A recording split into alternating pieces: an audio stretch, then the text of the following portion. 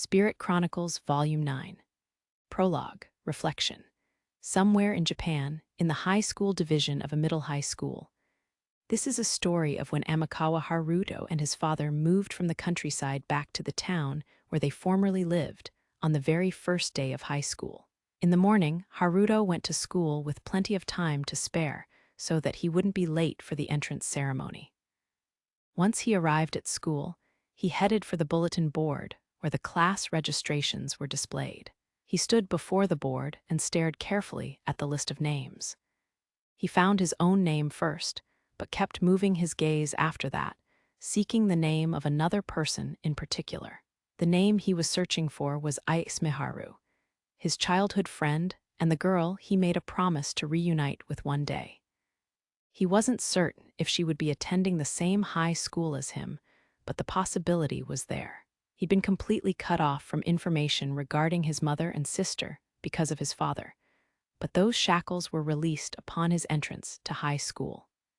His father told him of the reason for his divorce, the fact his mother and little sister could still be living in this town, and that similarly, he had heard Miharu was still living in this town, too. While he didn't know which school she was going to, living in the same town meant there was a possibility of going to the same one. As a result, whether from coincidence or inevitability, Haruto discovered Miharu's name on another class's roll. "She's here." Haruto felt elation swell in his chest and clenched his fist tightly. He lost track of time for a moment, staring at Miharu's name. "Hey, you there. Head towards the entrance ceremony hall as soon as you've checked your class. You're gonna be late." A girl with a comforting tone of voice appeared behind Haruto. She had long, beautiful hair that reached her waist, a dignified face with cute features, and a slender body. Her beauty was enough to unwittingly draw the attention of others. In fact, the new students around them were all watching her with envy. "Ah, yes, sorry." Haruto turned and bobbed his head at the girl who had addressed him. "Were you looking for your friend's name?" The girl cocked her head at Haruto in question. "Yes, something like that. I see. Do you know where the hall is?" "Yes, I should be fine. Thank you." Haruto gave her a gentle smile and attempted to leave. "Oh, that's right, you," the girl called after Haruto. "Yes?" Haruto asked, turning back to the girl once more. "I'm Sumeragi Satsuki. I'm a sophomore on the student council." "May I ask for your name?" she asked. "I'm Amikawa Haruto. It's nice to meet you, Satsuki," Haruto replied cheerfully. "Same here." Then once again, "Welcome to this school, Haruto. I hope we can get along for the next 2 years," Satsuki said with a sweet smile. Chapter 1. The Days Leading to the Banquet, the Straw Region. In a rocky area in the outskirts of Galtuuk, capital of the kingdom of Galuk. Miharu had woken up early before anyone else, changed into her casual clothes, and climbed up the ladder outside onto the roof of the rock house. Then she aimlessly watched the sun rising in the sky by herself. Nature spread out before her in a spectacle not easily witnessed on Earth, but Miharu's expression was dazed, and her gaze wasn't fixed on anything. She was thinking about what happened last night. Miharu had dreamed. It was a dream of the life of her childhood friend, Amikawa Haruto, set in a time period that shouldn't have been possible for Miharu to witness.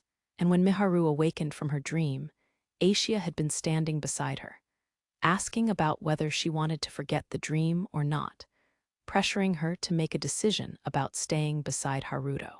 As a result, Miharu answered that she wanted to be with Haruto and could still clearly remember the dream.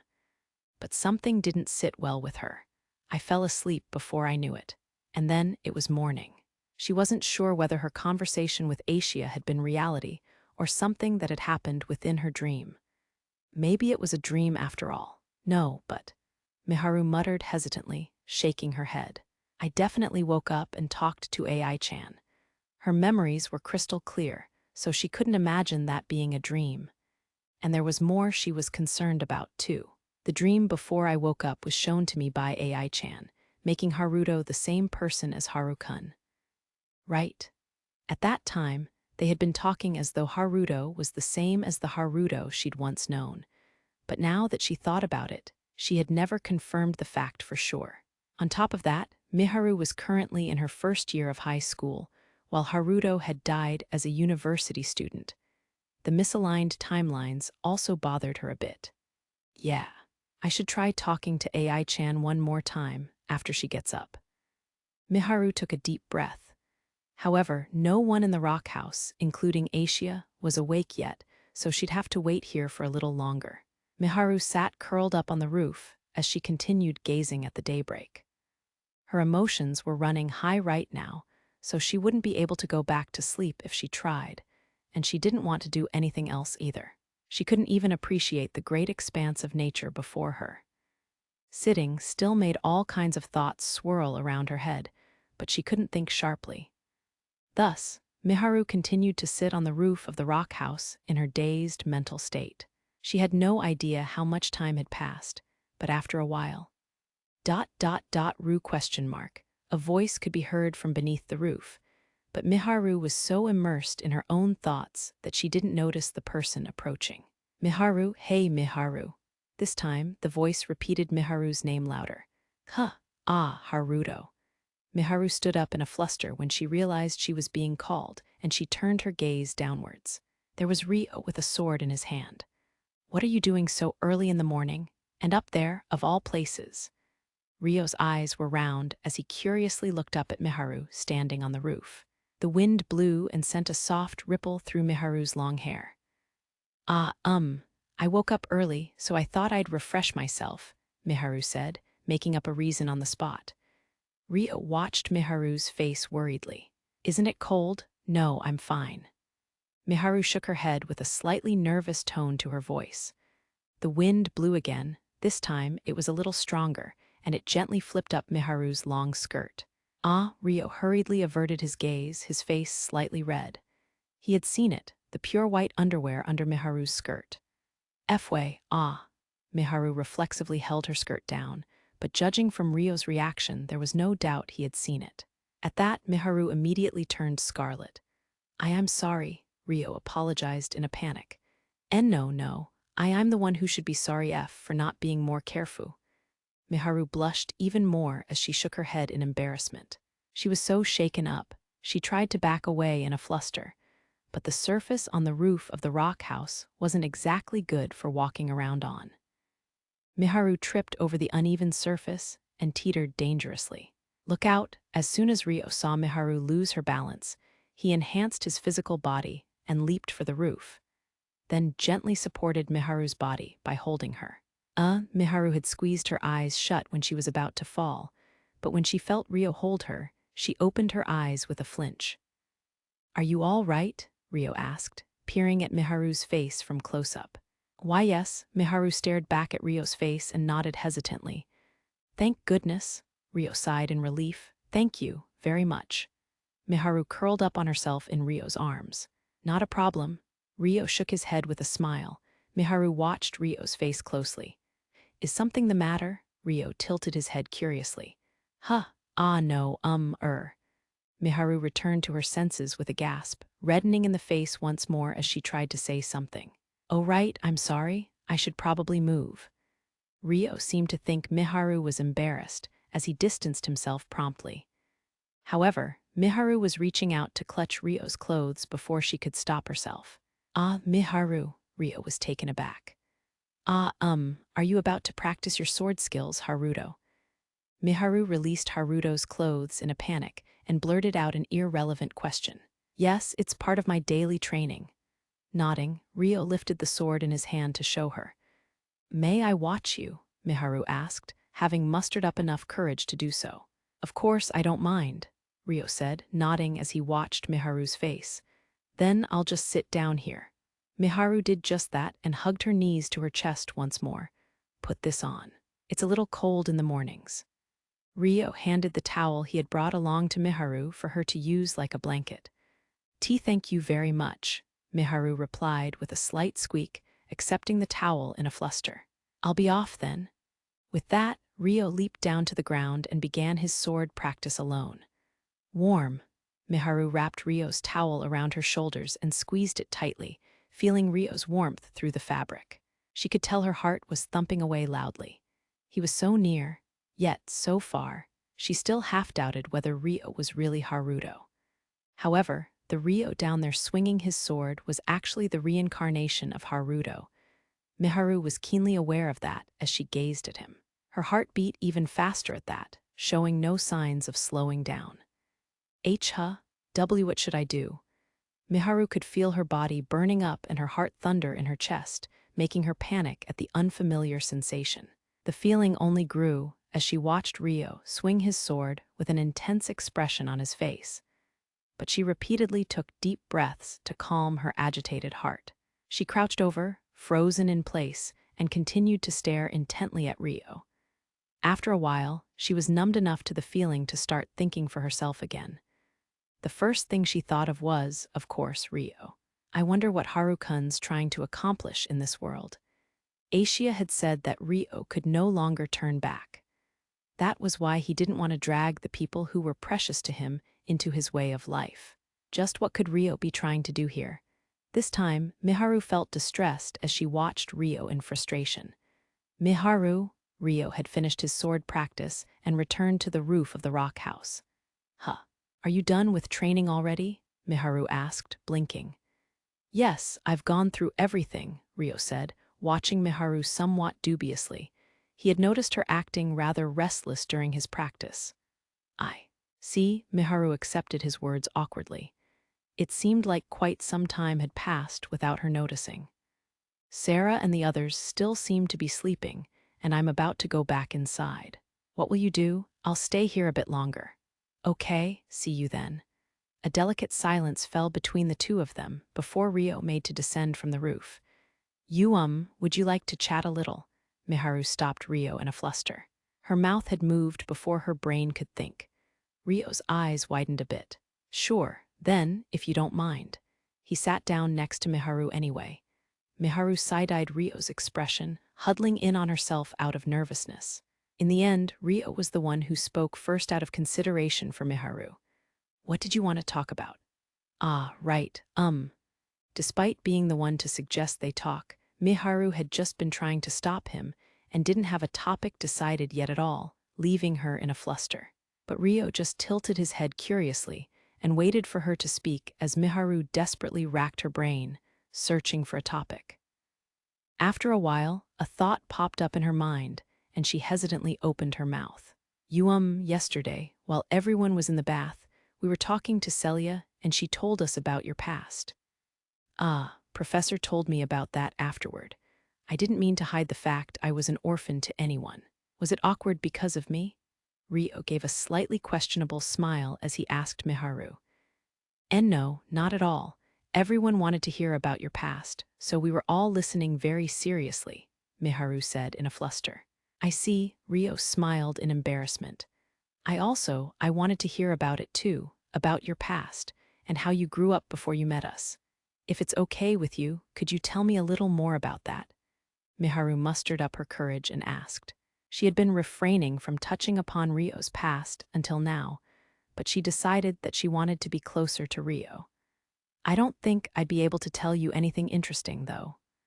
Rio shrugged his shoulders with a troubled face. He had expected this question would come up one day, so he wasn't surprised. That's not true. Of course, you don't have to tell me anything if you don't want to, but is there anything you can tell me? While she normally would have backed down there, today's Miharu pushed forward. Rio made up his mind and nodded slowly. All right, then, a story from before I became an orphan. I lived with my mother up until I was 5 years old. My father passed away soon after my mother gave birth to me. I see. Rio began his story with a gloomy start, but Miharu just nodded quietly. So, I became an orphan at 5 years old. My mother passed away and my parents were migrants, so I didn't have any relatives around, leaving me with nowhere to go other than the slums. I lived there as an orphan for 2 years, until I turned 7. Miharu didn't know what to say and bit her lip. The turning point for me was when I regained my memories at 7 years old, I guess. I nearly died from a very high fever, but it faded before I knew it and left me with my memories of my past life. When I look back on it now, I think it was probably Aisha who saved me. Although it doesn't seem like she remembers doing so, Rio said with an amused smile. Meanwhile, Miharu had a distressed expression on her face. As soon as I regained my memories, I was involved in a scuffle with the kingdom, which led to my enrollment in the Royal Academy of Beltram. That was where I became friends with Professor Celia. After I was falsely accused of a crime at 12 years old, I headed for my parents' hometown in the Yagumo region. It was on my way there that I met Latifa and took her to the village, Rio said in summary, turning to Miharu. Do you have any questions so far? What kind of person was your mother like? She was a strong, gentle, and warm person. After my father passed away, she raised me with care all by herself. She tried to protect me all the way up to her death. Rio's expression was a little sad as he spoke. Was it an illness? No, she was killed. Public safety isn't very good in this world. Rio tried to smile as brightly as he could and brush it off. That's Miharu's face twisted with sorrow. Don't worry about it, Rio said with a wry smile. But Miharu was on the verge of crying, her eyes shimmering with tears. I've already processed my feelings within myself. That's why it's fine now, Rio stated firmly. That can't be true, Miharu objected sadly in her heart. However, Rio looked like he had completely accepted everything, so she couldn't say it out loud. A barely 5-year-old child's mother had been murdered, and he'd lived as an orphan in the slums until the age of 7. There was no way that was fine. You must have gone through a lot, losing your mother and your home, being all alone, Miharu managed to say. With no parent or home, just how did a 5-year-old child survive? For Miharu, who was born in a world of peace, it was impossible to imagine. It was pretty tough. I did anything I could to live when I was an orphan. That's what I had to do, and even that was difficult. Fortunately, I was taken in by some thugs in the slums who gave me the minimum amount of leftovers while I had a use to them, Rio said with self-depreciation. They'd lived in different worlds, quite literally. Miharu was once again at a loss for words. What a nice morning. The door to the rock house opened, and Sarah, Alma, Latifa, and Aishia appeared. I knew Onii-chan would be outside. Good morning, Latifa said with a friendly smile, spotting Rio with her innocent gaze. Good morning, Latifa, and everyone else too, Rio replied to Latifa with a smile. Good morning, Rio. Miharu's with you too, I see. Good morning. Sarah and Alma gave their morning greetings before looking at Miharu curiously. Yup, good morning, everyone. Miharu put on a smile and replied. Her eyes were faintly shimmering with tears, but she wiped them away casually. Aishia watched Miharu silently from below. Good morning, Ai-chan. Miharu noticed she was being watched and called out to Aishia. Miharu, good morning, Aishia replied quietly. Miharu's wearing Onii-chan's towel around her shoulders. How nice. Latifa chimed in, able to identify the towel as Rio's. I lent it to her because the mornings are cold. Why don't you warm up for our usual sparring match? Rio said with a strained smile, leaping down from the roof to approach Latifa and the others. Yes, please. Sarah was the first to nod enthusiastically. The members of their group who practiced with weapons, Rio, Latifa, Sarah, Alma, and Masato, sparred as part of their morning routine. They all woke up at different times, but it was usually Masato who arrived last. Miharu looked down upon the scene near the doorway that had grown noisier all of a sudden, a soft smile on her face. Then, to replace Rio, who had gone down to the ground, Aishia floated up to the roof. Miharu, did you sleep well last night? Ai-chan, last night. That wasn't a dream, was it? Haruto is Haru-kun, isn't he? Unable to withstand it any longer, Miharu questioned Aishia imploringly. Yup, Aishia nodded once. Miharu gasped in shock at the confirmation that it wasn't a dream. Do you remember what I told you yesterday? Asked Aishia. Yeah, that someday soon, Haru-kun will tell me the truth and try to distance himself from us. Miharu replied hesitantly. Yes, that's why when it happens, you can't run away, Miharu, Aishia stated in a flat voice. What can I do until then? Miharu asked in near confusion. Stay by Haruto's side as much as you can, and don't be afraid of him. Be gentle to him. Tell him clearly that you want to be with him. Because Haruto is a gentle and cowardly person. Aishia said in her usual flat voice, the words sounding very gentle.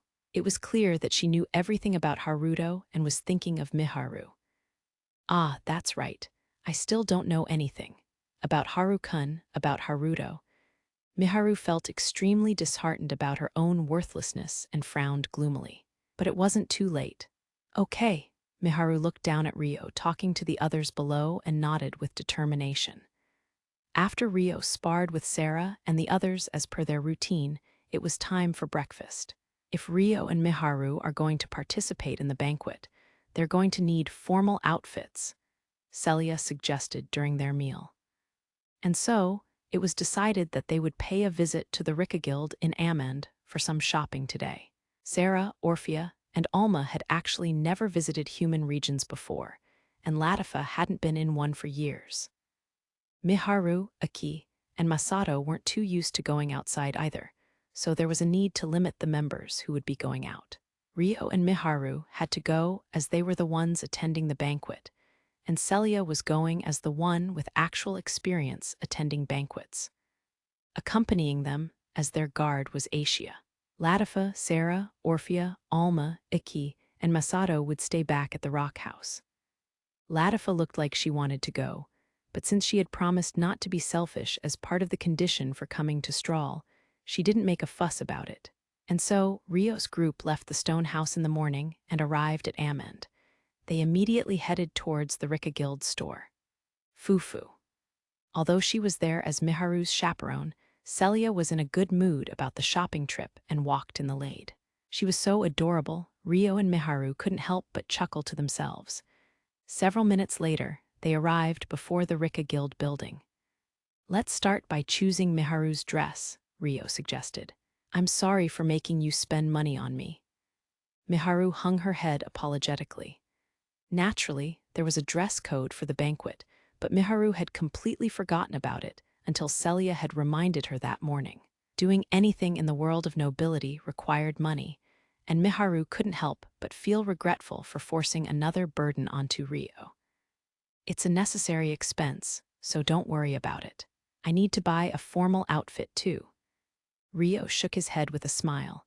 See, Miharu, let's show Haruto how wonderful you'll look in a gown, Celia giggled, pushing Miharu towards the store. Okay. While Miharu still looked a little apologetic, she nodded and started moving slowly. Rio and Aishia brought up the rear as they all entered the store. Welcome. As soon as they were inside, the graceful voice of a female shop assistant welcomed them. They had visited this store several times in this past, but the Rika Guild was a high-class brand shop, and its interior was similarly tranquil. Wealthy-looking customers could be spotted throughout the store, browsing through the clothes. Now, let's start making some selections. I believe they deal with dresses on the third floor. We'll have to get you measured first. Celia headed for the third floor with confident footsteps. They moved to the dress corner. With her experience in these kinds of stores, Celia first talked to a shop assistant and had them measure Miharu's size. Miharu and Celia headed to the dressing room together. Rio and Aishia waited in a corner elsewhere. I will now take your measurements. Can you get undressed down to your underwear? Yes. After Miharu entered the measuring room, she removed everything but her underwear, as instructed. You really have a nice figure, Miharu. Celia gazed at Miharu's underwear figure from beside and sighed in awe. I agree, you're very beautiful. The shop assistant doing the measurements also complimented Miharu with a smile. Ahaha, thank you very much. Miharu grinned bashfully and covered her chest with her arms. In no time at all, Miharu's general size measurements had been skillfully recorded. Afterward, they left the measuring room and finally began browsing the dress choices. The two of them started by going around the floor and picking everything that caught their eye.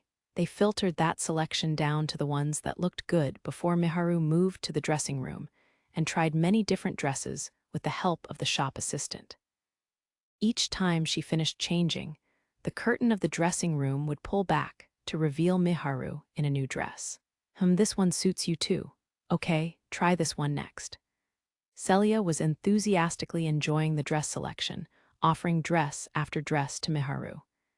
Rio fixedly watched Miharu change into a colorful range of dresses from a short distance away. "Is Miharu beautiful?" Aisha suddenly asked Rio from beside him. "Yeah, she is." Rio glanced at Aisha. He wore a hint of a shy smile. "She'll be happy if you tell her that," said Aisha. "You think so?" Rio tilted his head, watching Aisha in slight surprise. "Yup." Aisha nodded her head once. As the two were exchanging words, "Hey, Haruto, Aisha, which dress do you think looks better?" Celia turned back to them and asked. "I think dresses in cooler colors suit Miharu more," Rio answered. "I think so too," Aisha agreed. "Ah, yeah, that's what I was thinking too. Okay then, can you try this dress next?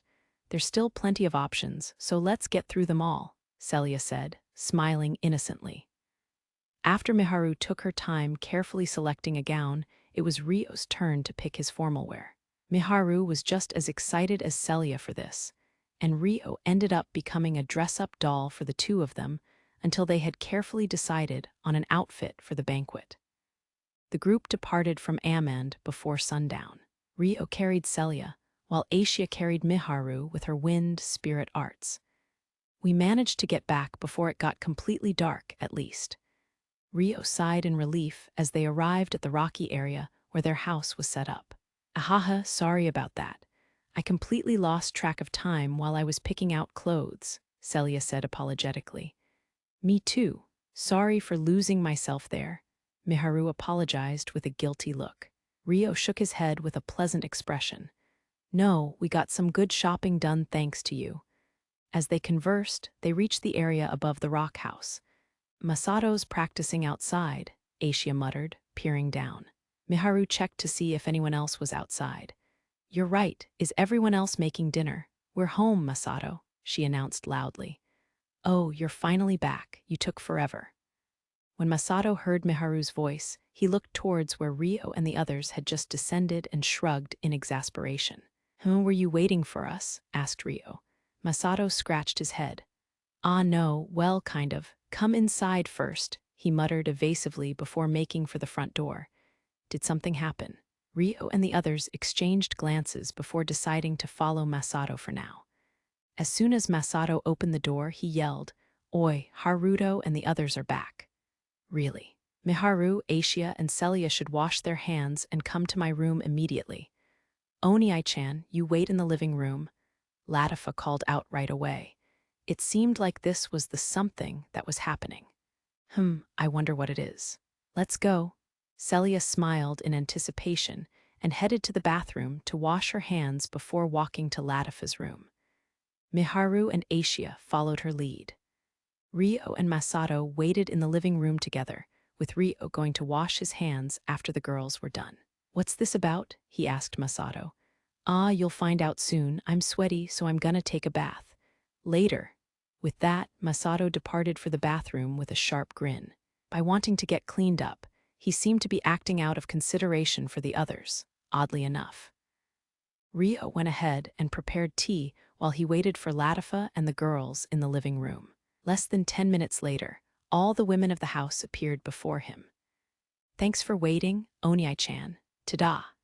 Latifa was the first among them to appear in the living room, twirling around once before posing to show off her uniform to Rio. Aisha, Celia, Sarah, Orphea, Alma, Miharu, and Iki were also wearing uniforms of the same design. Other than Latifa and Orphea grinning happily and Aisha with her usual expression, the other girls all looked embarrassed. "I'm definitely surprised." Rio gazed upon the uniform-clad girls with round eyes. What do you think, Oni-chan?" Latifa asked bashfully. "It looks really great on you," Rio said honestly. Latifa beamed with innocent delight. "Yay, everyone made them together, based on Miharu's school uniform," she explained. "I see. It does bear some resemblance to the uniform Miharu wore when she first came here. But I wasn't expecting the professor and Aisha." Rio glanced at Miharu before looking at Celia and Aisha's uniformed figures. I just put it on because I was told to." Celia seemed to be embarrassed by the unfamiliar uniform, fidgeting as her cheeks reddened. "Does it look good?" Aisha tilted her head. "Yup, you both look great in them," Rio praised the two of them a bit shyly. We made their uniforms on the way here from the village. But since we couldn't take their exact measurements, Aishia's was made to be around the same size, as Miharu's and Celia's was based off the impression we got from Rio's stories, making it a little bigger than Latifa's, Orphea said a bit proudly. Come to think of it, Orphea asked a lot about the professor's height and stature before. I see. Orphea, Sarah, Alma, you all look great. Miharu and Aki too, Rio said, complimenting everyone else as well. Thank you very much, Orphea said, delighted. The others were embarrassed but happy. It was worth making them to show Onii-chan, Latifa said to Miharu and Orphea, laughing brightly. Orphea nodded warmly. Right, Miharu? Yup, Miharu nodded in embarrassment. Wait, did you only make them for that reason?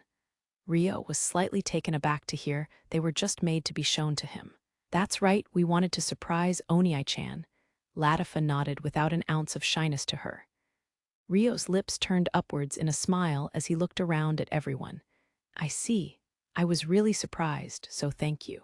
And everyone else too, he said awkwardly. No, it was fun wearing the same clothes as everyone else, Sarah said, blushing. I'm not used to clothes like this, so it's a little embarrassing, Alma added, also blushing.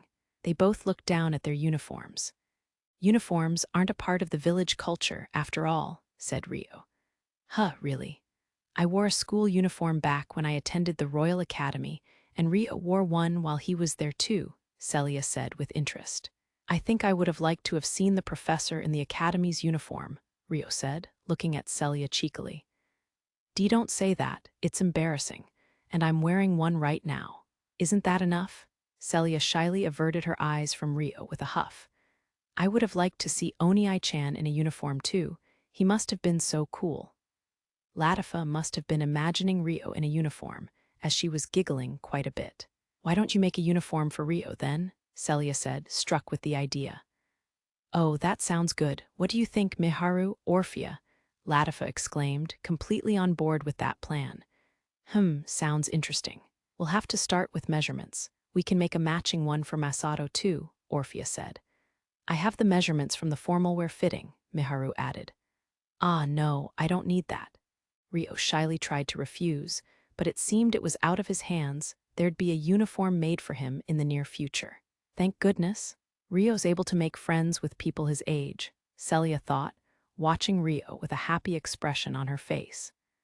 Knowing what she did about his academy days, she was as happy to see him surrounded by people who understood him as she would have been for herself. And yet her own romantic heart did feel a bit conflicted about how they were all, with the exception of Masato, cute and attractive girls. Okay, we'll definitely make some uniforms for Onii-chan and Masato in the near future. Now that we've shown off our own uniforms, let's see the outfits you two decided on. Show us. Latifa whined at Rio and Miharu. It was possible that she had chosen this timing to show off their uniformed figures so that she wouldn't fall behind Miharu, who would have bought a gown in Amend. Then let's try them on, Rio said, chuckling. Miharu, okay. Miharu smiled bashfully and subtly nodded her head. Roughly 20 minutes later, Rio and Miharu had changed into their formal outfits and were standing in the living room. Masato, who had finished his bath, let out a sound of amazement. Ooh, that's amazing, Onii-chan. So cool. Miharu looks beautiful too. Latifa was quite excited as she shouted her words of praise. You really look beautiful, Miharu, and Rio looks handsome too. Sarah also praised Miharu before turning to praise Rio next with embarrassment. This design doesn't exist in the village, so there are outfits like this out there. Rio looks slender like this, and Miharu's great figure is emphasized. Orphea and Alma were also looking at Rio and Miharu with interest. Thank you very much, Rio said awkwardly. Ahaha, it feels a bit embarrassing, being stared at so much. Miharu's cheeks reddened as she averted her eyes, landing on Aki instead. What do you think, Aki? Aki had been watching Miharu with adoration. She snapped back to her senses when Miharu addressed her, nodding firmly. Yeah, it's beautiful. Thank you. Miharu smiled happily. Aki tilted her head. By the way, does this mean you'll have to dance in those outfits during the banquet? She asked Rio. I wonder, will we? Rio had taken etiquette lessons in his time at the Royal Academy, but he had never attended a real banquet before, so he asked Celia, "Well, you're not forced to participate, but there will be an opportunity to do so while you're there," Celia replied, drawing on her experience of attending noble banquets. "Ah, really?" Miharu's body stiffened in fright. "Ah, I see. Is it possible that you don't know how to dance, Miharu?" Celia asked, to which Miharu nodded hesitantly in response. "Yes." Well, it won't be a problem if you can't dance, but we don't know for sure what might happen, so maybe it'd be more reassuring if you learned the basics of how to dance. If you'd like, I could teach you in the time before the banquet. Would you? I would really like that, please." Miharu sighed in relief, relying on Celia's expertise. "Got it, just leave it to me." Celia agreed confidently. "Rio can be your practice partner too. You learned how to dance at the academy, right, Rio?" "Yes, very roughly, though." In contrast to Celia's confidence, Rio nodded weakly. He hadn't danced once in the 4 years since he fled the academy, so it made sense that he had no confidence in himself. "Well, I'll need to show Miharu an example and check how much you remember, so why don't you dance with me for a bit to jolt your memory, since you're wearing your outfit and all. Now, take your stance, won't you?" Celia suggested, raising her right hand to urge him to take it. At that, Miharu and everyone else naturally gathered their attention on the two of them with great interest. "I understand. Then, if you'd excuse me." Rio grasped Celia's right hand with his left and pressed his body up to hers. His right hand gently supported her back. "Why, yep, looks like you have a proper form." It was something she should have known, but to dance as a pair, they had to press their bodies close to each other. Celia looked up at Rio's face from close-up and blushed. "Thanks. It feels strange having you as a dance partner, Professor." Rio smiled faintly. "Ooh, I was so excited about getting to show a professor-like side of myself, but now everyone's watching and I feel so embarrassed." Celia thought rather belatedly. "Could you take the lead? Make sure you're watching closely, Miharu." "Okay." Rio immediately took a step and began leading Celia. His steps were fluid, and Celia followed his lead easily, naturally moving her feet and body. Wah, Latifa and the others gulped as they watched them dance together. Rio stopped dancing after a few seconds. "I only remember the basic movements, but how was I?" he asked Celia. "More than good enough, I'd say. It was very easy to dance with you." The parties held by nobility didn't particularly treat dancing as a competition. It wasn't as though long-term pairs were formed for it. Of course, it was better to be good at dancing than not.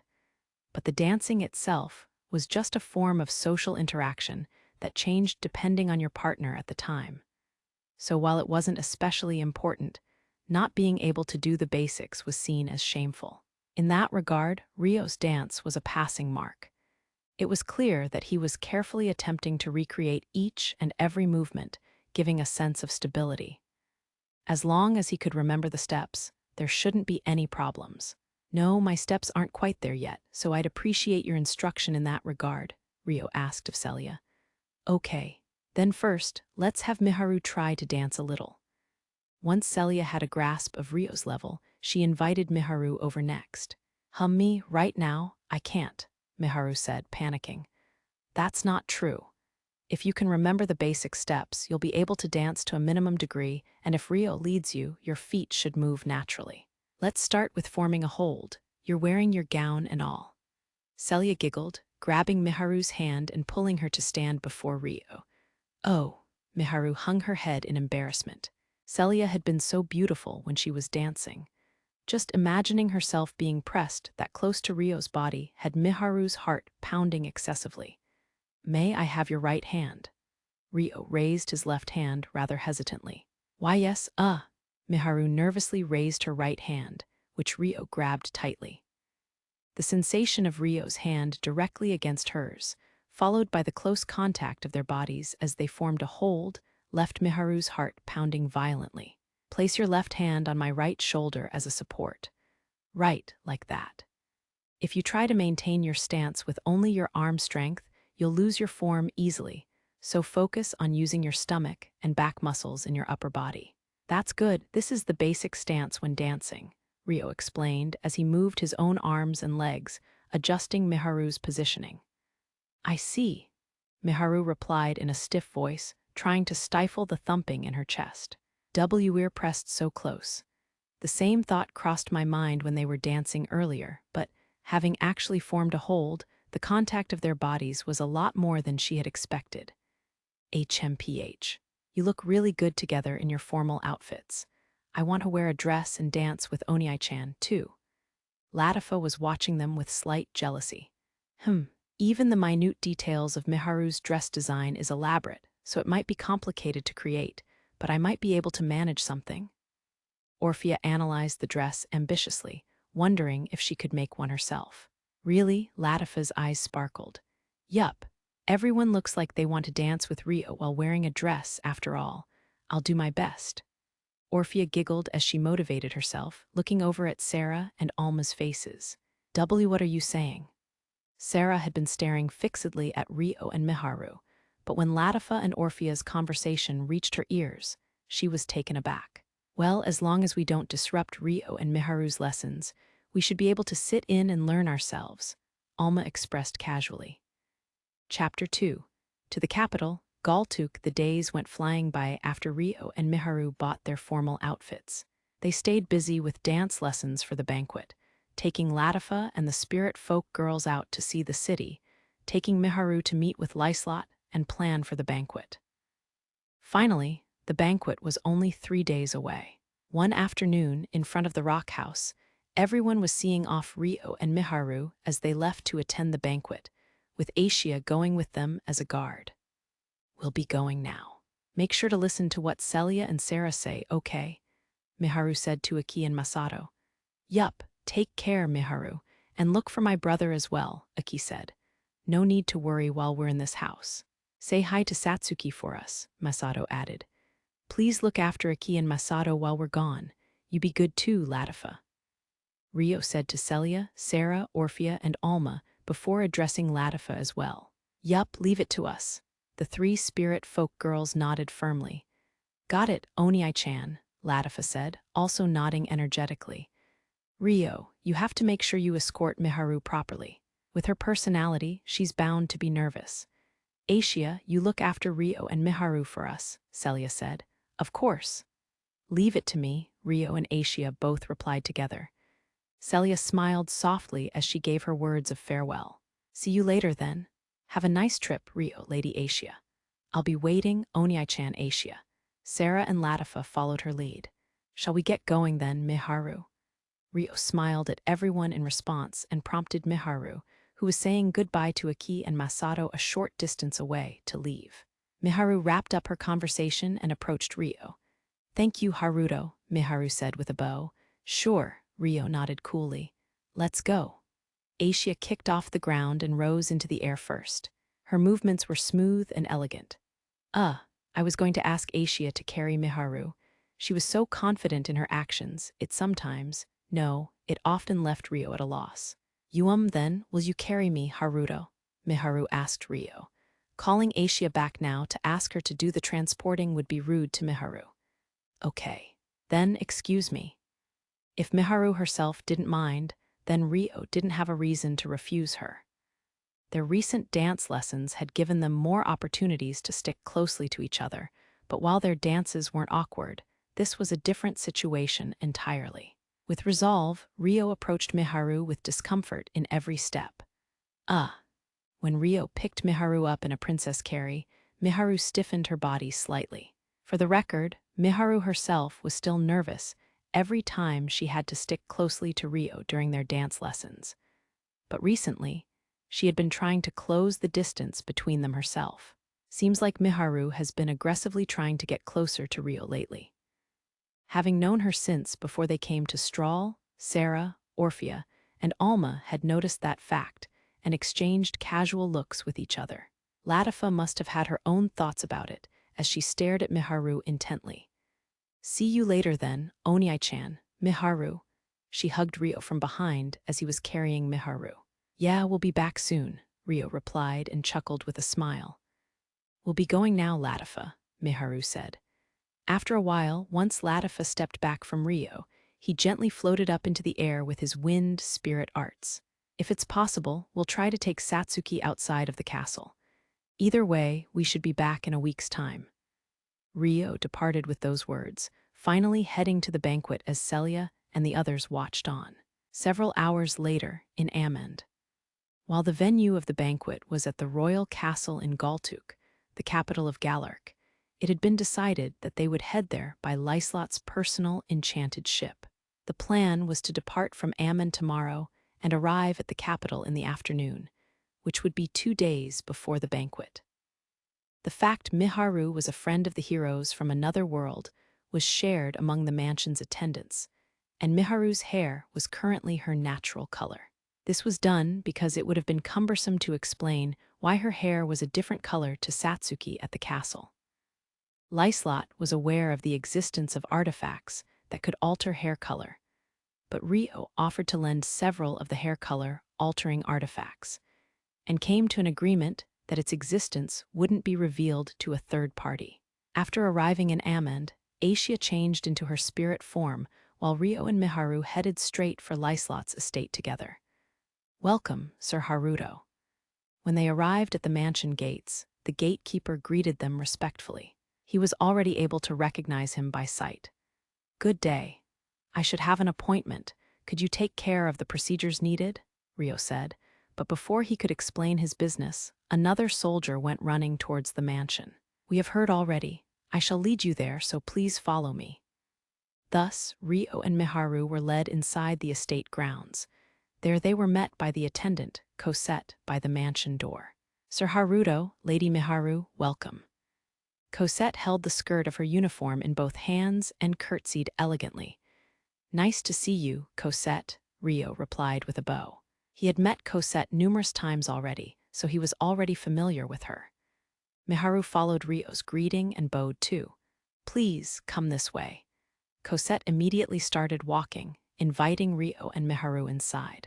Rio and Miharu followed her lead. Cosette's way of walking was truly elegant and beautiful.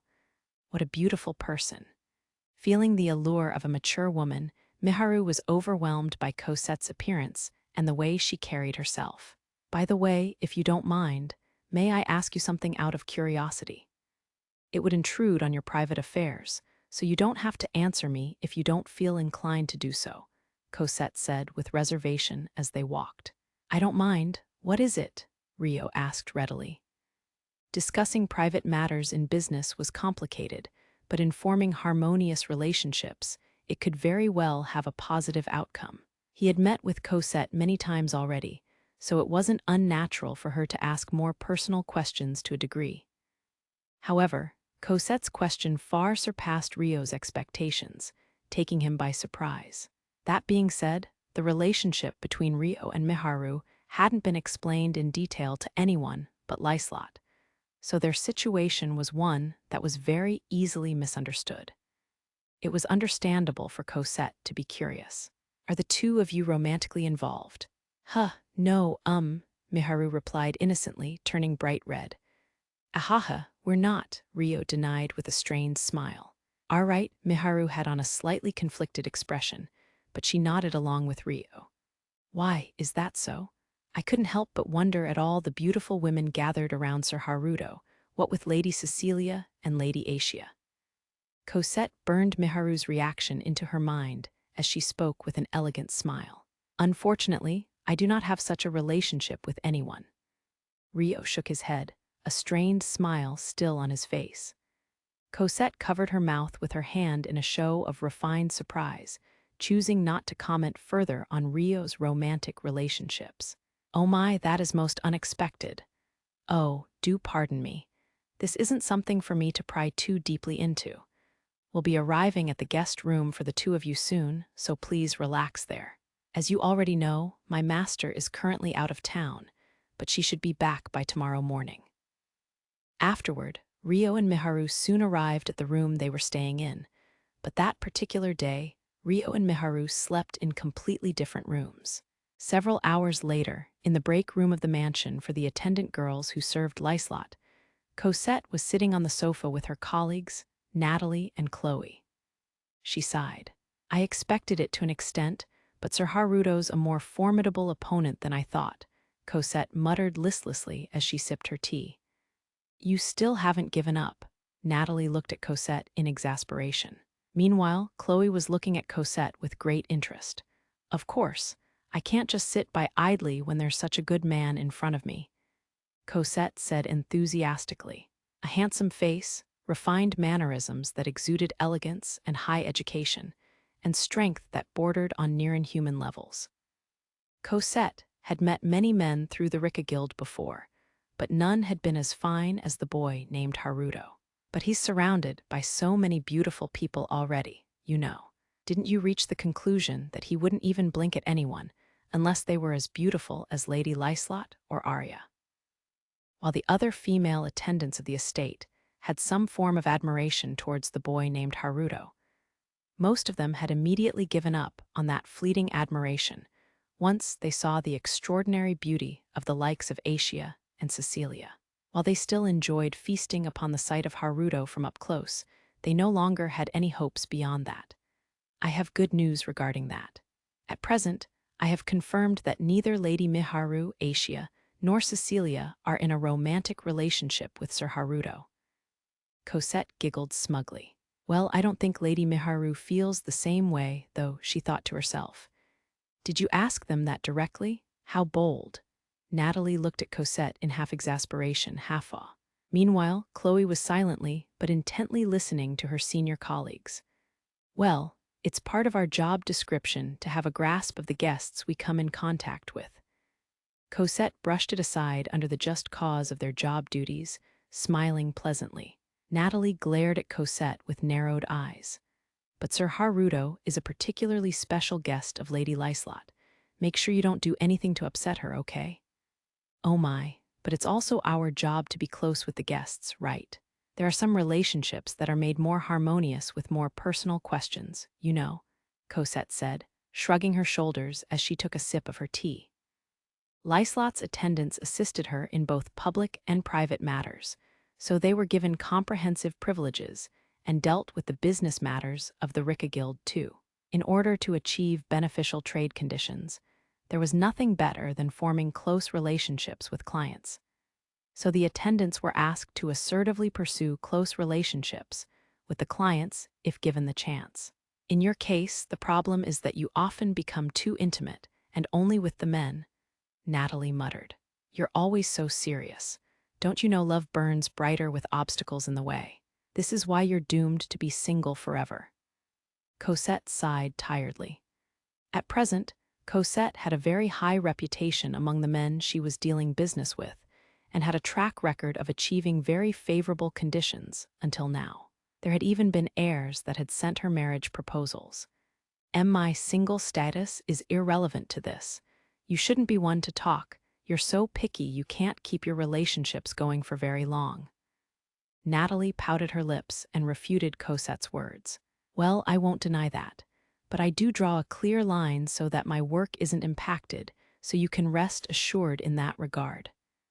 Cosette giggled mischievously. You're actually serious about this, aren't you? I never expected you'd be so enthusiastic about a younger man. Natalie pressed her hand to her forehead and sighed heavily. He's younger, but it's only by 3 or 4 years. There's no age gap too wide for being seriously in love. And unlike those male nobles that only believe in dating younger women, this age gap is more realistic, Cosette said. I'm sure you know this already, but if you prioritize your personal feelings over the necessity of your duties and cause Lady Liselotte trouble, I'm going to report you to her directly, Natalie said bluntly. Of course. That's why I told you from the start. He's a more formidable opponent than I thought. First, you have to know the enemy. Then, if the chances are low, you gradually work your way up. Or rather, he isn't the kind of person you can hit on lightly, so you should be careful too. Cosette nodded with a serious expression, then jested with the latter half of her words. Her words were directed at Natalie, but her gaze flickered over at Chloe too.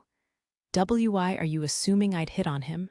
Natalie asked in a high-pitched voice. Oh, was I wrong? When Sir Haruto took out that minotaur in a single blow, I saw that you had hearts in your eyes too. I did not. Really? I was going to give you pointers for winning Sir Haruto over as your close friend, but if you insist otherwise, I guess I won't, Cosette said, casually playing the fool. That's fine, Natalie replied. I want to hear it, Haruto. What kind of person is Sir Haruto? Chloe had been listening silently until now, when she raised her hand and expressed her thoughts. Oh my, it seems like Chloe is honest, unlike Natalie. Cosette smiled cheerfully. Ah no, it's not that I'm aiming for him or anything, it's just, I did something rude to Sir Haruto in the past, so I want to apologize to him for that. Chloe explained in a fluster. Come to think of it, you were already familiar with him to begin with, Cosette said, accepting Chloe's explanation at face value. But it didn't seem like he was bothered by anything in particular, did it? Natalie asked, digging deeper for Chloe's intent to confirm the truth. That may be true, but I just can't accept it myself. He even saved my mother and little sister when Amand was being attacked by monsters. Chloe hung her head in regret. Well, it's the job of a senior to hear out the woes of their junior workers. For Chloe's sake, I'll tell you what I have of his profile, Cosette said. I guess we have no choice. Natalie's lips loosened into a smile as she sighed in exasperation. From what I can see, Sir Haruto is a friendly and easygoing person, but he won't start the conversation himself. He's sensitive about his distance to others and has quite a wide sense of personal space. The way he's used to women isn't because he's a womanizer, but he's not completely immune to them either. It's not like he's without secrets, but I believe he has a very sincere personality. His defenses are probably very high, but he treats the people he's close to very well. If you can put yourself in a position closer than friends but not quite lovers, you should be able to act persistently without being treated harshly in return, Cosette explained easily, mostly towards Chloe. I see you've done another detailed psychoanalysis, for a man, no less. Natalie couldn't help but smile bitterly. Thanks, I'll take that as a compliment, Cosette said with a grin. By the way, this is my warning insofar as winning him over. Because of our positions, even if we become close to Sir Haruto, pursuing him with persistence would be a bad idea. We have to slowly and steadily make contact with him every chance we get, leaving an impression on him of ourselves, to a degree that isn't rude. If you don't have much romantic experience, you shouldn't be aggressive with the way you show your affections. Only make contact with the mindset of waiting for the right chance. That way, luck may fall in our favor someday. See, isn't he formidable? She said smoothly once again, giving a small wink. I had no intention of winning him over, though. Chloe averted her eyes from Cosette without thinking. Really? Well, if you wanted to take aim for him seriously, I'm here to talk about it. You too, Natalie, Cosette said, smiling pleasantly. I'll pass. Natalie paid her no mind and shrugged. Is that true, I wonder? They say that love is blind after all. Maybe you're just not aware of it yet. Your emotions could just explode all at once one day, so be careful. Cosette met Natalie's eyes and signaled a look towards Chloe. I guess.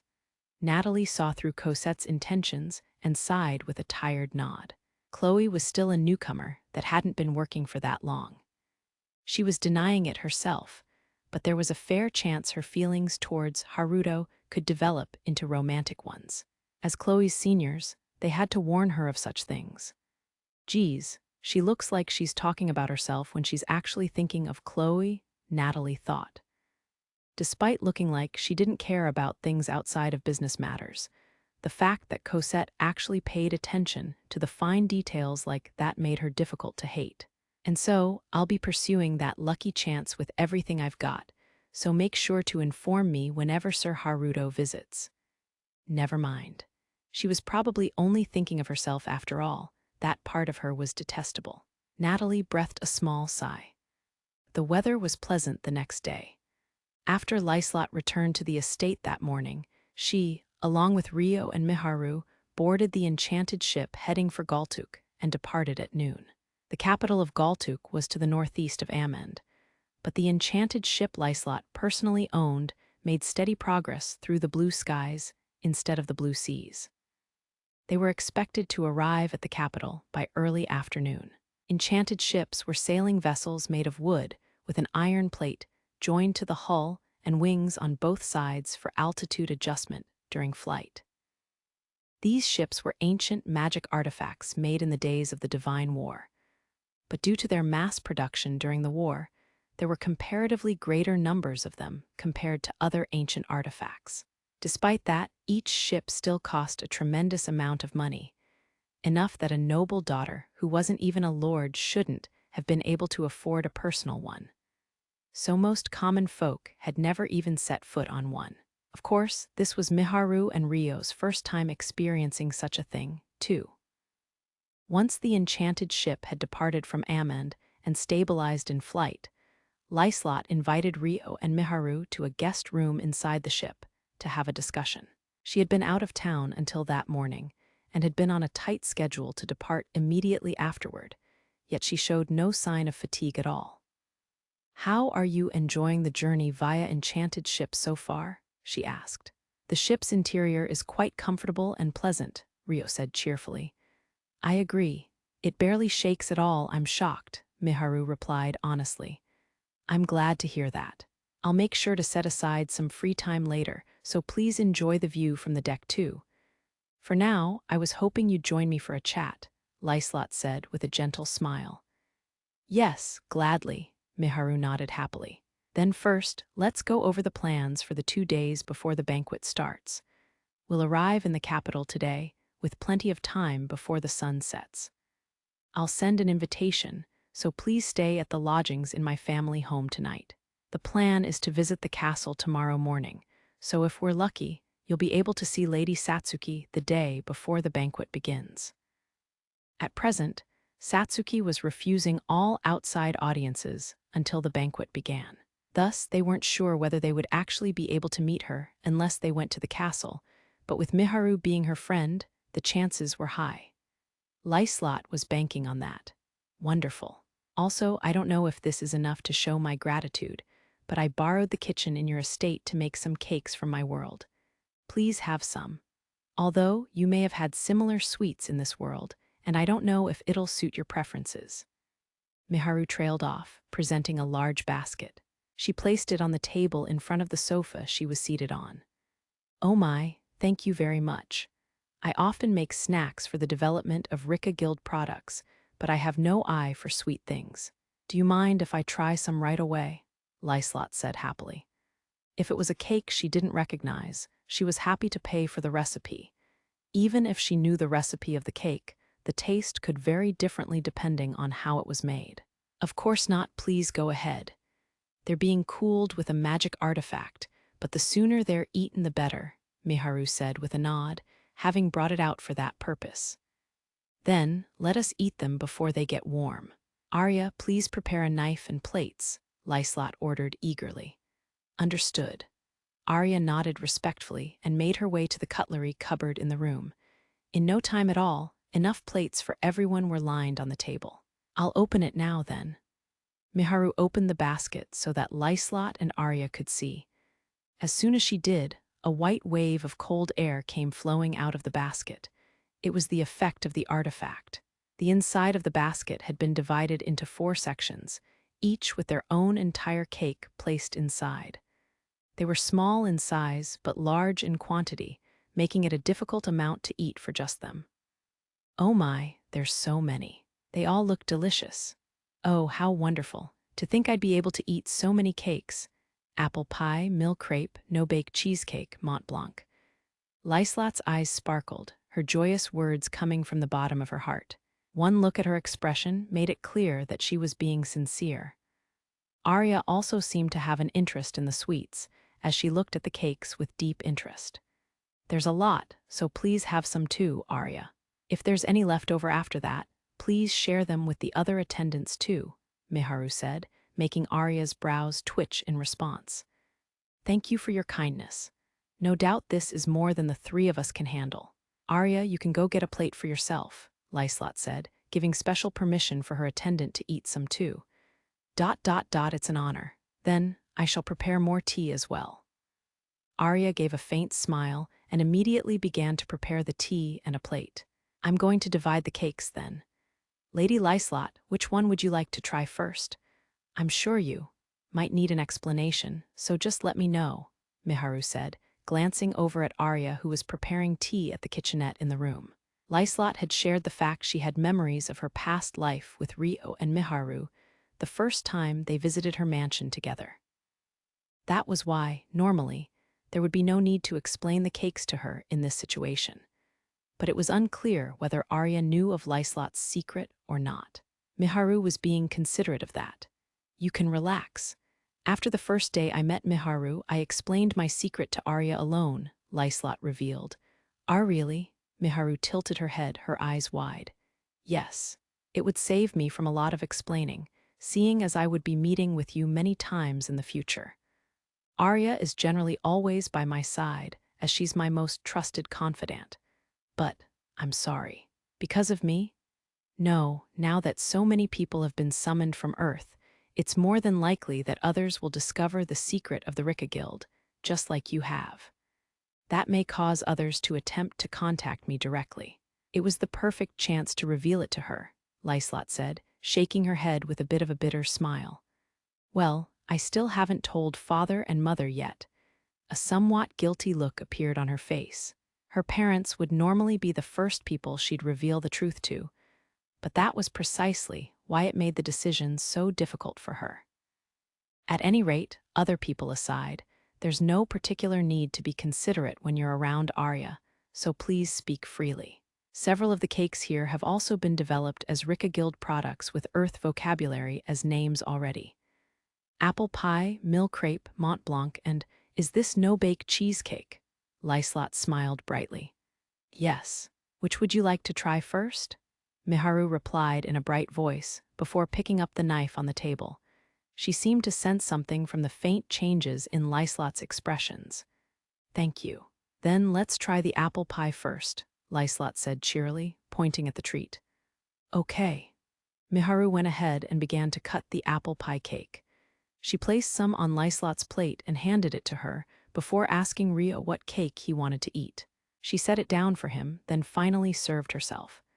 Liselotte used a knife and fork to divide the cake she was served into a bite-sized piece, then brought it to her mouth. Delicious. Is Miharu perhaps a genius at baking cakes? Liselotte's expression brightened.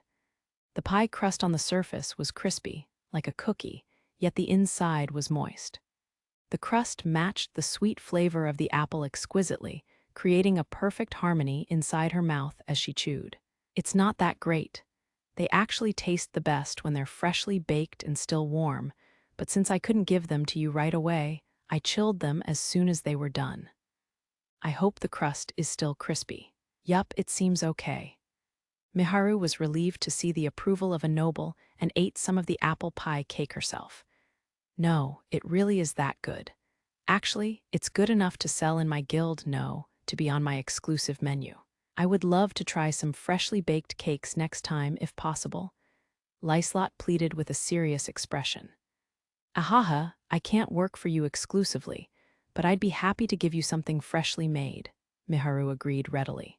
Liselotte smacked her lips each time she tried one of the cake types Miharu had prepared.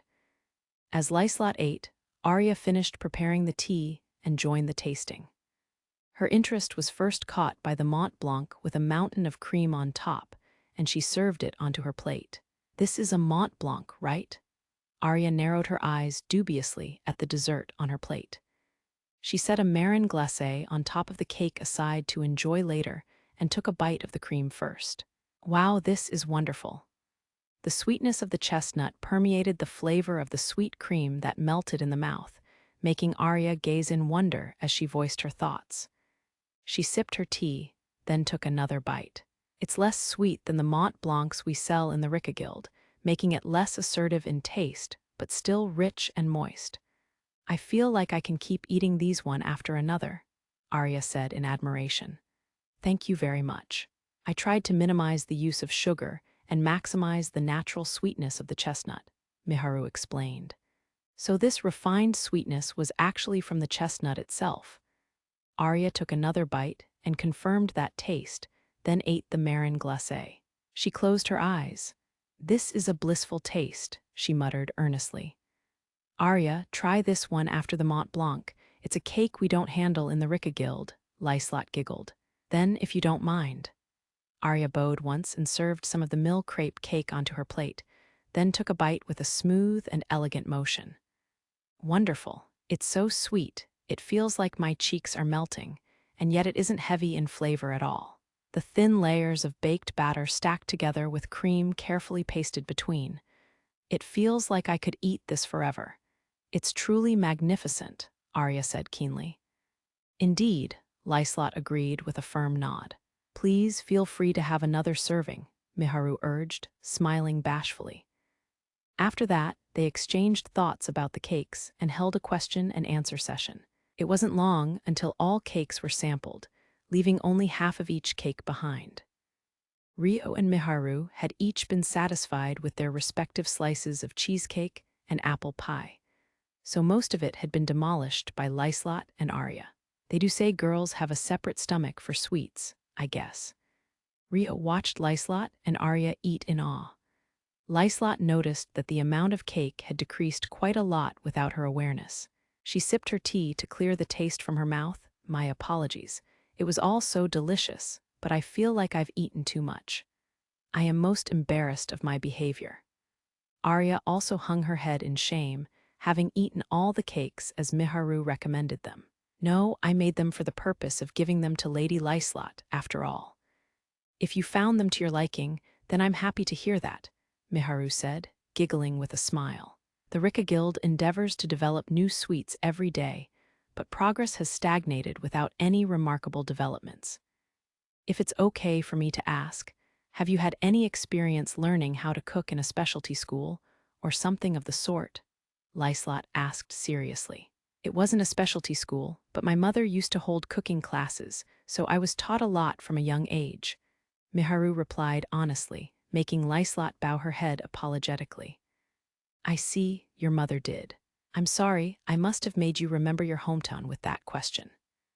No, it pains me to imagine how worried my parents must be, but I've made irreplaceable friends in this world too, and I have no complaints about my current life. It's fine, Miharu said bravely, shaking her head. Liselotte's eyes widened.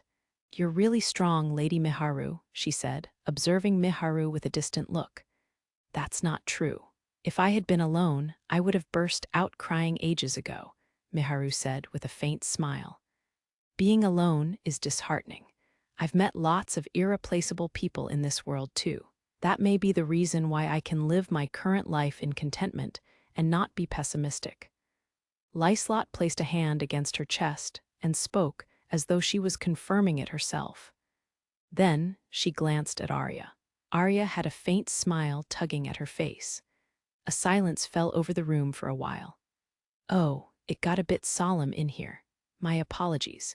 There's one thing I wanted to ask. Would Lady Miharu be willing to offer her cooking knowledge to the Ricka Guild, preferably exclusively?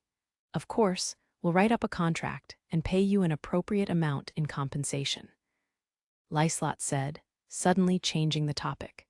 Her determination as a merchant was showing through the way she expressed how undesirable it would be for the knowledge to be offered outside of the Ricka Guild. If Haruto thinks it's okay, I don't mind. Miharu's eyes widened as she looked to Rio for his opinion as her guardian. I can't say anything without the details of the contract, and it depends on Miharu's plans for the future, but I think it should be considered. How about we leave the negotiations until after the banquet for now? Of course, until we can have that discussion, there won't be any contracts formed with third parties. Liselotte nodded with a content smile. I have no objections to that. Terrific, as always. He's quick on the uptake and even considers my side, which makes things go much smoother. After all, Rio had been the one to offer not to negotiate with third parties until they had a chance for negotiation, leaving Liselotte with nothing else to say. I'm okay with that too. Miharu nodded as well. After the tea party with Liselotte, Rio and Miharu had some free time until they arrived in the capital of Galtuuk. Instead of heading to the guest room they were given, Rio and Miharu decided to learn about the enchanted ship they were on. First, Arya showed them all the facilities inside the ship, then headed to the deck. This concludes the tour of the ship. From here, you can enjoy the view of the sky as much as you like. If there is anything you require, do ask one of the nearby attendants. I will excuse myself for now." Arya bowed respectfully and departed, leaving Rio and Miharu alone on the deck. There was no one else around, making it obvious that they were alone together. Miharu had also fallen silent. "Shall we walk a lap around the deck for now?" Rio suggested. "Okay." Miharu's voice was slightly stiff from nerves, but she nodded with resolution. When Rio started walking, Miharu maintained a somewhat diagonal position behind him. It was afternoon. While it was a little early for the sun to begin setting, it was far too late to be called lunchtime. The weather was pleasant, and the sunlight shining on the enchanted ship scattered its rays onto the deck. While the ship flew at a fairly quick speed, the body of the vessel was covered in a special wind barrier sorcery, making the breeze on the deck fairly gentle. While they walked, Rio called out to Asia through telepathy. "Asia, are you awake right now?" "Yup, I'm awake. What's up?" She responded instantly. His voice must have reached Miharu too, as her body flinched as soon as Rio called out to Asia. For the record, Rio and Miharu could also communicate telepathically through Asia. "Nothing in particular, but we can't talk much when other people are around." "I wanted to take this opportunity to talk," Rio explained. Part of the reason was also because he felt a little awkward with just Miharu, not knowing what to say. "Thank you for everything, Asia. I'm always such a problem for you," Miharu added, her tone concerned. "You've been in your spirit form inside me this whole time. I hope it hasn't been too boring." "Has it?" Rio asked, wondering if she was okay staying in her spirit form. "Yup, I'm fine. If anything, I feel the most comfortable inside Haruto," Asia replied in her flat voice. "I'm glad to hear that, but don't hesitate to speak up when you want to come outside," Rio said with a smile. "Got it. But I'm fine for now. You two should enjoy your walk along the enchanted ship instead. The scenery is beautiful." Asia seemed to be more interested in being considerate to the two of them. They had just arrived at the bow of the ship that overlooked the scenery before them. Rio suddenly stopped walking. "The view from this spot is probably the best," he said to Miharu, while gazing out at the vast land sprawled underneath the endless sky. Valleys carved their way between the towering mountains. Lakes dotted the areas that weren't covered in fields, and rivers flowed across the surface to paint the ground like a colorful canvas. Such was the beauty of nature. "Yes, it's beautiful."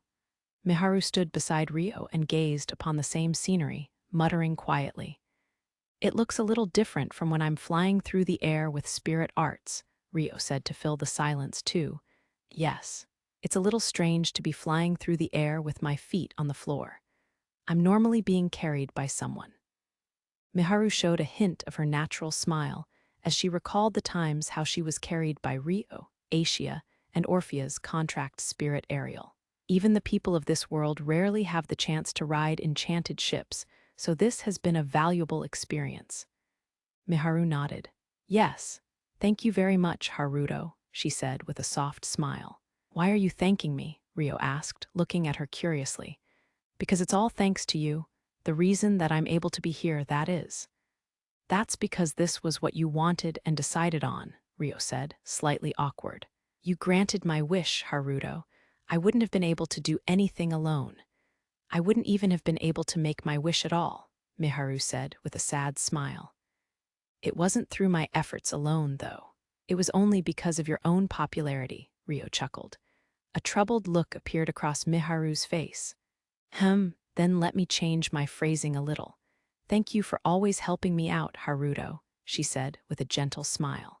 "Not at all. I'll help you as much as I can, so please don't hesitate to ask for anything you need," Rio said with an embarrassed nod. "Will you do anything I ask of you?" Miharu asked nervously. Rio mustered a somewhat guilt-ridden smile. "Yes, if it's to help send you and the others back to Earth, I'll do anything that's within my power." He had to for a smile because, as far as I'm aware, 4 years passed without Miharu ever returning to Earth. Indeed, at the point when Amikawa Haruto passed away, Miharu still hadn't returned to Earth yet. After turning 20 and becoming an adult, Haruto had met with his mother just once. He'd inquired as to whether or not she still had any connections to Miharu's family, and found out that she was still acquainted with them, but Miharu herself was still missing. Incidentally, when Haruto asked how his little sister Aki had been, his mother didn't inform him that Aki was also missing. She only told him that Aki was doing well. He didn't know what she was thinking when she didn't inform him of Aki's disappearance. But as a result, Haruto remained unaware that Aki had gone missing until they reunited in this world. At any rate, Miharu had come to this world after Haruto died, and Haruto had been reborn into this world with his previous life's memories before Miharu's arrival. Rio had yet to tell her this.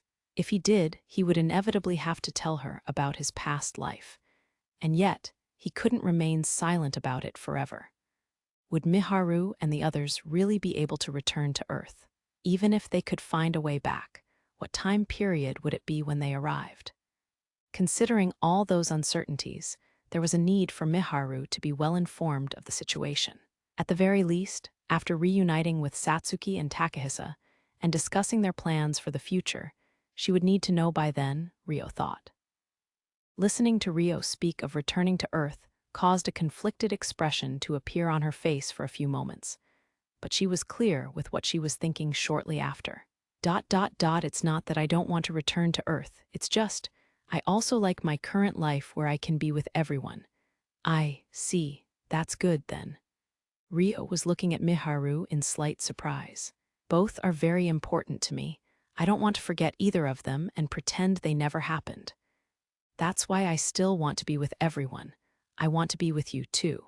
Regardless of returning to Earth and so on, that's what I want right now, Miharu stated clearly. Rio was still looking at Miharu in surprise, feeling as though she was acting strangely more assertive and bold than usual. I understand. I will respect your intentions as much as possible, he said nervously. Promise? Miharu stared fixedly at Rio's face in confirmation. Yes. Rio gave a slightly anxious smile as he replied. Miharu sighed in relief. Thank you very much. Oh, I might have said something really embarrassing right now, she said with a pang of realization and turned red. No, not at all, Rio replied, then directed his gaze to the person who approached. Sir Haruto, do you have a moment? The one who appeared was Liselotte's trainee attendant, Chloe. I'm fine. Has Lady Liselotte summoned me? Rio asked, shaking his head in a friendly manner. He was just about to wrap up his conversation with Miharu. No, I was hoping you would allow me some of your time to talk, for my own personal reasons, Chloe said respectfully. Your own. What is this about? Rio cocked his head and asked Chloe. When Ammon was being attacked by monsters, you saved not only me, but my mother and little sister too. I wanted to thank you properly for that, as well as apologize for what happened when you came to stay at my family in several years back. Chloe seemed to be nervous, as her voice came off quite stiff. Setting aside the monster attack on Ammon for now, what do you mean by what happened when I stayed at your inn? Rio questioned curiously. I mean when the drunk adventurers kept harassing you in the dining room and ended up picking a fight, Chloe explained. Oh, that incident? You had nothing to do with it, no? Rio laughed it off lightly. That's not true. I was so scared I couldn't do anything.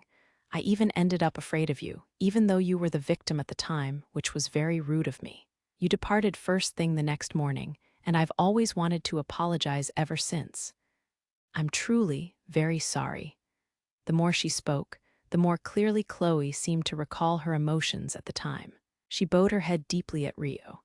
It's fine, I had already forgotten myself, so don't let it bother you, Rio reasoned with a gentle smile. But I still feel so bad about it. Chloe continued to bow her head in shame. Rio got the impression that she was very sincere and decided to encourage her. I understand. Then I'll accept your apologies in earnest. Now, please lift your head, he said, eyebrows knit. Yes, thank you very much. Chloe slowly raised her head. Shall I step away for a minute, if you have anything else to discuss? Miharu, who had been watching the two of them silently until now, offered to leave the two of them alone out of consideration. She was curious about what kind of past Rio had, but she figured it would be awkward for her to stay if they had anything more to discuss. "No, I have to return to work now, so I'll excuse myself here. Please, the two of you should continue to enjoy your time in peace." As a guest, Miharu shouldn't be the one inconvenienced, Chloe concluded. She shook her head in a fluster and thanked Rio once more for her mother and sister before departing. Several hours later, the enchanted ship finally reached the capital of Galtuuk, and it slowly descended towards the lake to the east of the city. As the distance between the lake and the ship gradually closed, the captain's voice yelled through the pipe speakers. "All hands prepare for splashdown." After a moment, the enchanted ship landed on the water, splashing waves around the area. Afterward, the vessel traveled along the water to dock at the harbor, where the ship crew and harbor crew worked together to begin disembarking preparations. A rope was flung to attach the ship to the harbor, and a ramp was immediately installed to allow its passengers to debark. The ship captain and crew finished their work at lightning speed. "Lady Liselotte, disembarking preparations are complete," they reported to Liselotte, who was waiting on the deck. "Thank you, Captain, and to all of the hardworking people on the crew. Please maintain the ship until it is time to return to Amend. Meanwhile, you are free to enjoy the capital as you please," Liselotte said amicably, satisfied with their rapid work pace. "Y'all heard that right.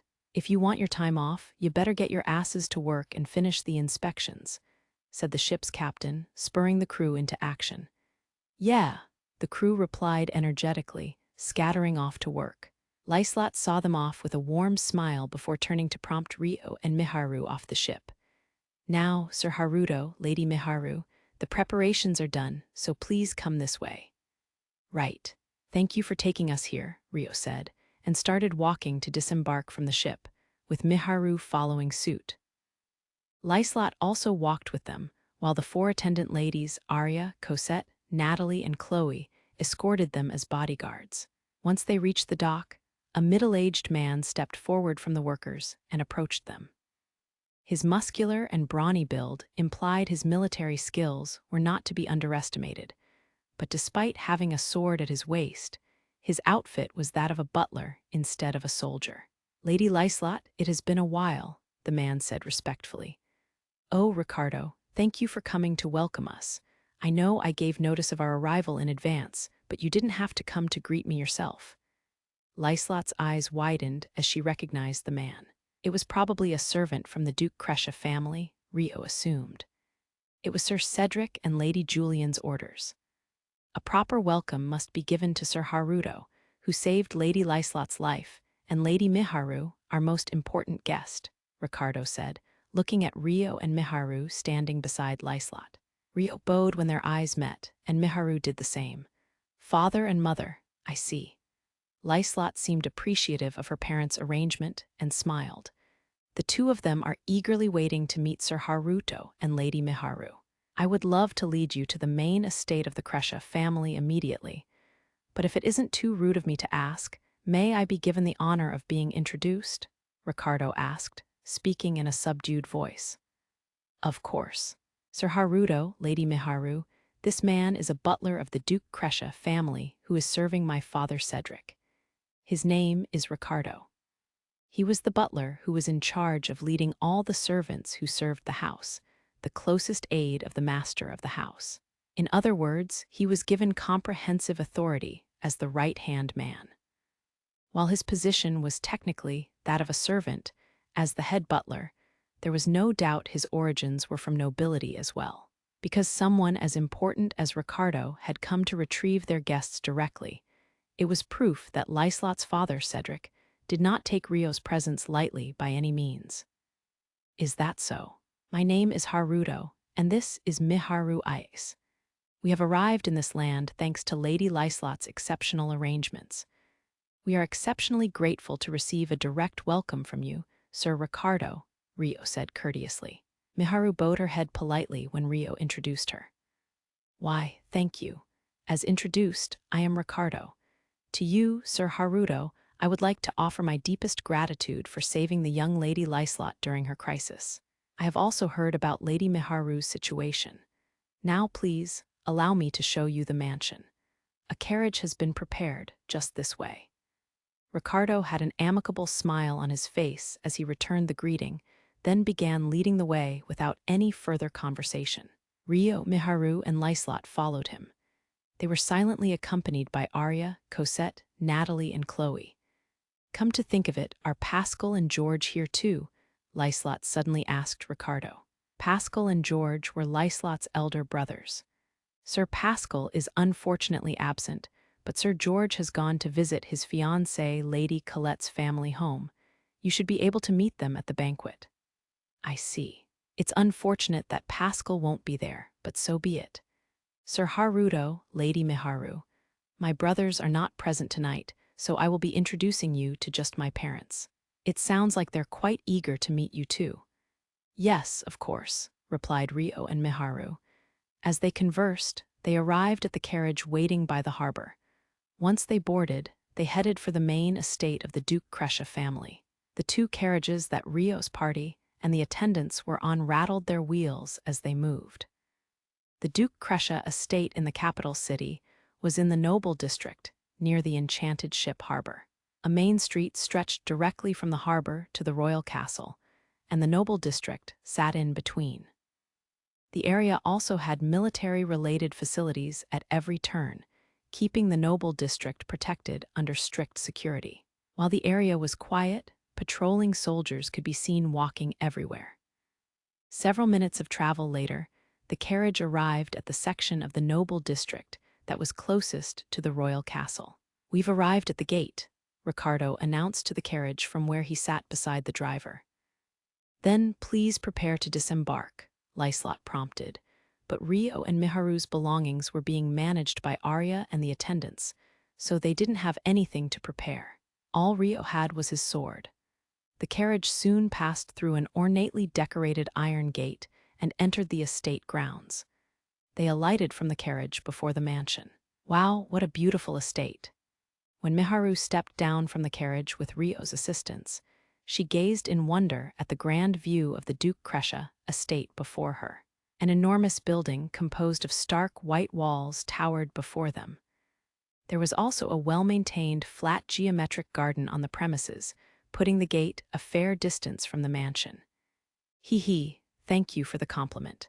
It's a little too unsettling to reside in. But it's been an ancient custom in the capital to build a befitting mansion in order to show our pride for our family's power. One of the annoying aspects of noble society," Liselotte said with a wry smile. "The sun has already set today, but you may explore the gardens as much as you wish tomorrow. For now, please come this way." "Dinner is ready," Ricardo said, inviting them inside the mansion. From the moment they stepped inside, the interior's decorations showed off its highly artistic atmosphere. Miharu felt like she had wandered into a palace, which made her nervous. Rio was gazing at the engraved designs of the interior with interest. Thus, Rio and Miharu were first led to the guest room. The door opened to reveal a wide living space before them. "This is the key to the guest room. Please use this room tonight. There are 2 bedrooms. Both are installed with their own locks from the inside," Ricardo explained, handing Rio a key. The rooms were styled like a hotel. "Thank you for preparing such wonderful rooms," Rio said with a polite bow as he accepted the key. "A servant will come in roughly 20 minutes to come get you, so please organize your belongings and wait here." "Do you have any questions so far?" asked Ricardo. "What is the dress code?" Rio asked.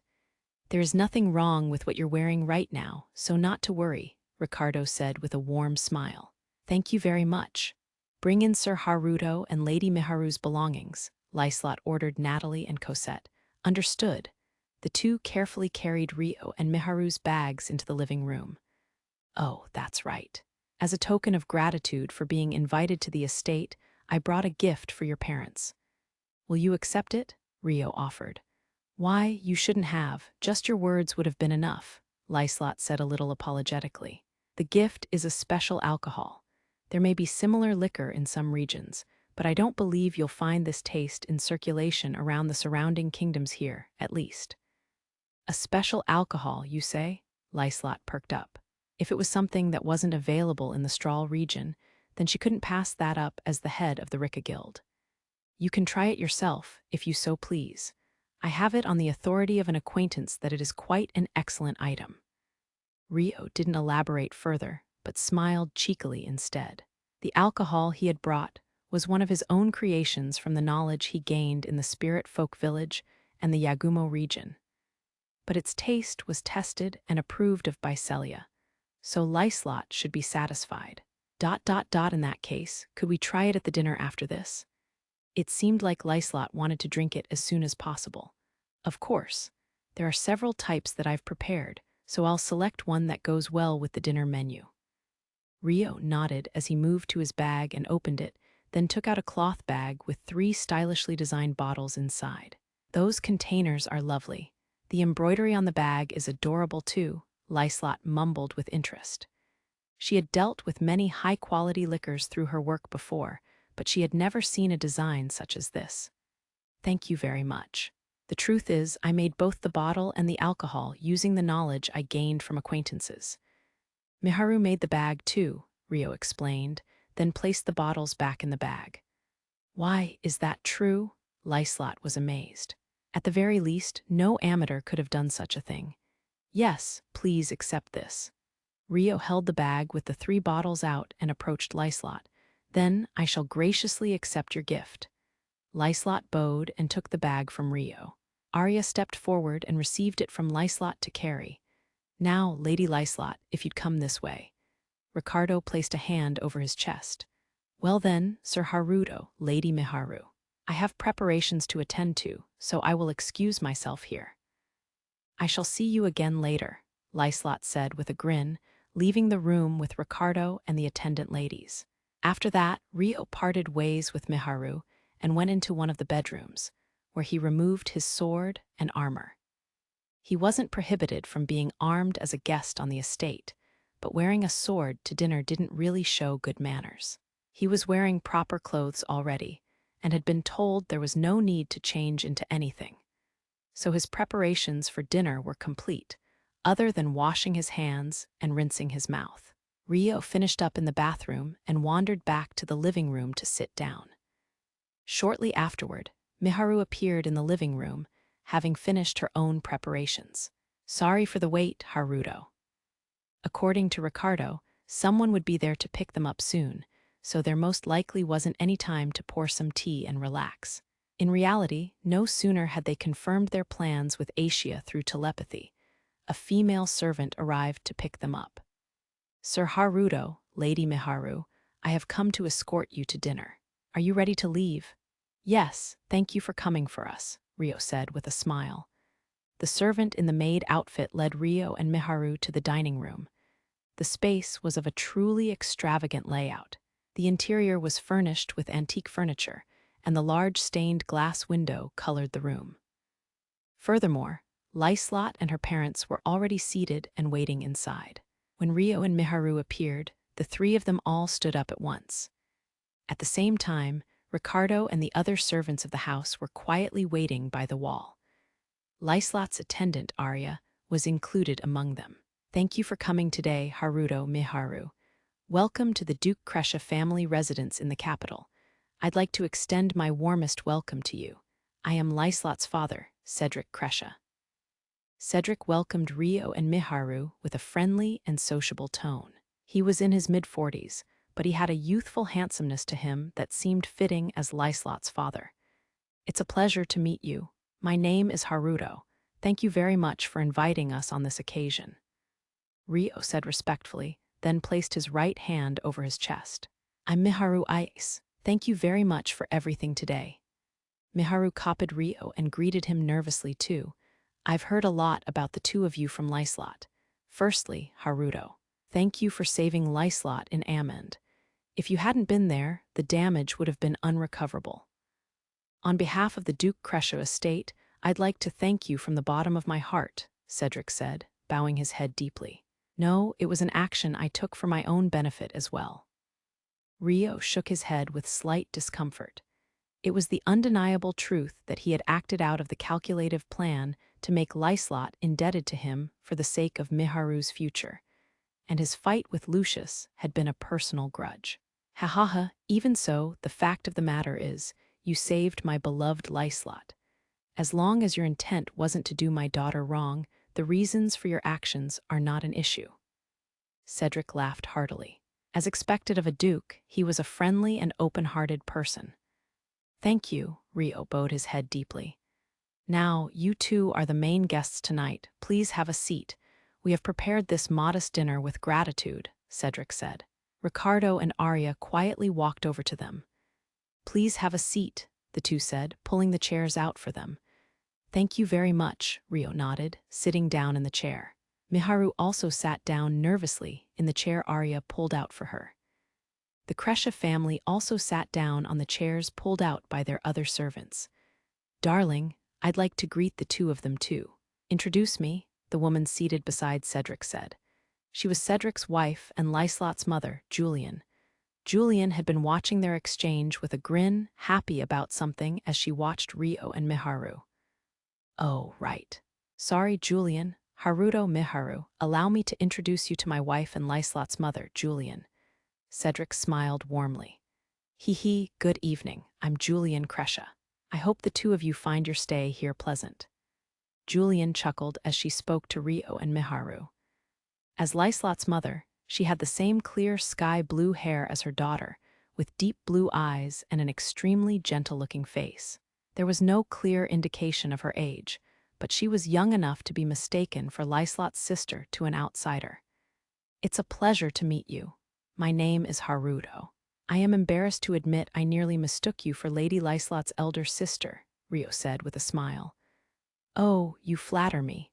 Julian smiled bashfully, a faint blush on her cheeks. Ha ha ha, isn't that right? Julian is a beauty, Cedric agreed with a cheerful smile. Oh, stop, darling. Julian placed a hand against her cheek and turned away from Cedric in embarrassment. The gesture was quite elegant and suited her well. The couple were as innocent as newlyweds. Rio and Miharu watched them pleasantly. My apologies, Sir Haruto, Lady Miharu. The two of them are always like this. Embarrassing to witness and so close, there's practically no space for me between them, Liselotte said to Rio and Miharu with a strained smile. I think it's wonderful for a couple to have a harmonious relationship, Rio said with a smile. Yes, I'm envious of their relationship, Miharu agreed with a gentle smile. Oh, you think so too? It looks like we'll get along well then. Appetizers will be brought in soon, but let's have a drink first. A toast to this wonderful meeting. Why, this is just a dinner between close friends, so there's no need for any of that stiff language, Cedric rejoiced happily. Do you drink alcohol, Lady Miharu? Liselotte asked. Due to the laws in Japan, minors like Miharu were not allowed to drink alcohol, but there were no such laws in this world. Or rather, people were treated as adults from the age of 15, so there was no problem for Miharu to drink here. That being said, as someone born and raised in Japan, whether Miharu would drink alcohol or not was another matter, so Liselotte had been considerate by asking. I barely drink at all, but if it's just for the first toast, Miharu replied. Though it was a world where the intake of alcohol wasn't forbidden, she still felt a bit wary towards drinking. At the same time, she didn't want to ruin the atmosphere of their dinner. In reality, she had drunk several times in similar situations at the Spirit Folk Village already. She didn't have a high tolerance, but getting drunk wouldn't be a problem if she didn't drink glass after glass. There are drink options without alcohol, so I'll have that prepared for you afterward. That's right, I'm also very interested in the alcohol Sir Haruto gifted us, Liselotte noted. You may drink it as an accompaniment to the meal, but there is an alcohol that would suit an aperitif too, said Rio. Cedric was listening in with great interest. Then, could we have you select that one for us? Sure. Arya, bring the alcohol from earlier, Liselotte called out to Arya, who was waiting by the wall. Understood, Arya nodded, bringing the bag of bottles from the serving table over to the dining table. The bottles inside each had their own color. There was a blue, red, and white one. The blue bottle would best suit an aperitif. The acidity helps stimulate the appetite, Rio said. Then I shall have that one, Liselotte decided. How interesting. I wish to try that one too. Then, me too. There were other aperitifs available, but Cedric and Julian immediately decided on the same alcohol. Since that was the case, Rio and Miharu settled on the same as well. Allow me to pour it. Arya grasped the blue bottle with familiar movements, pouring it into a metal glass. Once the alcohol had been poured out for everyone, Liselotte and her parents peered inside the goblet with great interest. It looks similar to beer in appearance, but this scent is. Apple, Liselotte analyzed the alcohol based on appearance and smell. The glass was filled with a clear liquid similar in color to beer without foam, the sharp scent similar to an apple's acidity rather than sweetness. Yes, it is as you have guessed, Rio nodded. I look forward to the taste. Shall we have the toast now? Does everyone have their glasses ready? Cedric urged, eager to drink the alcohol. Everyone at the table took their glasses in their hands and awaited Cedric's next words. To commemorate this wonderful new meeting, cheers, Cedric announced. Cheers. Everyone raised their glasses before bringing it to their mouths. Rio was curious about the reaction to his creation and promptly turned his gaze to Liselotte and her parents. Delicious. Liselotte's eyes were wide with shock. The appearance was similar to foamless beer, but its taste was closer to an expensive white wine. It was less sweet and alcoholic than wine, making it an easier taste in the mouth. There was also the acidity of the apple that truly stimulated appetite. There certainly is an acidity to it, but it's very easy to drink. The sweetness of the apple is gone, but that's precisely what makes it perfect as an aperitif. It leaves a wonderful taste in the mouth, Cedric commended openly. Indeed, I could drink many glasses of this. It would suit the meal too, which leaves me in a pickle. I'm not very tolerant of alcohol, Julian said, having also greatly enjoyed the taste and scent of the drink. I'm glad to hear it was to your liking. Rio's lips turned upwards in relief. I've rarely encountered such good alcohol before. Where did you obtain this? Cedric asked curiously. Father, this alcohol was made by Sir Haruto himself, Liselotte said. What? This is your creation. The quality is more than enough to be sold as a high-class spirit. Cedric's eyes widened in surprise. Rio shook his head slowly. The ingredients didn't cost all that much, and it's not that hard to make either. There are 2 other bottles to try, so please feel free to compare the taste. Ha, it looks like I have one more thing to enjoy during this dinner. Cedric laughed heartily. Is this something he made with his knowledge from his previous life too? If so, perhaps Sir Haruto's family home was some kind of brewery. At any rate, I'll have to negotiate with him to gain this alcohol's production method, along with Lady Miharu's cakes. A fire was quietly lit within Liselotte's merchant soul. Oh, now that you've introduced us to such a wonderful alcohol, it looks like Liselotte's thinking about selling it as a product in the Rika Guild. As her father, Cedric saw through what Liselotte was thinking right away, and he changed the topic cheerfully. Oh, father, Liselotte's cheeks reddened in embarrassment. If you'd like, I'd be open to negotiations just like Miharu's cakes, Rio said with a chuckle. Would you really? I would love to discuss it further. Liselotte nodded happily. The appetizers were brought in from the kitchen and placed on the table, and dinner was set to begin. As dinner commenced, Cedric led the conversation skillfully, helping create a consistently warm atmosphere full of laughter. Juliana laughed heartily, luring Miharu and Liselotte into laughing as well, which Rio watched with a peaceful smile on his face. Miharu also found the alcohol to be delicious, continuing to drink many glasses with Julian and Liselotte, despite saying she would only have one. On the other hand, Rio accompanied Cedric in drinking several glasses. Liselotte is a kind and considerate child just like Julian, but at the same time, she's grown up to be a strong-willed woman, unlike Julian. The alcohol eventually circulated in Cedric's system, making him feel uplifted as he began talking about Liselotte. Father, taken aback, Liselotte looked to her father in a fluster. However, Cedric was grinning as he continued talking to Rio and Miharu seated opposite him. To live as a noble, you cannot ignore this thing called personal connections. You understand this, right? Yes, I am aware. Rio nodded without hesitation. connections from house to house. In other words, marriage is the best method of forming those personal connections.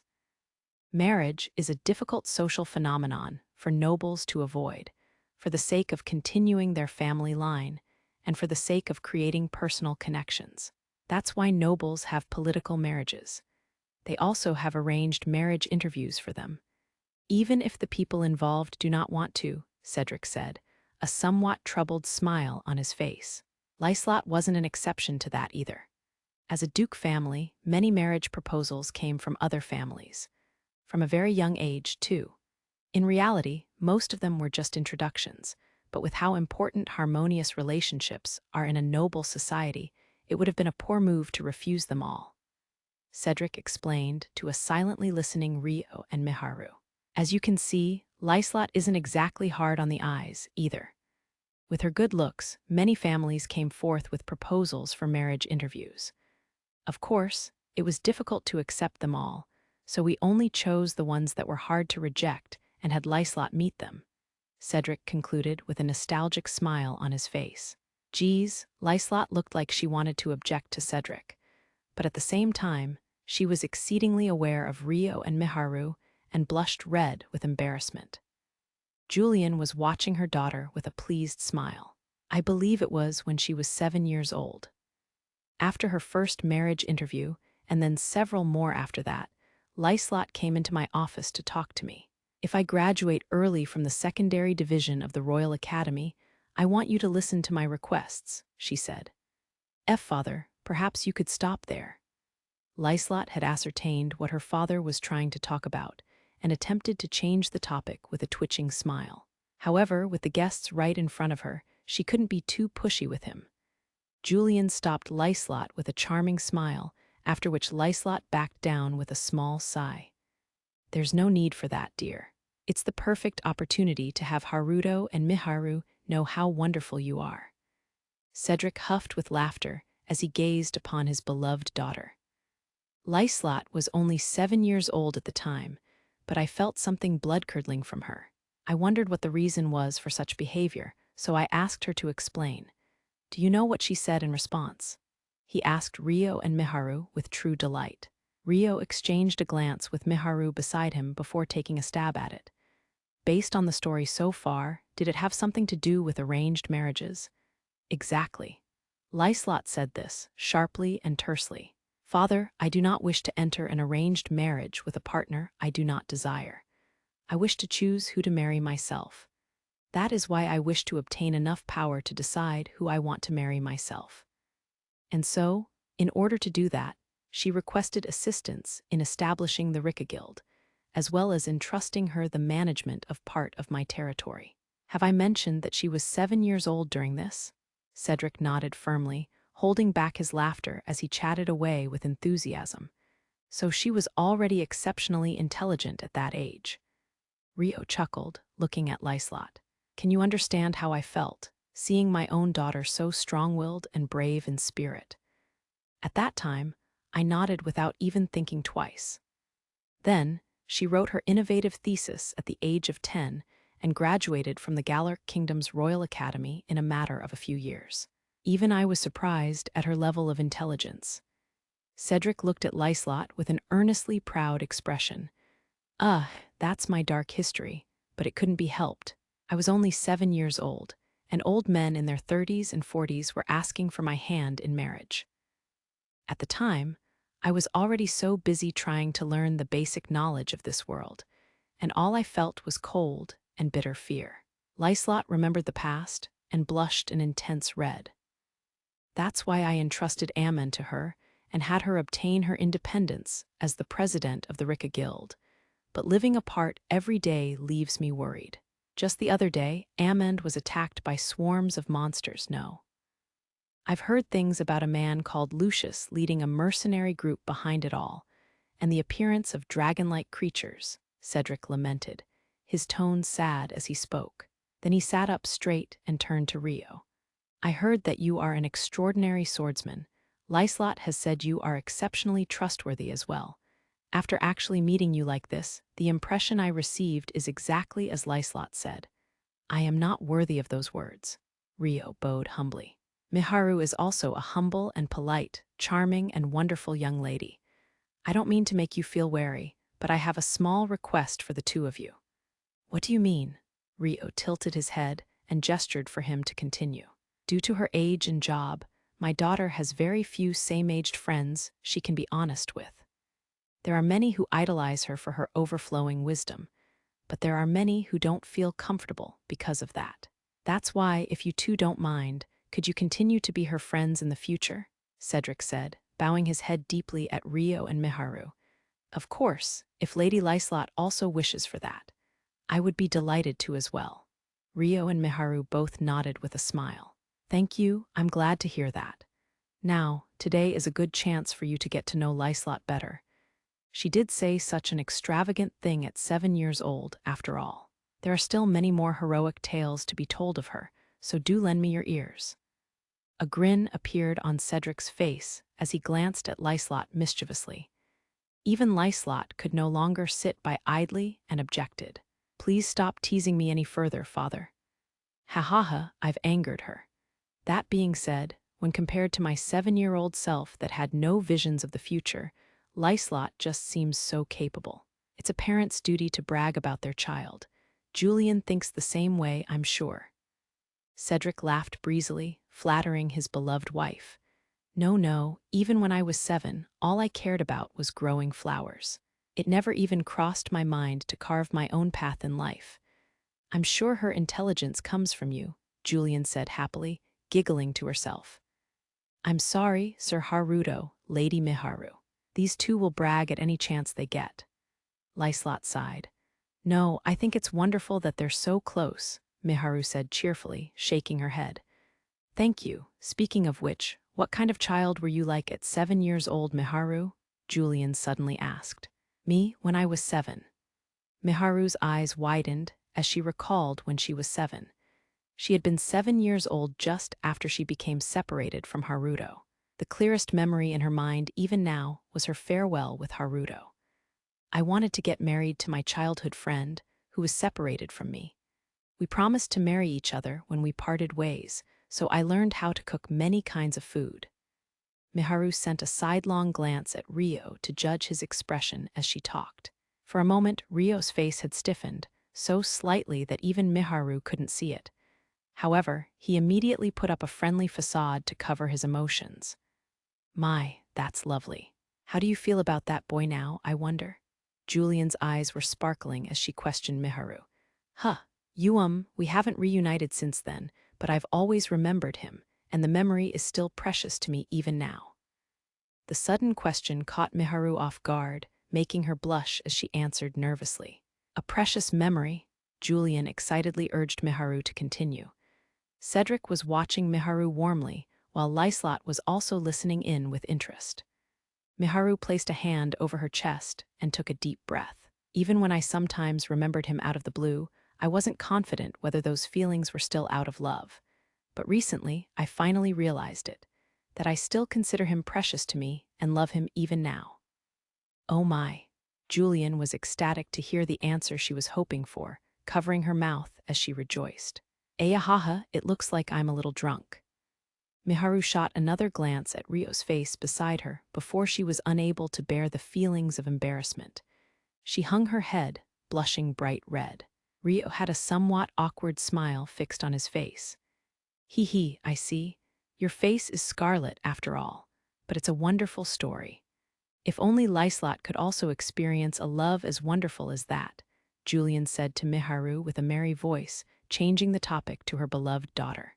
Must you bring me up at a time like this?" Liselotte's face twitched at the unexpected change in conversation. "I feel like it's still a little too early for Liselotte to fall in love." Cedric expressed his disapproval with a stern look, showing his overprotective side. "Oh, who was it that passionately pursued my hand in marriage when I was 15 years old again, I wonder?" Julian looked at Cedric with cute indignation. "Ha, I wonder who?" Cedric shamelessly laughed it off, feigning ignorance. Chapter 3, Sumeragi Satsuki. The next day, after their lunch at the mansion, Liselotte brought Rio and Miharu along to visit the royal castle of Galuk. Their goal was, of course, to meet Satsuki before the banquet. Under normal circumstances, the two of them would have never been allowed inside. But thanks to Liselotte filling out the necessary procedures required at the castle gate, both Rio and Miharu were permitted to enter without investigation. Once they entered the castle, Liselotte gave a note to one of the castle officials addressed to the king. It requested an urgent audience with King Francois of Galuk. Nobles had the privilege of seeking an audience with the king at any time as long as they had a good reason, and she had exercised that privilege. In some cases, they could be made to wait a month. But this time, the official came back with the response that the king could meet them immediately. However, the information to be discussed must have been deemed to be highly confidential, as they were to use a royal reception room for an unofficial meeting rather than the audience hall for an official one. Rio, Miharu, and Liselotte were led to the reception room, and Francois soon appeared. Francois was in his late 40s, the age where a king was at his pudgiest. His gaze and countenance were stern, typical for a king of great power. Sandwiching Francois on each side stood a man in his early 20s and a woman in her early teens. They both wore expensive-looking clothes which, combined with their accompanying Francois, implied that they were both royalty. Other attendants wearing maid uniforms made an entrance as well. "Thank you for coming today. I haven't met Liselotte face-to-face since I received the report about the attack on Amend. I believed the next time we would meet would be at the banquet, but..." Francois looked at Miharu and Rio. They did not speak, only accepted Francois' gaze silently while looking down. "Pardon me. It is a delight to be before your majesty. I sincerely apologize for requesting this sudden audience during a time when your majesty must be terribly busy with the preparations for the banquet tomorrow. And I am most grateful for your immediate response to my request," Liselotte said, giving a reverent greeting on behalf of Rio and Miharu. "It's not a problem. Even if you had given more advance warning, it wouldn't have made this any easier to respond to. By bringing the actual person here, you've omitted the unnecessary steps in between. Above all, you are very busy yourself. At any rate, let's all have a seat," Francois said warmly, then sat down at the head seat. The young man and woman accompanying him sat down on chairs placed in the corner of the room. "Excuse me." Liselotte bowed her head and sat down gracefully. Rio and Miharu also bowed once before taking their seats on either side of Liselotte. In contrast to Miharu, whose movements were awkward from nervousness, Rio straightened himself with a downcast look like a noble would. "Is this person Miharu, the one who claims to be Satsuki's friend?" Francois asked. "This is Sir Haruto.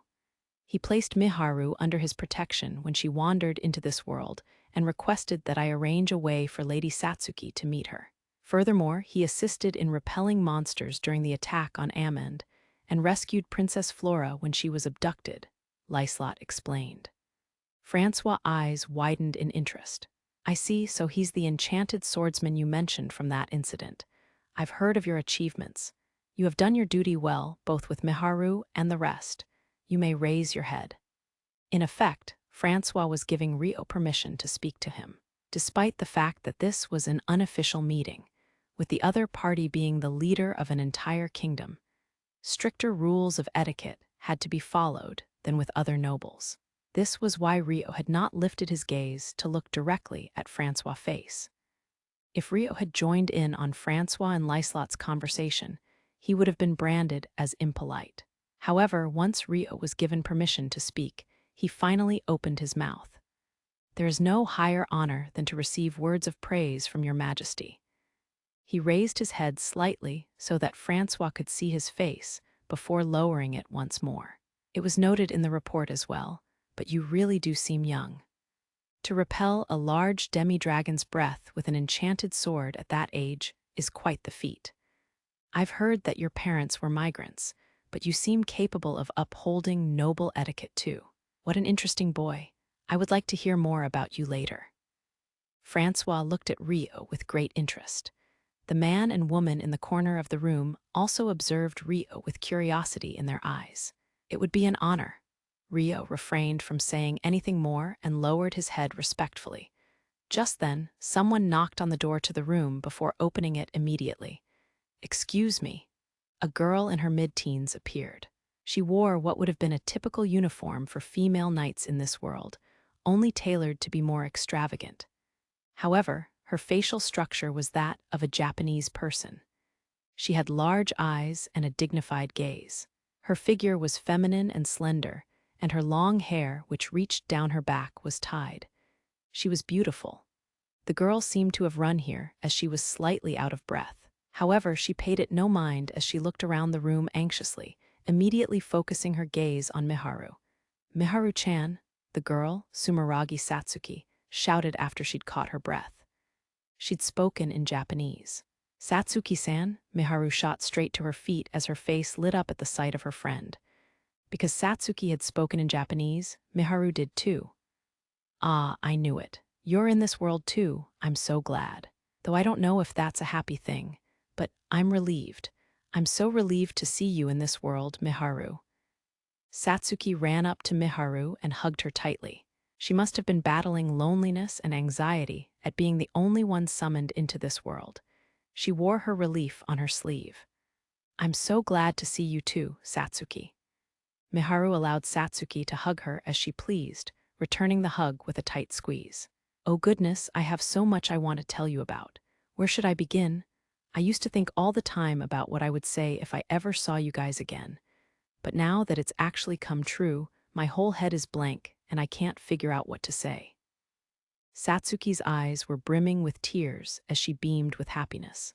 "I also had tons of things I was planning on telling you once we met again, but I don't know where to start," Miharu agreed with a giggle. Meanwhile, Francois and the others were watching Satsuki and Miharu as though they were witnessing something very odd unfolding. Satsuki suddenly noticed that she was being watched by everyone and stepped back from hugging Miharu. She looked at Francois. Is something the matter?"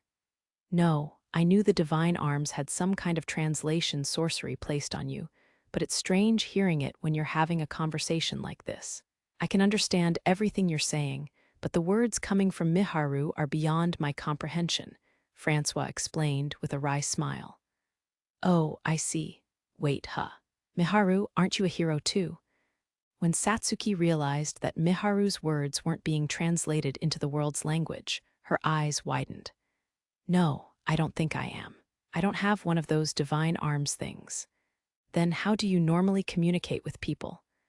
"I learned to speak the language of the Strahl region, but only the common tongue," Miharu replied. "Elle learned to speak. It's only been a few months since we came to this world, right? You learned in such a short time, and by yourself." Satsuki confirmed as though she couldn't believe it. It would be one thing if Miharu had a tutor, but she doubted it was possible to acquire a whole language alone. Haruto has an ancient magic artifact that can let people communicate just like your divine arms. I used that to learn enough words to be comfortable with conversational speech." Miharu looked at Rio as she gave the answer they prepared in advance.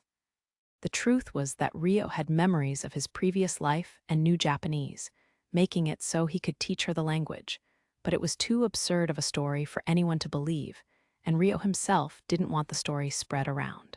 If it weren't for Miharu's situation, he wouldn't have told Liselotte about himself, either. For the record, Liselotte knew of the situation and was of course aware that Miharu's explanation had been a lie, having agreed to the false explanation too. There was already a precedent of translation sorcery in the divine arms, so the explanation of there being ancient artifacts that could enable communication wasn't too far-fetched. So, such an artifact existed. "Oh, is this Haruto, then?" Satsuki gazed at Rio in wonder. "Yes. He saved me after I wandered into this world and was at a loss for where to go," Miharu nodded. "Haruto," Satsuki muttered Rio's alias and stared at his face closely. "What are you talking about?" Francois interrupted. While he could hear Satsuki's half of the conversation, he seemed to have an interest in Miharu's answer. Can I share what you said just now?" Satsuki asked Miharu. "Yes, of course," Miharu nodded without hesitation. "We were talking about how Miharu learned to speak this world's language in such a short period of time. Apparently, there was an ancient artifact that allowed for communication, so she used that to learn, Satsuki told Francois. Oh, I've never heard of such an item. Francois looked at Rio with interest. However, we used that artifact too much while we were studying and broke it. Miharu added timidly to the explanation they had prepared. She had been told that ancient magic artifacts were difficult to reproduce using modern sorcery, so it would be easy enough to use it as an excuse without someone prying. But she was still nervous someone would see through her lies. That being said, she couldn't allow Rio's secret to be known because of her, so she did her best to calm down and took small, nervous breaths. Unfortunately, it couldn't withstand the excessive use and broke, it seems. Satsuki interpreted Miharu's words for Francois. Well, Satsuki was actually speaking Japanese too, but for Francois and the others, it sounded like it was being translated into the world's language. Haruto, do you still have the broken artifact? Francois asked Rio directly. It was a memento from my parents, so yes. However, the magic orb core with the spell formula embedded inside was overloaded and broke into pieces. It's beyond repair, Rio answered without hesitation. Magic orbs were different from magic stones in that the magic energy could be replenished once it was used up, making it the equivalent of the spirit folk's spirit stones. They were impossible for modern humans to refine, so it was the perfect excuse.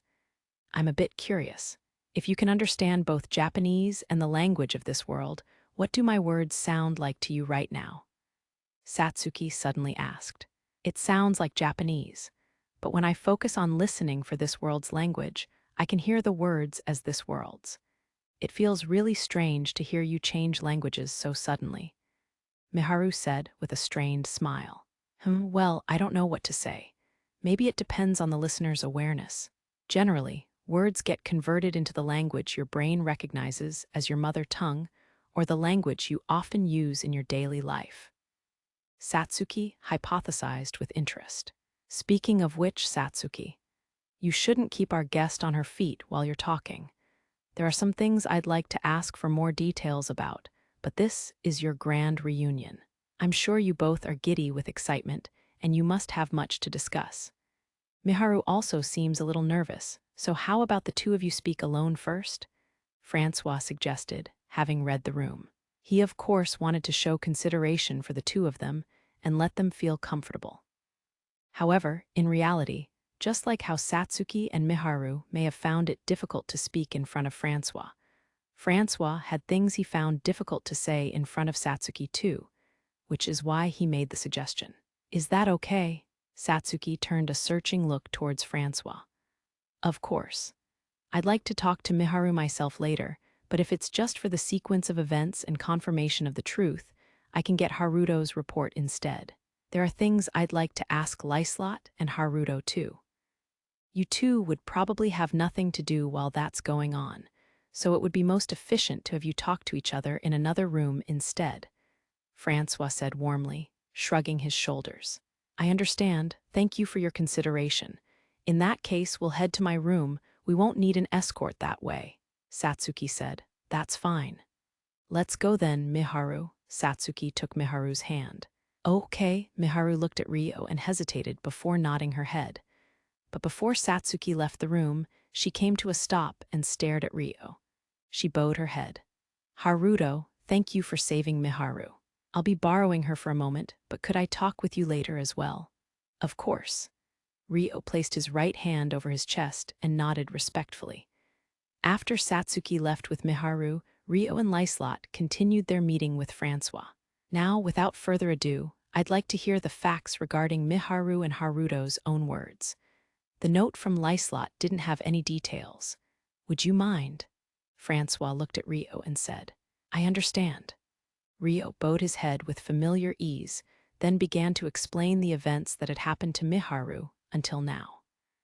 At first, immediately after she was summoned to this world, Miharu roamed around a wide grassland at the border between the kingdoms of Galuk and Centistella.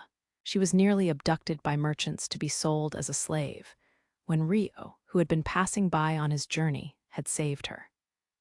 Then, after taking Miharu in under his care, he used an ancient artifact to teach her the language of this world, which she studied dutifully. At one point, they realized that Miharu's friends might have become heroes in this world and started looking into the background of each region's hero. Other than the part about the ancient magic artifact, there weren't any other falsehoods in his story. However, they had decided not to reveal Aki and Masato's presence yet, so their names didn't come up. I now understand the general gist of things. It was a tremendously meritorious feat of you to take in Satsuki's friend and exert your efforts to reunite them. Furthermore, your merits in saving Amand, Liselotte, and Princess Flora are brilliant as well. I commend you once again. You have truly done your duty well, Francois said in a stately manner once he'd finished listening. It is an honor to receive your words. Rio bowed his head deeply. I'd like to confirm a few things. Please ask away. It doesn't sit well with me that someone as capable as you has remained unaffiliated until now. I heard your parents were migrants. Is this true? Francois asked, staring straight at Rio. It is true. Then, where did you learn the etiquette of a noble? I cannot believe that a commoner from the streets could acquire such skills, Francois asked intrusively, without hesitation. This was an area that even Liselotte, who knew that Rio had memories of his previous life, had refrained from asking out of consideration. But it wasn't a topic that was too much for the king to ask. Liselotte watched Rio's expression with a sidelong look in interest. One of my acquaintances is a noble, so I learned by interacting with them. Unaffected by the question, Rio answered fluently. He'd learned in the Royal Academy of Beltram, but he couldn't say that directly. Incidentally, the acquaintance he was speaking of was Celia. What is the name of that noble? Which kingdom are they from? Due to several complications in the past, they are currently in hiding under an alias. I am terribly sorry to say this, but I cannot reveal that person's name without their permission. I humbly ask for your forgiveness, Rio answered, bowing his head lower. While it wasn't favorable to refuse to answer Francois' question, that didn't mean he could reveal Celia's existence either. I see. If you say that person has special circumstances to be considered, then I won't pry any further for now. What I want to know is the motives behind the actions of a person like you. Your background and relationships are merely things to support that. Francois said eloquently. I am personally unaffiliated with any kingdom. I am not moving under the directions of the noble acquaintance I have, either.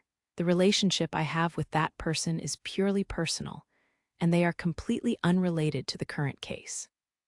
Furthermore, while I am not the most familiar with kingdom politics, I am certain that the noble holds no grudge towards your majesty or the kingdom of Galuk, Rio replied, taking a stab at what Francois wasn't saying. Then you moved to allow Miharu and Satsuki to meet each other. What did you want to gain from having them meet? Francois asked bluntly. I only want what Miharu wants, Rio stated simply. Huh? Francois let out a disappointed sound. The members of royalty sitting in on the meeting also looked like they were taken by surprise. Miharu wanted to meet Satsuki. That is why I wanted to be of assistance to her.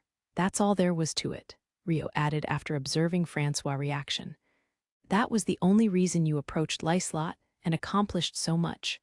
Francois asked while staring at Rio closely. It was a coincidence that I came across Liselotte during her crisis. Of course, I considered the possibility of the Galuk hero being Satsuki and had the thought to approach her for it for my own self-interests. However, I believe things have only gone this smoothly thanks to Liselotte's power and Miharu's great fortune in that the hero was indeed her friend Satsuki, Rio replied humbly. Immediately after, Francois' mouth lifted in a wicked grin. BWA biwahaha, you sure say fascinating things. Everything is for Miharu's sake, in order to save the girl toyed with by fate. So you're saying that you pulled these hero-like achievements for that simple reason, Francois said, laughing heartily. I believe hero-like is too high a praise for someone like me. Ridiculous. You saved one of my kingdom's key cities, the daughter of a great noble, the princess of a prominent kingdom, and repelled a demi-dragon in the process. If you cannot call the person who accomplished these things a hero, what would you consider a hero to be? Not to mention, At the end of all these achievements, the reason turned out to be all for a single girl. It almost sounds suspicious, but that's precisely why it sounds like the stories of legend. You're a man to respect. Francois grinned good-naturedly, brushing Rio aside. The royal man and woman were looking at Francois as though they were seeing something rare. I am unworthy of your words, Rio said modestly, hanging his head low. Have a little pride. You've done enough to allow yourself that, however. Heh heh heh. Delightful. I haven't laughed freely in so long. Perhaps it's because of how often I talk to the sly foxes in the kingdom and the royal court, but I had braced myself for some ulterior motive. If I may so ask informally, are you in love with Miharu? Francois was still holding back his stifled laughter as he asked Rio. No, that isn't the case. Rio shook his head with a troubled look. Incidentally, how old are you? I am 16. Oh, how young. You have composure beyond your age. I couldn't tell what kind of a person you were from what I saw in the report, so I wanted to figure out where your loyalties lay in this meeting. Ah, but now I understand a little. A mysterious enchanted swordsman with the ability to repel a large demi-dragon's breath, Francois boasted in good humor. It's an honor, Rio said in a show of modesty. You've brought an interesting man here, Liselotte. Francois grinned, looking to the girl in question. I'm honored. Having had nothing but unfortunate events happen recently, I consider meeting Sir Haruto to be a blessing of the highest degree. I believed that your majesty would be able to see Sir Haruto's disposition with a face-to-face meeting. So I'm delighted to hear your majesty's praise for him, Liselotte said, with a cheerful smile. So you're saying the current situation is exactly as you planned, How vexing. Contrary to his words, Francois' mouth was turned in a satisfied smile. While Miharu's presence was very useful for maintaining Satsuki's good mood, this man might unexpectedly be the bigger catch. Liselotte seems to have formed a favorable relationship with him in the time before the banquet, too. The reason why she set the timing of this meeting to just before the banquet was probably because she wanted to monopolize her relationship with him. I see she hasn't changed at all, he thought. I humbly ask for your majesty's mercy. Liselotte quietly lowered her head. I've had a wonderful meeting. All that's left is to hear some things from Miharu and make a judgment. With my interest piqued, I expect you to entertain me in a little more conversation. But first, I owe an apology to the savior of our kingdom for making accusatory remarks. Forgive me. Francois apologized to Rio with a strained smile. His tone was still from a position of power, but it was already quite the exception to apologize to a wanderer with unclear background. It showed just how highly Francois valued Rio in such a short amount of time. There's no need for that at all. Rio bowed his head with emphasis. Francois' smile softened faintly. I see. Then allow me to introduce my son and daughter. This is the first Prince Mitchell and second Princess Charlotte. They are 21 and 14, respectively. You two, come here and introduce yourselves to Haruto. The two of them approached Rio, who promptly stood up to bow to them. I am the first prince, Mitchell Galuk.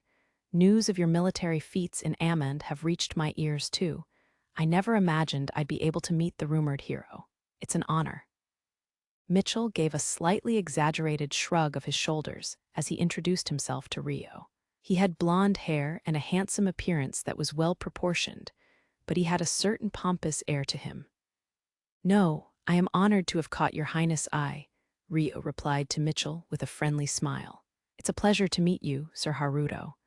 I am the second princess, Charlotte Galuk. It's wonderful to know that the hero who saved Liselotte is such a young and intelligent gentleman. Charlotte smiled cheerfully and addressed Rio in a clear and cute voice. Her appearance was truly adorable, her semi-long hair a deep red that suited her well, and although innocence remained in her face, her demeanor was that of a lady. I am unworthy of your praise. Thank you, Princess Charlotte. Just like with Mitchell, Rio responded to Charlotte in a friendly manner. No, it's extremely rare for father to take a liking to someone when meeting them for the first time, you know. That in itself is something you can be proud of, Charlotte said with a carefree smile. Now, don't say that, Charlotte, Francois said with a slight smile. Charlotte showed a hint of a mischievous expression. Hee, it seems like father is feeling embarrassed. Don't trouble father too much, Charlotte, Mitchell chided her in exasperation. Yes, brother, Charlotte nodded obediently. As you can see, she's still a bit childish, but she's a considerate little sister. She's got a sociable personality, so she'll probably talk to you about various things, so please treat her well, Mitchell said, like a good older brother. As you wish. Rio smiled and nodded, observing how they seemed to be quite the close pair of siblings. Meanwhile, while Rio was speaking with Francois and the others, on the top floor of one of the many towers of the Galuk royal castle was Miharu. She was being led to the living space of the quarters that was allocated for Satsuki to live in. Satsuki headed to the kitchen to prepare tea and snacks, while Miharu sat down alone on the sofa in the living room. She looked around the space in interest. The room was furnished with what were clearly expensive items, filling the room with the mood of a stylish five-star hotel suite. Several minutes later, Satsuki appeared in the living room. Thanks for waiting. Here, help yourself. Satsuki placed the tray of tea and snacks on the table before sitting on the sofa across from Miharu. Thank you. Do you live in this room alone? Miharu bobbed her head and asked. Yes. They offered to assign me a maid, but I told them I can do it all myself and refused entry from anyone else. There's a living room and dining room, and the kitchen and bathroom are all fully furnished. There are 3 bedrooms, so it's a little too big for someone who's living alone, but it's kind of like living in an apartment, Satsuki said with a bitter smile. Then the chance of being eavesdropped on here is. No one can step into this room without my permission. You can speak without worrying here, so tell me everything. With how you're acting, I'm guessing you didn't want the king to hear. Satsuki tilted her head with a smile at Miharu's nervousness. Yes. The truth is, Iki and Masato came to this world with me, but they're hiding in a different location right now. I see, so the 2 of them are here as well. I guess it's a small blessing that you guys weren't all separated, huh? Yeah, I should just be happy the 2 of them are safe. You didn't tell the king that the 2 are somewhere else. Satsuki's thoughts processed fast, and she was quick on the uptake. Yes, Haruto advised me that it would be dangerous for all of us to appear when we weren't certain of the situation. So it was his idea to bring you to the castle. I requested it.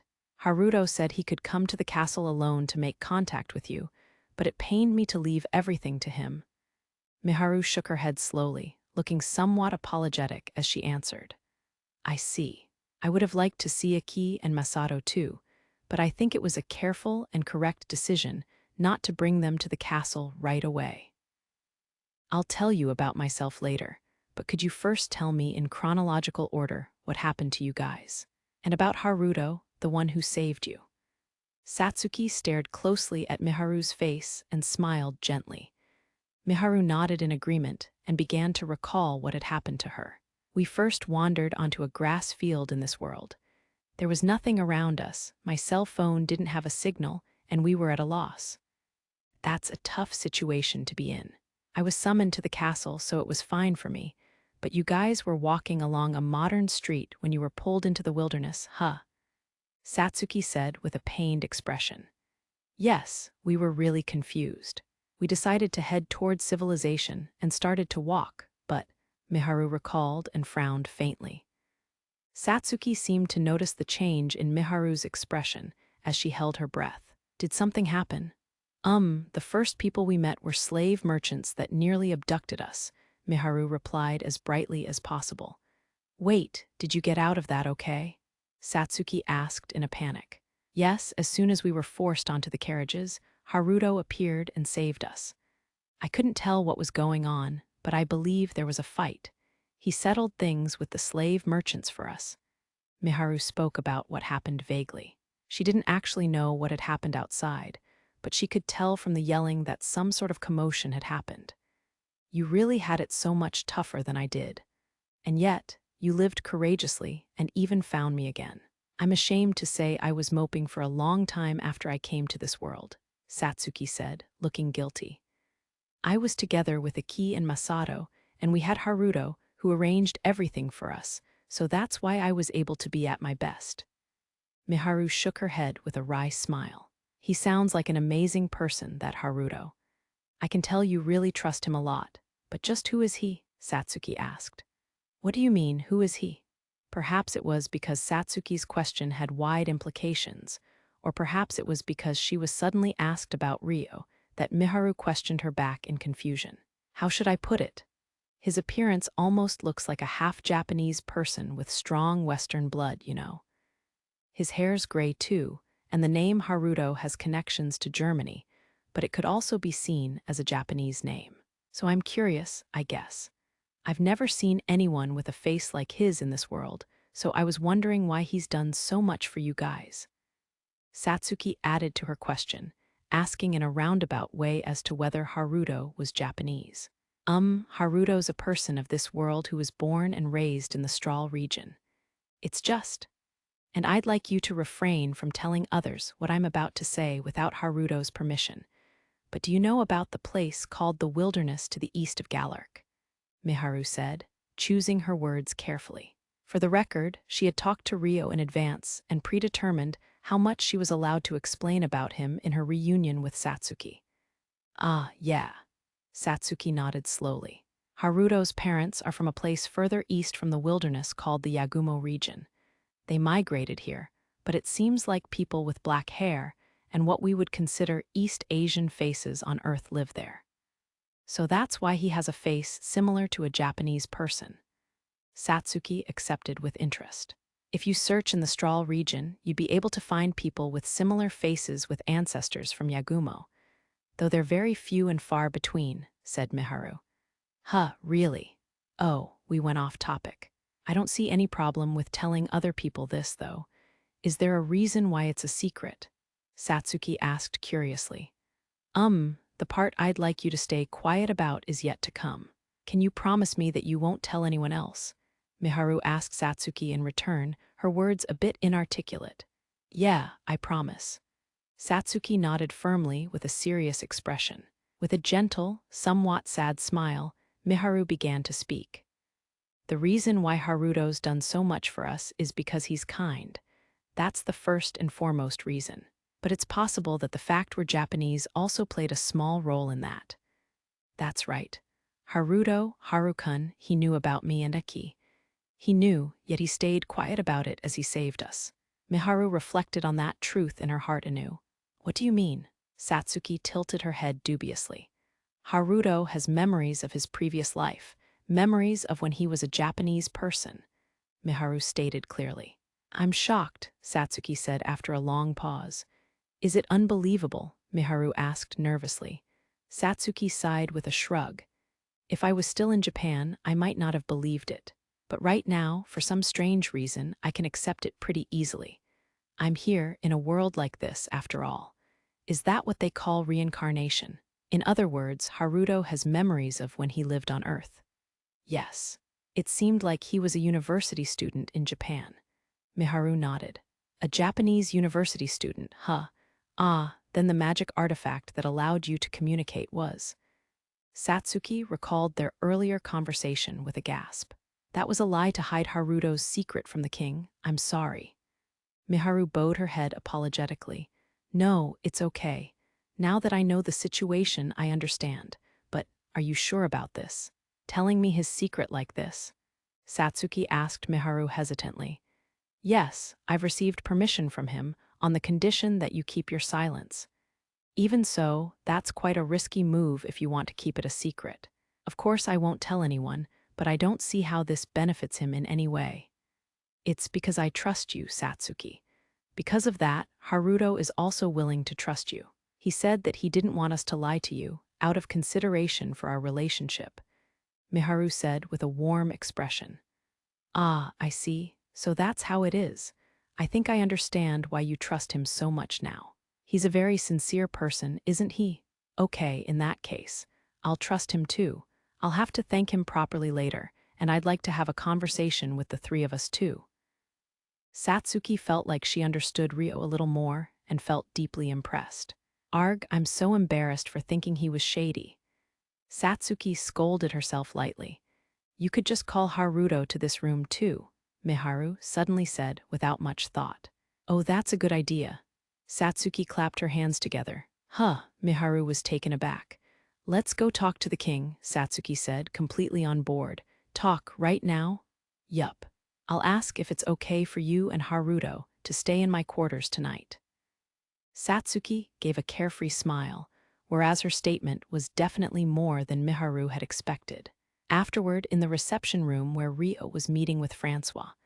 By the way, Haruto, would you be interested in being knighted for your service to our kingdom? For a swordsman of your caliber, I can guarantee a highway to success. What do you say to that? Francois asked. My deepest apologies. It's a very tempting offer for a migrant like me, and I do appreciate it, but... Rio's face stiffened a bit as he declined the offer. It was a direct offer from the king himself. The weight was different than if the offer was coming from a noble. While it wasn't a formal approach, openly refusing was a fairly difficult action to take. Mitchell didn't have a very happy look on his face. Oh, has Liselotte made a pass already, perhaps? Francois asked curiously, not looking upset as he did so. One path to serve a regular noble daughter, another path to serve the kingdom and the king himself as a knight. For anyone with standard values as a noble, the latter would be the obvious choice. However, Liselotte being the noblewoman in question made it a different matter entirely. That was how much worth the name Liselotte Crescia, daughter of Duke Crescia, currently held. I gave him an offer too, of course, but I have yet to receive a favorable response, Liselotte added. Is there a reason? Francois asked Rio directly. I explained this to Lady Liselotte as well, but I am in the middle of a journey to find someone who had ties to my migrant parents. My journey is currently suspended in order to assist Miharu, but once this case is settled, I am thinking of resuming my travels around the world again. Rio lowered his gaze as he answered, expressing his humility. I see. Indeed, there are privileges to being knighted into nobility, but it comes at a cost of responsibility for the kingdom. You wouldn't be able to travel at the drop of a hat. Francois said thoughtfully, accepting his response. Since that was the case, I've asked Sir Haruto to give us some consideration if he should ever find himself in need of permanent residence in the future, Liselotte said, immediately playing up the relationship between herself and Rio. While it was Rio making the choice, and there was no guarantee the choice would be between these two options only. By stating that she had made such a comment to him already, she hoped she could soften the blow if Rio would choose her in the future. Even if the person she was up against was the king, having a person like Rio snatched away would be quite undesirable. There was nothing to lose by building the right foundations for the future.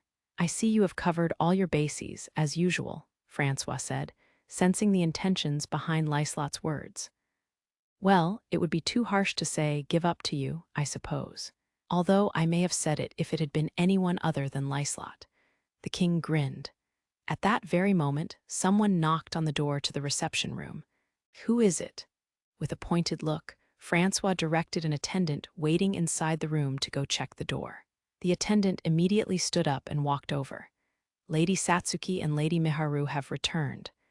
The woman opened the door for the two of them and promptly showed them inside. Ooh, Satsuki, Miharu, that was unexpectedly fast. Are you done with your talk? Francois' eyes widened at the sight of them.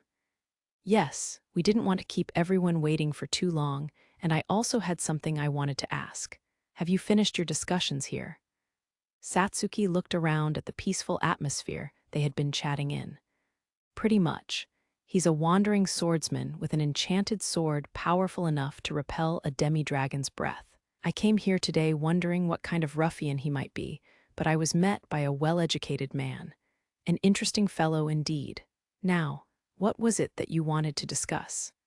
How should I put this? I have a request. But first, I was wondering what the plans are for Miharu and Haruto tonight, said Satsuki. Has anything been decided, Liselotte? Francois asked, since she'd been the one to bring them here. Liselotte, Satsuki mumbled, looking at her curiously. Ah, yes, you haven't been introduced to Liselotte yet. Before answering your question, you should be introduced. Much obliged, Your Majesty. It's an honor to be meeting you, great hero. I am Duke Crescia's oldest daughter, Liselotte. Pleased to make your acquaintance." Liselotte put on a sociable smile and greeted her in a ladylike manner. "Yes, I've heard of you. As a woman, I have found the products of the Rika Guild to be irreplaceable. I heard that you were a young noblewoman, but I didn't imagine you would be like this." Satsuki replied while staring at Liselotte's face. "You may be pleased to know that Satsuki is tremendously fond of the products from the Rika Guild," Francois informed Liselotte with a good-natured smile. "Why, what an honor." Liselotte grinned broadly.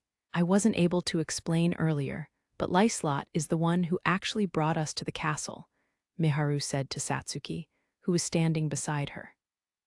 At a glance, it sounded like an explanation for Satsuki's benefit, but it also functioned as an explanation for Liselotte as well. Liselotte had given Miharu permission to explain the secret behind the Rika Guild's products to Satsuki. The matter of whether Lady Satsuki has realized or not has been placed on hold. From the looks of things, it's maybe a 50-50 shot that she has. Even if she's realized it, there wouldn't be much chance of her mentioning it to anyone, Liselotte thought, making a guess based on Miharu's words just now and Satsuki's appearance. "Why is that true? Thank you, Liselotte." Satsuki bowed elegantly. "No, it was my natural duty as a noble of the Galuk kingdom, and I also had a debt to repay Sir Haruto." "At any rate, please raise your head," Liselotte said, bowing her head at Satsuki in return. "If possible, I'd love to speak to you sometime in the future too," Satsuki said as she raised her head. "Gladly. I'll be in the capital for the duration of the banquet, so please call on me anytime you find yourself idle," Liselotte agreed with a friendly nod. Based on their positions, it was a difficult task for even a duke's daughter like Liselotte to ask to meet Satsuki alone, but that wasn't the case if Satsuki was the one inviting her. "Yes, I may contact you in the near future. I look forward to seeing you then." "Yes, please. Oh, that's right. You asked about Sir Haruto and Lady Miharu's plans for tonight. The plan was for them to stay at my family's home in preparation for the banquet. We didn't make any other particular plans," Liselotte answered Francois' questions smoothly. They were to attend the banquet by accompanying you, correct? If Miharu and Haruto are fine with it, I was going to invite them to join me for dinner." "What was your request, Satsuki?" Francois asked. "The truth is, I was hoping Miharu and Haruto could stay in my quarters tonight," Satsuki began.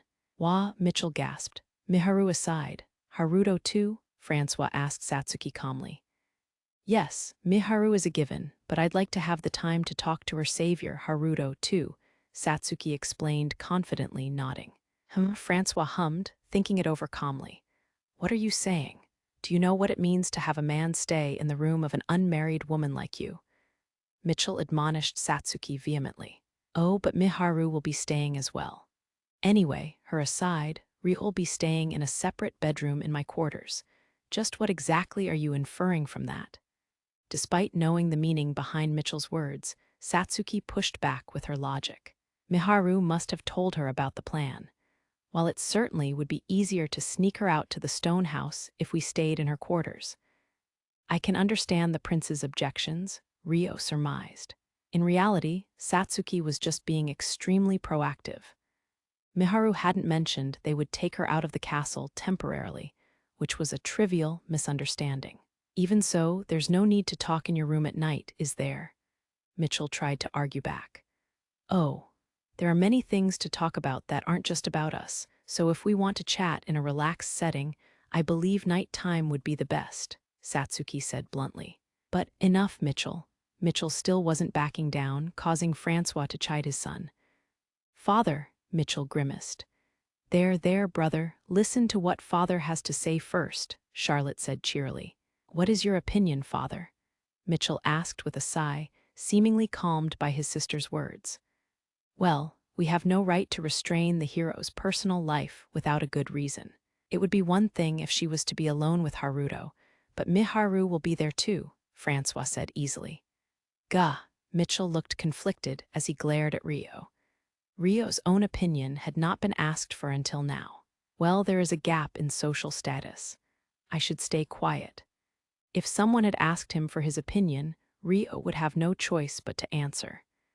The issue being discussed was of concern to him, but not enough for him to emphasize his own opinion and cause trouble. Despite noticing Mitchell's gaze, he maintained his silence. "Do you have a complaint to voice?" Francois asked Mitchell. "No, if that's what father says." Mitchell was unable to defy Francois, accepting his words reluctantly. "Thank you for your approval, King Francois." With the conversation wrapped up, Satsuki thanked him before things could drift off track again. Francois shrugged and shook his head. "No need for that, but let's see. It doesn't have to be an exchange, but how about having dinner tonight with everyone here? With the three of you, that is," he said to Satsuki, Miharu, and Haruto. "Of course, I'd be happy to. Is that okay with you, Miharu and Haruto?" Satsuki nodded in satisfaction, looking to them for confirmation. "Yes, I'm fine with it as long as Haruto is," Miharu replied, passing the decision on to Rio. "I'm sorry, Haruto. I went and made the assumption that you'd be fine with it. But of course you're allowed to refuse," Satsuki said, watching Rio's expression as she apologized regretfully. "No, it's not that I'm against it. It just feels like something far above myself." Rio muttered his response with a troubled look. He couldn't respond in any other way while he was before Francois and the others. Ahihe. Well, he isn't in a position where he can refuse, nor can he act happy about it. Don't question him any further than that, Satsuki. You don't mind then, Haruto? Francois laughed heartily, covering for Rio's response. Right, Rio didn't bother to excuse himself further, nodding with his head down. Then, it's decided. Miharu and Haruto will stay in Satsuki's quarters, but before that, Liselotte will join us for dinner. Francois chuckled. It would be my honor. Liselotte smiled earnestly. Now, Mitchell and I have official duties to attend to, so we will be excusing ourselves here. Charlotte will remain so that the five of you can talk together. Let us go, Mitchell. I entrust the rest to you, Charlotte, Francois commanded, before departing quietly. Leave it to me. I'll make sure Miharu and the others feel welcome. Charlotte smiled cutely, expressing her enthusiasm for her duty as a hostess. After their meeting with the king, the four women and Rio continued their conversation. Now that all the women are here, let's have fun chatting. Charlotte grinned as she looked around at everyone, speaking happily. The order of seating from the closest seat to the door of the room was Rio and Liselotte. Across from them sat Charlotte, Miharu, and Satsuki.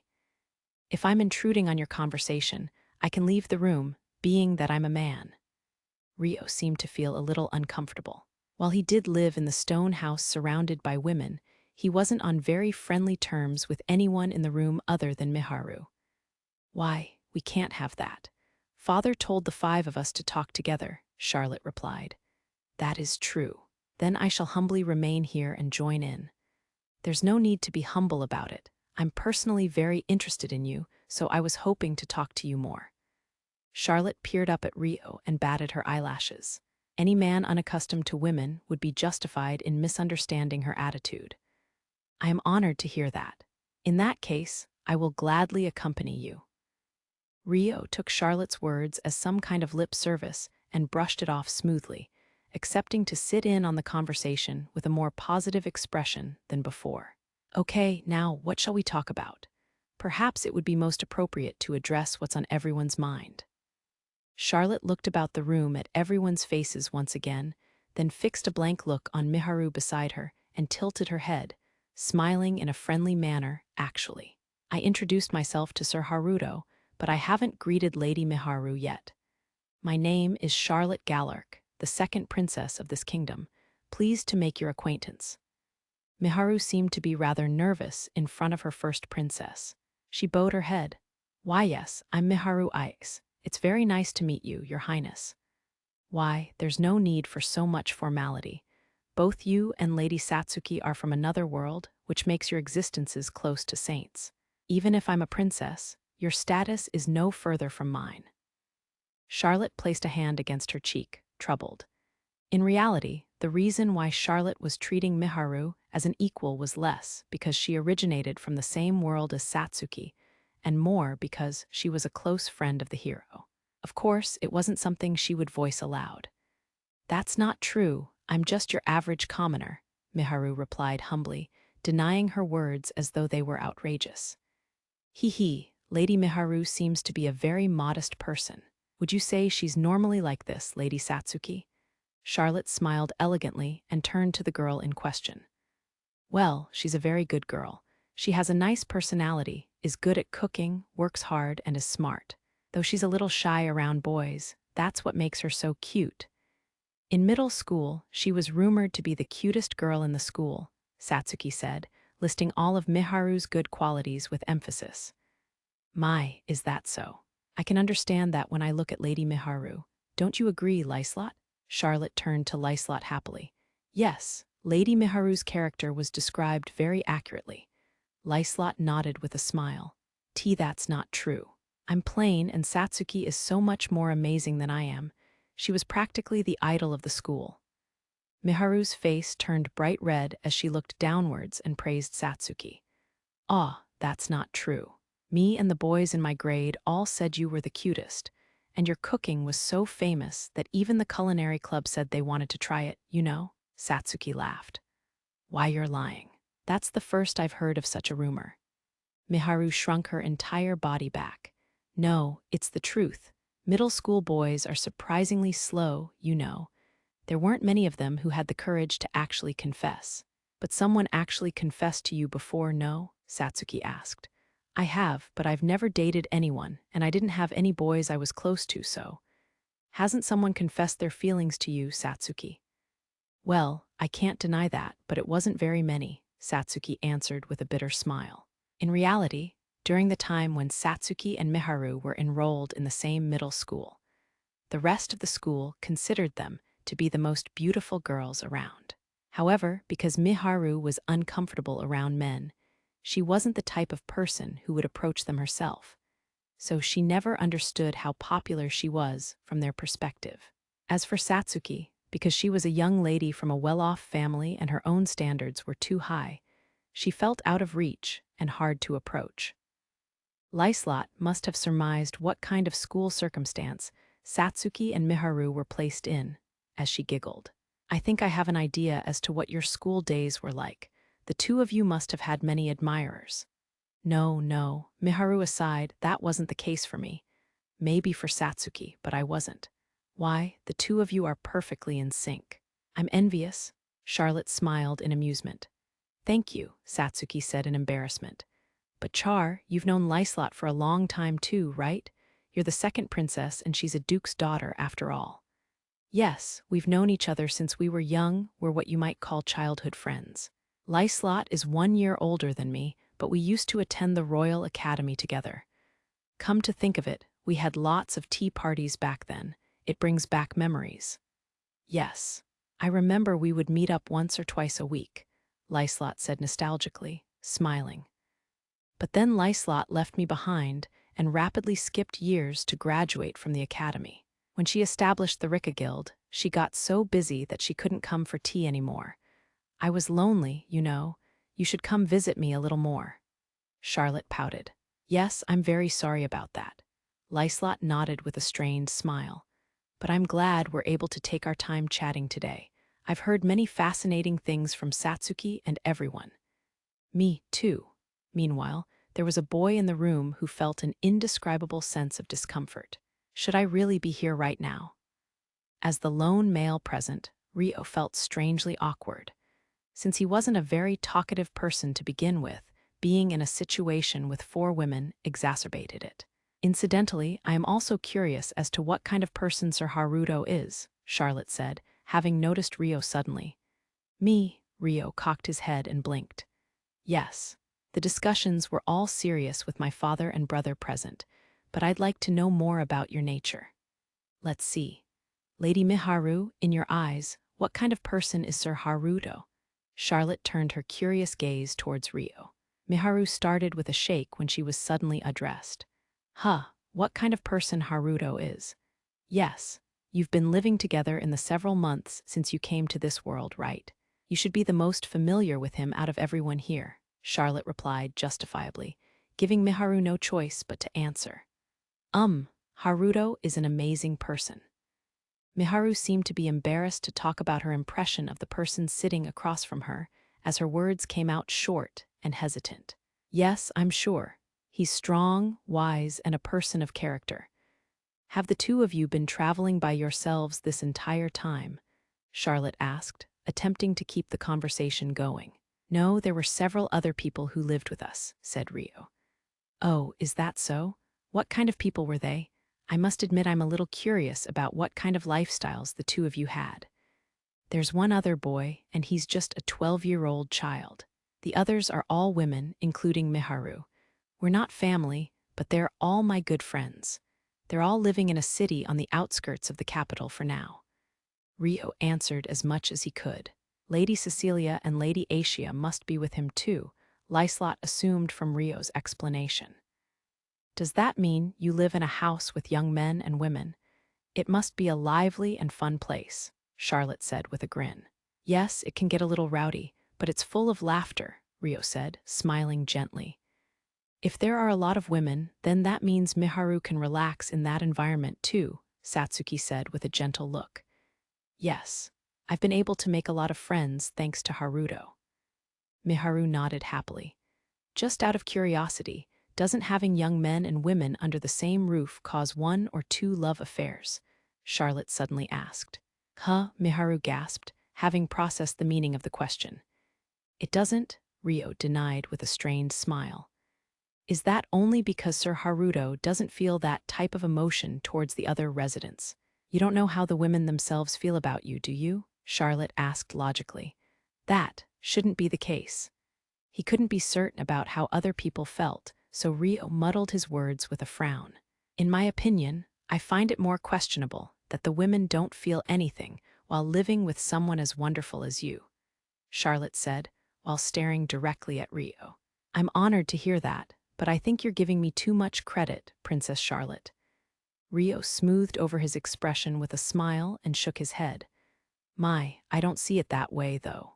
Your personality and abilities are a given already, and if my aesthetic senses haven't gone funny, then I can say that you are a fairly beautiful person too. Your parents were both migrants, so you have a wonderfully exotic look to your face. Don't you agree, Liselotte? Charlotte asked, turning to Liselotte. Being addressed so suddenly didn't sway Liselotte like it did Miharu, as her reply came with a smile. Yes, it's enough to make some of my attendants restless whenever Sir Haruto visits. See, I think I'm right. Charlotte looked at Rio smugly. Ha ha ha. Rio was unsure how to respond, giving yet another strained smile. He wasn't used to girls like her who gossiped about love, so he didn't have much resistance to it.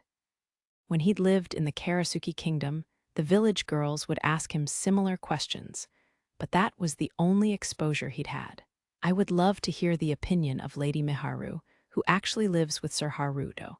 How much is he admired by the others? Of course, you can talk about your own thoughts too. Charlotte turned a gaze full of intense curiosity towards Miharu.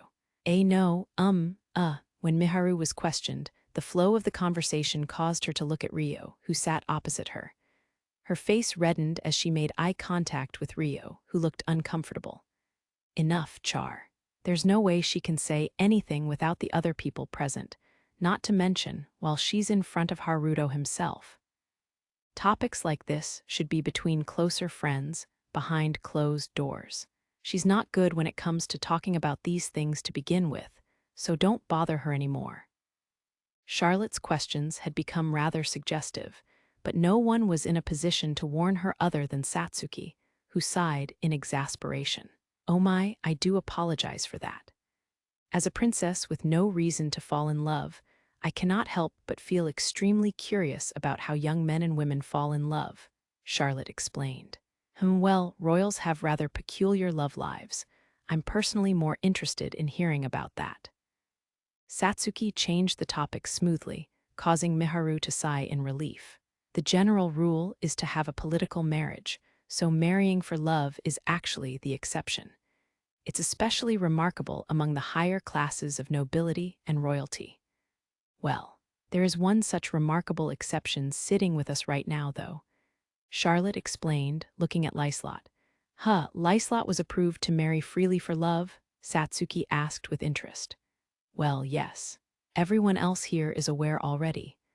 But I had several achievements that were recognized and received the right to choose my own marriage partner, Liselotte replied, slightly embarrassed. I can't say this to very many people, but as another woman of the royalty and nobility class, I am envious of Liselotte. Even if it's for the sake of the kingdom or family, no woman wants to marry someone they don't even like. Men are able to select their political marriage partners to a degree, but many women don't have any choice at all, Charlotte explained, expressing her own desires to be like that in a roundabout way. There can't be very many cases of a political marriage partner being someone you love, I imagine. Incidentally, I've never asked before, but what would happen in my case as a hero? Satsuki asked with a contemplative look. Of course, we would like to have you marry one of the royal members of our kingdom, but we cannot force you into doing it. A hero is a disciple of the mighty 6 wise gods, after all, Charlotte said with a hard-to-read smile, her tone cheerful. I see. If there are no plans for me to be forced into marriage, then I don't need to worry for now. I don't want to marry someone I don't like, either. And I haven't given up on returning to Earth yet, Satsuki said with a small shrug. In that case, we'll have to find a wonderful gentleman from our kingdom to tie Lady Satsuki down to this world, Charlotte said with a joking laugh. It looks like I can't let my guard down around this princess after all. How tiring, Rio let out a small sigh.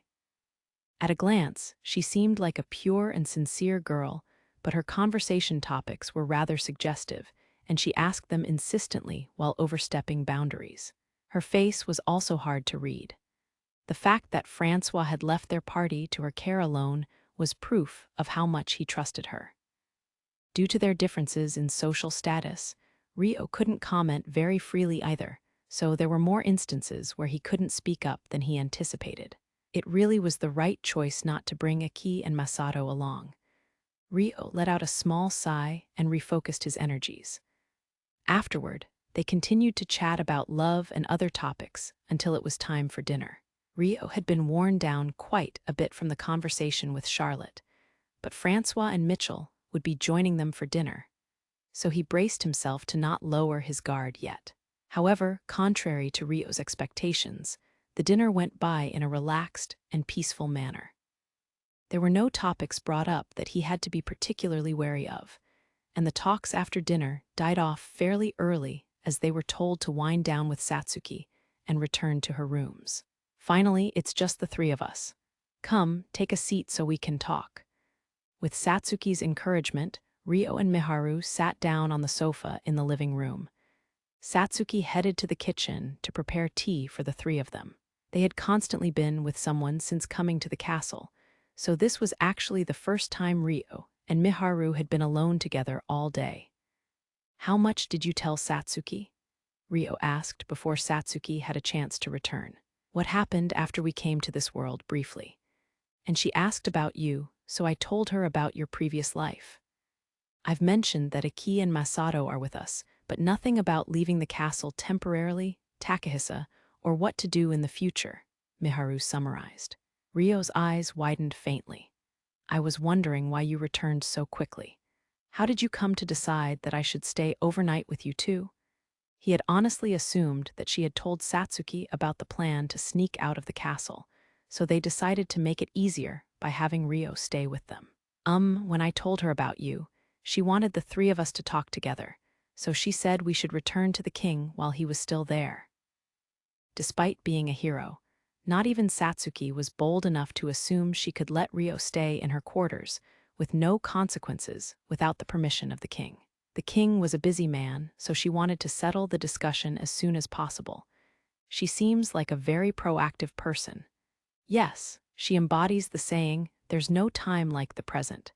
Rio and Miharu chuckled together. It seems like the 2 of you are having fun here. What are you talking about? Satsuki said, suddenly appearing in the living room with a tray of tea. There are several things we need to explain and ask you about, so I was asking Miharu how much she had told you. And a little bit about what kind of person you are, Lady Satsuki, Rio said. I had this thought during dinner and the conversation with Char too, but It makes me feel uneasy, so please, you don't have to call me a lady. It might be a bad move in front of other people, but you don't have to act so politely either. At least when it's just the three of us, Satsuki said with a bitter smile. I understand. Just Satsuki it is, then. Ryo's mouth softened into a smile as he dropped the title from Satsuki's name. Yes. Once again, it's nice to meet you, Haruto. I've heard about you, Aki, and Masato from Miharu. Thank you so much for saving the three of them and allowing me to see Miharu again. Satsuki smiled broadly and bowed her head deeply at Ryo. No, I didn't really do anything significant. That's not true. Taking care of the basic needs of three people and teaching them everything about this world without compensation, even going as far as to find me and bring Miharu to the castle like this. It's an amazing feat. It's not something one would normally do just because you have memories of living in Japan. That's why I want to thank you properly, though I don't have any real power, even if I'm in a high social position right now. I'm grateful for your feelings alone. I don't need any other forms of gratitude. That doesn't sit right with me, though. Well, we can leave it aside for now. So, what was it you wanted to explain to me? We'd like to know what actions you plan on taking, how Miharu will be treated in Galuk in the future, what would be the best for Aki and Masato with that in mind, and about their older brother, Takahisa. I think that's everything. There's one more thing, but that can come later, Ryo listed off. I have an idea where Takahisa might be. You may know this already, but 3 other heroes will be attending the banquet. Were you aware? 3 others besides you. I know that the Duke Huguenot faction, who defected from the Kingdom of Beltrum, will be sending their hero, Sakata Hiroki for sure. But other than that, I've only heard that the Kingdom of Centistella might send their hero, whose identity is still hidden. It was Ryo's first time hearing about a 3rd hero. The hero coming from Centistella is already confirmed. Also, the hero from Beltrum Kingdom's government has also confirmed attendance, Satsuki said. ... From the Beltrum Kingdom. Ryo's eyes widened in surprise. If that was the case, they would inevitably run into Duke Huguenot faction at the venue. He couldn't imagine what kind of situation would unfold. Yes. However, the one who became the official hero of the Beltrum Kingdom is named Shijikura Rui, which is the name of a large company's son, so he's unrelated to Takahisa. Do you have any personal connection to the Beltrum Kingdom's hero? Ryo asked. If you have memories of living in Japan, then you may have heard of the Shijikura Heavy Industry Company. Yes, I have a vague memory of that name. They're a large company that represents Japan. His memories of being Amikawa Haruto in Japan came to him over 9 years ago, but Ryo could remember that much. My relatives also ran a fairly large corporate group, so I knew him a little from that. Enough to know his name and face, at least. Sumeragi. Ah, you're from the Sumeragi group? Oh, you know my name too. Yup, I'm the daughter of an executive there. Satsuki nodded with a grin. I'm surprised. Ryo knew she was a young lady from a well-off family, but he hadn't imagined she was the daughter of someone from such an enterprise. Ahaha, it's not like I'm a noble like they have in this world. I'm just a regular girl. Anyway, getting back on topic. Of the 3 heroes, Sakata Hiroki and Shijikura Rui are most certainly not Takahisa. The problem is the hero summoned in Centistella. With 4 of the 6 heroes gathered in one location, there's a high probability it's him. You don't know the name of the hero, right? Asked Ryo. Yeah. Apparently the kingdom of Centistella is fairly closed off. There's no hostility with them, but there haven't been any diplomatic relations with us, despite being their neighbors, either. That's why they have a tendency to guard their kingdom's secrets pretty closely, so we won't know the name of the hero attending the banquet until the night of. In my opinion, if they're going to attend anyway, it shouldn't hurt to just tell us. Satsuki explained, pouting her lips unhappily. But apparently, the kingdom doesn't normally send ambassadors to attend banquets in foreign kingdoms. Well, they're normally not invited in the first place, and there were disagreements up until the last minute about whether to invite them this time. But I requested that they be invited on the chance I could find Miharu or Takahisa. So Centistella was invited, but they didn't reply until just recently, which is when they said they'd be attending," she added with a thoughtful expression. "Naturally, you told them your name, right?" Rio confirmed with a contemplative look on his face. "Yes, I don't know what kind of exchange happened behind Sentistella's closed walls, but maybe my name was passed on to Takahisa, and he made an exception as a result. It may just be wishful thinking, but I can't help but hope that's the case." Satsuki nodded in satisfaction. "Right, all that's left is whether or not to inform Aki about this." Rio nodded, looking at Miharu seated beside him. "I'm sure Aki would be delighted to hear that, but there's a chance it may not be the case, and she might request to attend the banquet herself. Perhaps it would be better to withhold the information until we can be certain that the Centistella hero is Takahisa." "Okay. Even if we tell her, we'll hold the details for now," Miharu agreed with a worried look. "Understood." Rio didn't have any particular objections to the plan and nodded his head. "Hold on. Based on the way you two are talking, it almost sounds like you plan on leaving the castle before the banquet to meet Aki." Satsuki interrupted, finding it suspicious that they were discussing meeting Aki and Masato, who were meant to be outside the castle, as though it was an easy task. "This was what we were saving to discuss last, but it's possible. To sneak out of the castle tonight and see Aki and Masato, that is." "Sneak out?" Satsuki blinked, wondering if she had misheard Rio's words. "Yes.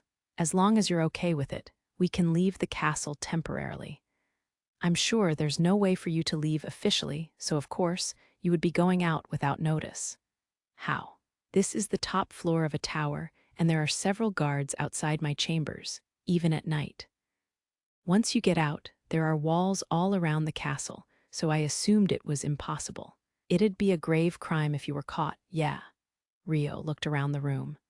"Yes, it would be extremely risky to move by foot, which is why we'll fly instead. From the magic essence search I conducted on the room, there don't appear to be any essence detection type artifacts. As long as no one enters the room to check for you in the middle of the night, we shouldn't be caught." "W8, you just said you could fly as though it was an everyday thing. My head can't keep up with this." Satsuki was completely confused, holding her right hand to her face as she held out her left one to signal Rio to stop. "It's possible for Haruto," Miharu said with confidence. "You have an artifact to make you fly?" Satsuki asked dubiously. "No, there's actually a technique similar to using essence to cast flying magic, though it's not generally known, so I'd like to ask you to keep it a secret." "So something like that exists," Satsuki muttered, her eyes widening in wonderment. "As you've pointed out, being caught would be an extremely serious crime. If you're afraid of sneaking out, we won't insist on it. If you've considered all the risks and decide that it's worth it, then we'll take you to see Aki and Masato." "What do you think, Miharu?" Satsuki asked. "It's scary to imagine what would happen if we're caught, and I know it's not something we should be doing, but I want you to meet Aki and Masato. They've really wanted to see you, and all the more so since they can't come to the castle." Miharu placed a hand against her chest. "I see." Satsuki closed her eyes in reflection for a while. "Honestly, if I said I didn't have any objections at all, I'd be lying. But I do want to meet those two soon. So the two problems at hand here are how big is the risk of being caught, and when I would be able to see Aki and Masato next if I pass up this chance." She muttered calmly. "The main concern with regard to being caught is whether anyone will visit your chambers in the middle of the night. In the case of the latter, it's a matter of whether there are any other methods to meet the two of them without being detected by the kingdom. Of course, if it's safe to have them be detected, then there's no need to go that far." Rio defined the two issues Satsuki raised with more precision. "No one has ever entered my room without permission until now, and no one's ever visited at night either. I think the chance of being caught there is close to 0. That is, unless the tower catches fire or an intruder is spotted, at least. It would be difficult to meet the two of them in a way where the kingdom wouldn't notice. Even if they gave me permission to go out, they'd definitely set a bodyguard on me. At the very least, it would be best to refrain from inviting the two of them to the castle until the banquet is over and they decide on how to deal with Miharu," Satsuki explained. Honestly speaking, how do you think the kingdom will treat Miharu? Rio asked. They'll probably invite her to live in the castle first, I think. If she consents, she'll probably be treated like me. She'll be guaranteed an easy life and never lack any of the basics of living, but it'll feel a little suffocating. Though she will be free to act as she wishes, to an extent. Would I be able to refuse? Miharu asked fearfully. Probably.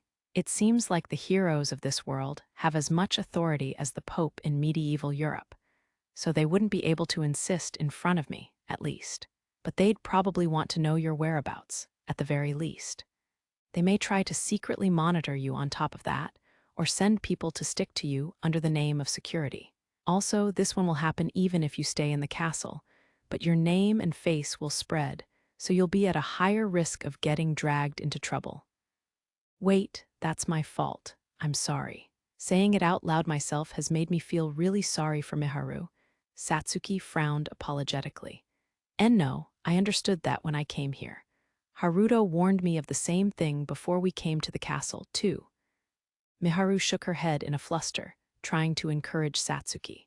Actually, we also discussed what could happen to Miharu with Liselotte as well, and she had pretty much the same expectation as you and me. While she doesn't participate in kingdom politics, she's still a Galuk citizen, so the fact our predictions all overlap means things will pretty much happen as Satsuki expects. So if we sit and wait until after the banquet is over, I think the answer will naturally show itself, Rio said. The possibility of their prediction actually coming to fruition was high. Then, if it really does happen like that, what do you guys want to do once the banquet is over, Miharu? Live in the castle, or live outside the castle as you have been? Satsuki asked. The three of us all have slightly different directions we want, Miharu said with a sidelong glance at Rio. Really? Satsuki's eyes widened in surprise. Yes, Aki really wants to reunite with Takahisa. If we find him, I don't think she'll accept any option where she can't be together with him. I see. Then, what about Masato? It's also one of Masato's goals to meet with Takahisa again. However, if it comes at the cost of his freedom, I don't believe he wants to stay in the castle. In that case, he'd probably want to go with Haruto, Miharu said, making assumptions on Aki and Masato's intentions. Heh, is that so? Then what about you, Miharu? Satsuki asked. I also want to stay with Haruto, I think, though I haven't clearly explained that to Aki and Masato yet. Miharu explained, highly aware of Rio sitting beside her. That's a little unexpected. Were you aware of that, Haruto? Satsuki asked Rio with widened eyes. No, this is my first time hearing of it too. Rio directed his gaze at Miharu as though to question her sincerity. Is that okay? Miharu asked. Of course, there's nothing wrong with that. I'll still be moving around a lot, but there's no problem if we continue to live as we have. Rio glossed over the question, putting on a smile like putting on a mask. By the way, if Takahisa is the hero of Centistella Kingdom, then Aki may say that she wants to go to Centistella, right? In that case, Miharu and Aki might be separated. What do you plan on doing about Aki then? Satsuki asked. Miharu thought for a moment before replying resolutely. In that case, Aki would be entrusted to Takahisa, and I'd have to have a proper talk with Aki to make sure she understands. It's possible that we won't be able to return to Earth. If that happens, we'll have to consider who lives with who and where. I'll have to have a proper conversation with Aki about that too. If Haruto is Haru-kun, then all the more so, Miharu thought. For Aki, the topic of her father and Haruto, who disappeared after the divorce, was taboo. That's why Miharu had never touched upon the topic of Haruto until now. However, having been like an older sister to Aki for so long, she could hardly run away forever. I see. That's a little surprising. Miharu and Aki always seemed so close to me, like real sisters. Can I ask why you want to stay with Haruto? Satsuki could sense Miharu's strong determination, but wondered why she was willing to go as far as separating from Aki to stay with Rio. It was because they were like siblings. However, it was too early to delve into the details and explain that. Ever since coming to this world, I've made so many close friends. I owe them all so much, and I want to stay with them. I want to start returning those debts. Of course, I believe Iki feels the same way as I do. I don't want to be separated from her either. But even though I can't decide which is more important, I have to make a choice, and it's hard to explain. Concealing her feelings toward Iki, Miharu tried to verbalize her inner thoughts with frustration. Her explanation wasn't only meant for Satsuki, but for Rio too. She glanced at him to see his reaction, but Rio put on another smile when they made eye contact. Yeah, it's not something you can just explain easily. I'm sorry for asking. I think I get what you're trying to say, though, Satsuki said, nodding her head. I'm glad to hear that. I haven't told anyone else about this yet. Satsuki frowned. I see. I get how it could have led to a few clashes if you had. Iki would probably argue furiously if she heard what you just said. Yeah, that's why I still haven't been able to tell her yet. Miharu nodded with a worried expression. But even if they lived apart, it's not like they'd never see each other again. They may not be able to see each other easily anymore, but it won't change the fact they have a precious bond with everyone and the unified goal to return back to Earth together someday. So wouldn't it be better if we involved the kingdoms and got them to form an agreement to make it possible for them to meet whenever they wanted? Rio asked. Miharu's expression fell when he mentioned returning to Earth. Oh, you say that like it's an easy thing to do, Satsuki replied with some level of delight. You're going to have to live separately due to the kingdom's affairs. It shouldn't be too much to ask for that kind of deal to be arranged. Considering His Majesty King Francois' actions up until now, it would be difficult to reject it if it's a request directly from you. Of course, I'll do whatever I can to help too. Saying that is going to get my hopes up. I can't assist much when it comes to matters of political power, but I'll search for answers as to what can be done about returning everyone back to Earth. Rio gave a small shrug of his shoulders.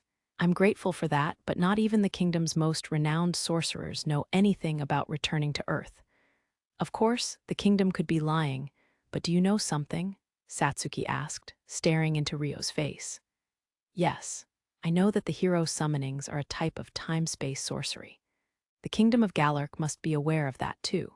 However, because modern sorcery in the Strahl region can only use time-space sorcery at an elementary level, and artifacts with it are so extremely rare, I think even the most well-known sorcerers in the kingdom wouldn't know much. I see. Satsuki sighed heavily. What's making it difficult to use easily, in my opinion, is the fact that destination coordinates are required to use teleportation sorcery.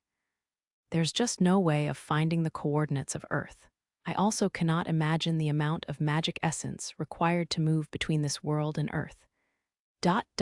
From the way you're speaking, I'm guessing that you understand at least the first steps of using time-space sorcery.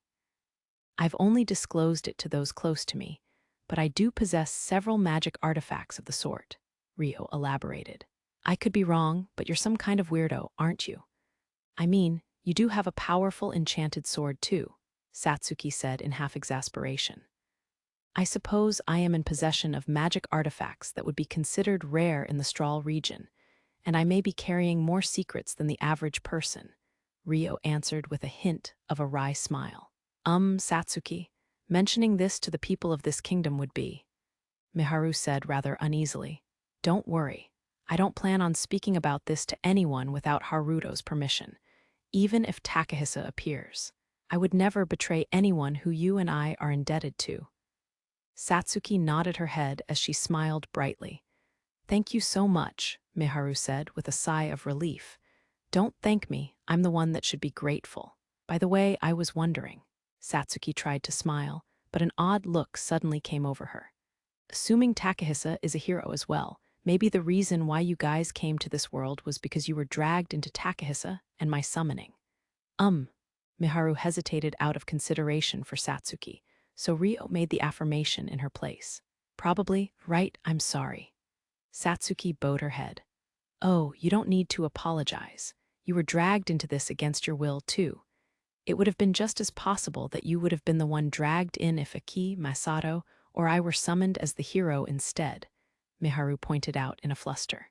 You're the one who was summoned directly, but that in itself is like being dragged into an accident. I don't think you need to feel responsible for something that couldn't have been prevented, Rio noted. You too, Satsuki bit her lip with a helpless expression. Anyways, what do we do? The original plan was to sneak out of the castle tonight to go meet Aki and Masato, but have you made a decision? Rio asked Satsuki once more. I'll go, please take me to see Aki and Masato, please. Satsuki gulped, making her request with determination. Are you sure? Rio peered at Satsuki's face in slight surprise. Yes, sneaking out of the castle is against the rules. But the chance of being caught sounds fairly low, and I'm willing to take a few risks in order to meet Aki and Masato as soon as possible. Well, I may have hesitated a bit more if Miharu wasn't here. Then bringing Miharu here in spite of the risks was the right choice after all. Rio glanced at her with a small grin. While revealing Miharu's existence to the castle could bring unknown risks in the future. It was thanks to Miharu's presence that their talk today had progressed so smoothly. If Rio had come to the castle and attempted to approach Satsuki alone, he would have struggled quite a bit more. No, Haruto is doing all these unnecessary things just for our sake. I should be the one taking risks, so please use me if my presence can be helpful in any way, Miharu said, looking pained. I'll keep an eye out for any trouble heading Miharu's way because of me. That's why, Miharu, you don't need to be considerate of me. You can express your thoughts openly to the king, and you can reject anything you don't like and say what you want to do. Don't sacrifice yourself just to accommodate others, Satsuki reminded Miharu apologetically. Okay, thank you very much. Miharu smiled courageously and nodded. With that decided, Asia, can you go to the stone house and inform the others? Come back in 2 to 3 hours to help me carry Miharu and Satsuki, Rio communicated to Asia through telepathy. Got it, Asia replied, before separating from Rio's body while still in her spirit form. By the way, we're departing later in the night, after the castle has quieted down, right? Yes, Rio nodded in confirmation. Then the three of us should chat until then. Speaking of which, there's something I wanted to check. What is it? It's about Liselotte. I know she's the one who brought you guys here, but how much of your situation have you explained to her? Satsuki asked. A lot, you could say. We haven't told her about Aki and Masato, but our conversations have delved pretty deep. In the same vein, how much have you noticed about her and the Rika Guild? Rio replied carefully. I've noticed that the Rika Guild's products are called the exact same things as they are on Earth. The people in this world don't seem to have noticed, so I figured there must be a secret behind it and never pointed it out, Satsuki explained. You did well to realize that. You even had translation sorcery cast on you. Rio widened his eyes in awe. Well, that translation sorcery is still a mystery, and I'd be in a real pinch if it ever stopped working. It also doesn't help me with reading and writing, so I've been testing things out and studying.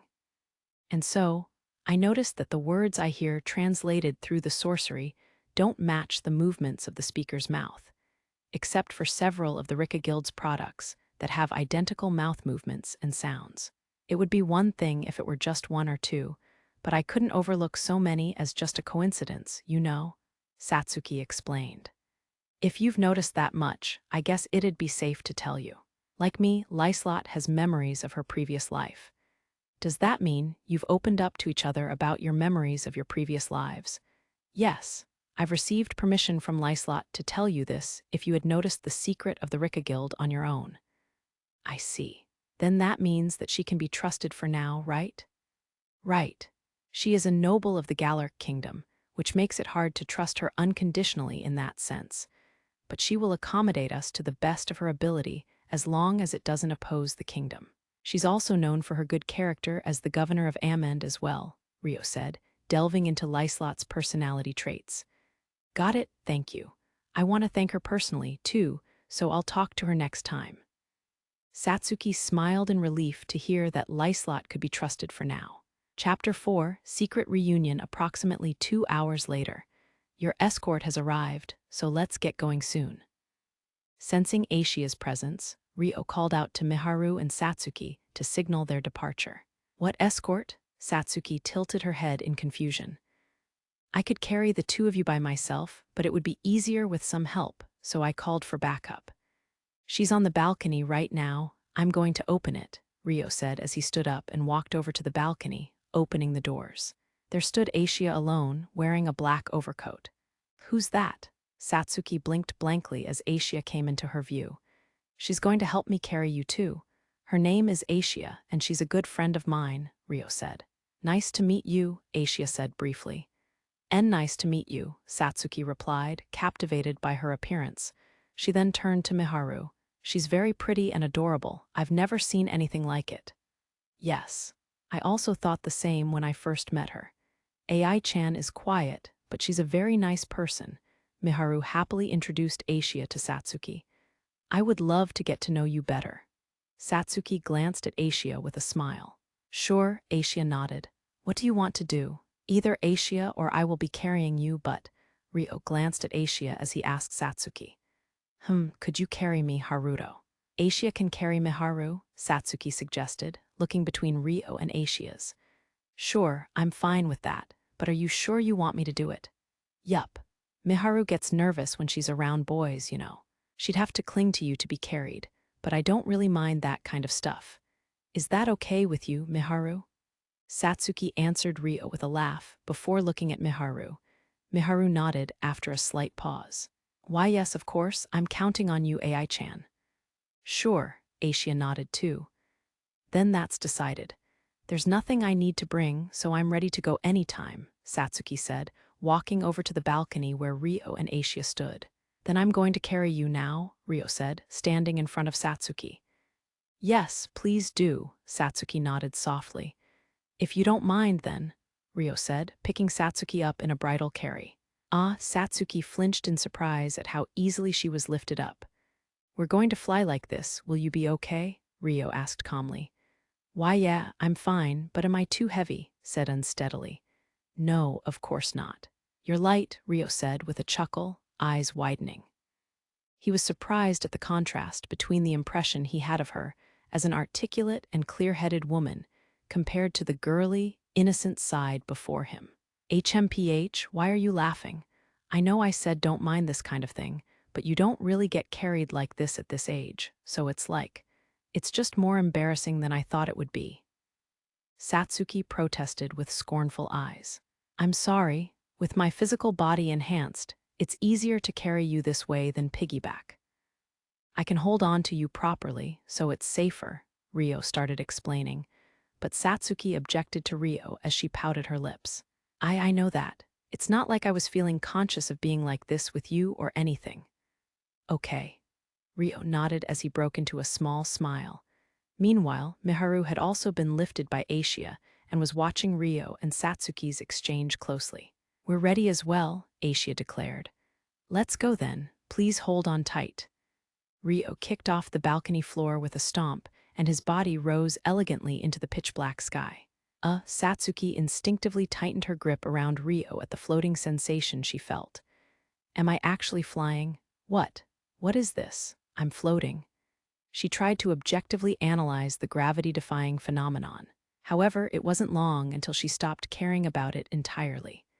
The higher they rose, the smaller the castle below her became, until her vision was filled with nothing but the starry sky. Wow, you're kidding me. It's so pretty, Satsuki exclaimed in awe in spite of herself. Her voice could no longer reach the castle below her. Hey, how amazing is this? Whoa, look, Haruto, Miharu, she called out with sparkling eyes. Miharu, flying nearby in Aisha's arms, watched Satsuki with a smile. I'm glad you're having fun, Rio said with a smile. Yeah, so much fun. I've never seen the moon and stars so up close before. I didn't know they could be so beautiful in this world too. Did you know? Satsuki asked Rio, beaming innocently at him. I did know. Well, I'm not really conscious of it when I'm flying alone, though. I think it's very pretty today, Rio replied to his excited passenger with a faint smile.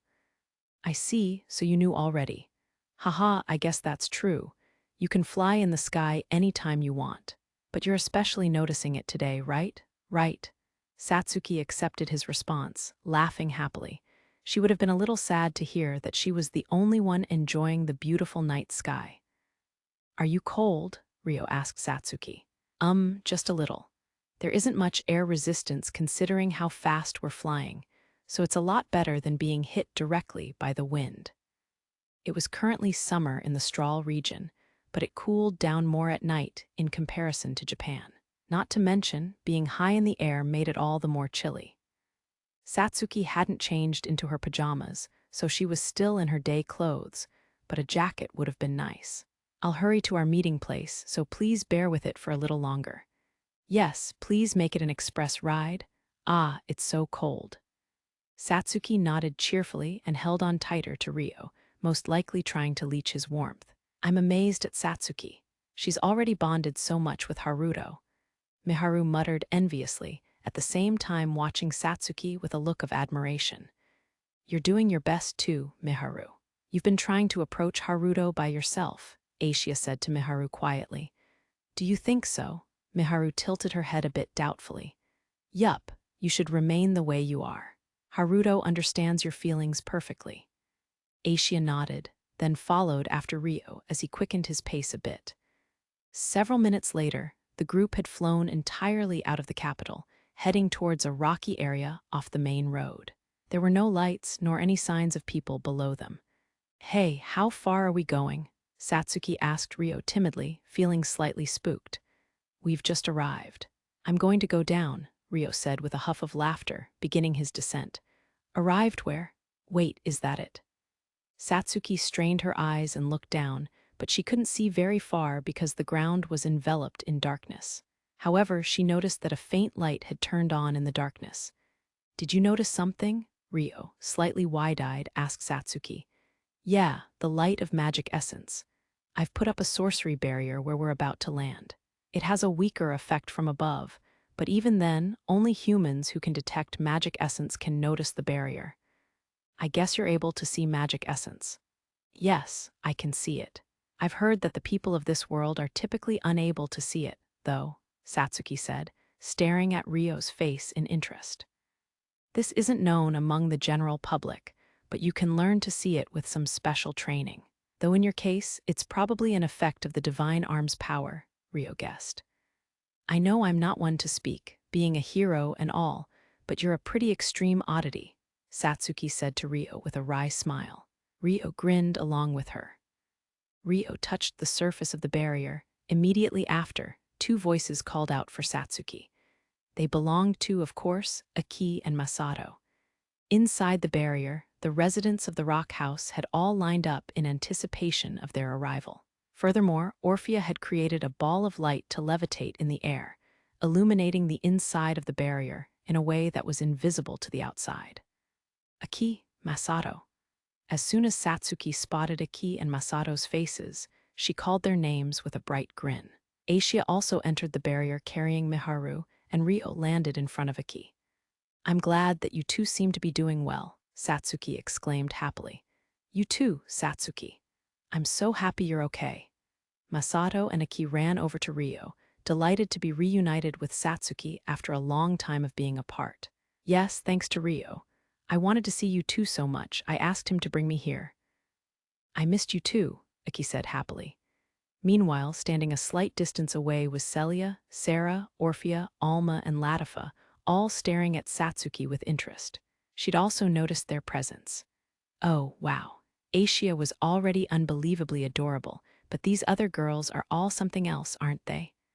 I'd heard he was living together with girls, but with girls like these. Is Haruto collecting pretty faces? Satsuki directed her gaze at the lineup with interest, then looked up at Rio's face with scornful eyes. Yes." Rio tilted his head in a slightly worried manner. "No, it's nothing." Satsuki shook her head hesitantly before realizing she was still being bridal carried. She blushed. "Wait, how much longer are you going to carry me for?" I'd love to let you down, but I need you to let go of me first," Rio said with an amused smile. Oh, I'm sorry."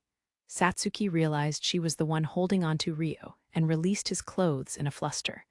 "Okay, I'm going to let you down then." Rio gently placed Satsuki on the ground. Aki and Masato laughed in amusement, watching Satsuki. What are you laughing at, you two? Satsuki asked them, blushing in embarrassment. I'm sensing the arrival of yet another formidable rival, Latifa muttered, puffing her cheeks up adorably. Well, since it's Rio we're talking about, it can't be helped. Celia pouted her lips a little before giggling softly. Rio introduced Celia and the others to Satsuki. Celia, Sarah, Orphea, and Alma introduced themselves to Satsuki in order, leaving only Latifa. Incidentally, because of the limited time they had at the stone house, they cut the extra explanations. Celia used her alias, Cecilia, and the others introduced themselves using artifacts to hide their true species. I'm Latifa, Oni-chan's adopted sister, Latifa said, concisely, to Satsuki. Haruto, you have an adopted sister? Satsuki's eyes widened slightly. Yes, I'm very proud of her. Although I wanted to introduce everyone in more detail, our time tonight is limited. Let's go inside. The four of you from Earth should spend some time talking, Rio said, inviting Satsuki into the house. Satsuki nodded cheerfully before tilting her head in confusion. Yeah. Wait, house? As far as she could see, there was nothing but boulders before her eyes, both inside and outside the barrier. It might be hard to tell, but this boulder is a house. The entrance is over there, Rio explained, looking up at the stone house beside them. Oh, I see it now. I thought it was just an oddly large boulder. When Satsuki spotted the entrance, her eyes widened in wonder. Upon closer inspection, there were window-like sections and benches and ladders placed here and there, showing the area was lived in. This way.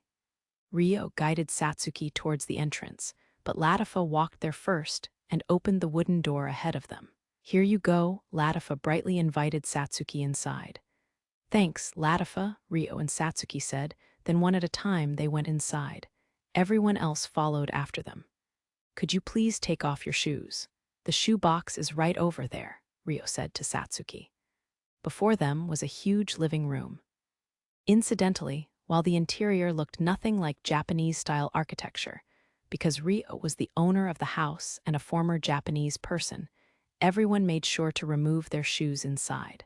Thanks to that, the inside of the house was clean enough to relax anywhere. Wow, it actually functions as a house. It looks even more comfortable than my rooms at the castle. It makes me want to lay on the floor and relax. Satsuki stood frozen at the entrance, staring at the living room in awe. I know, right?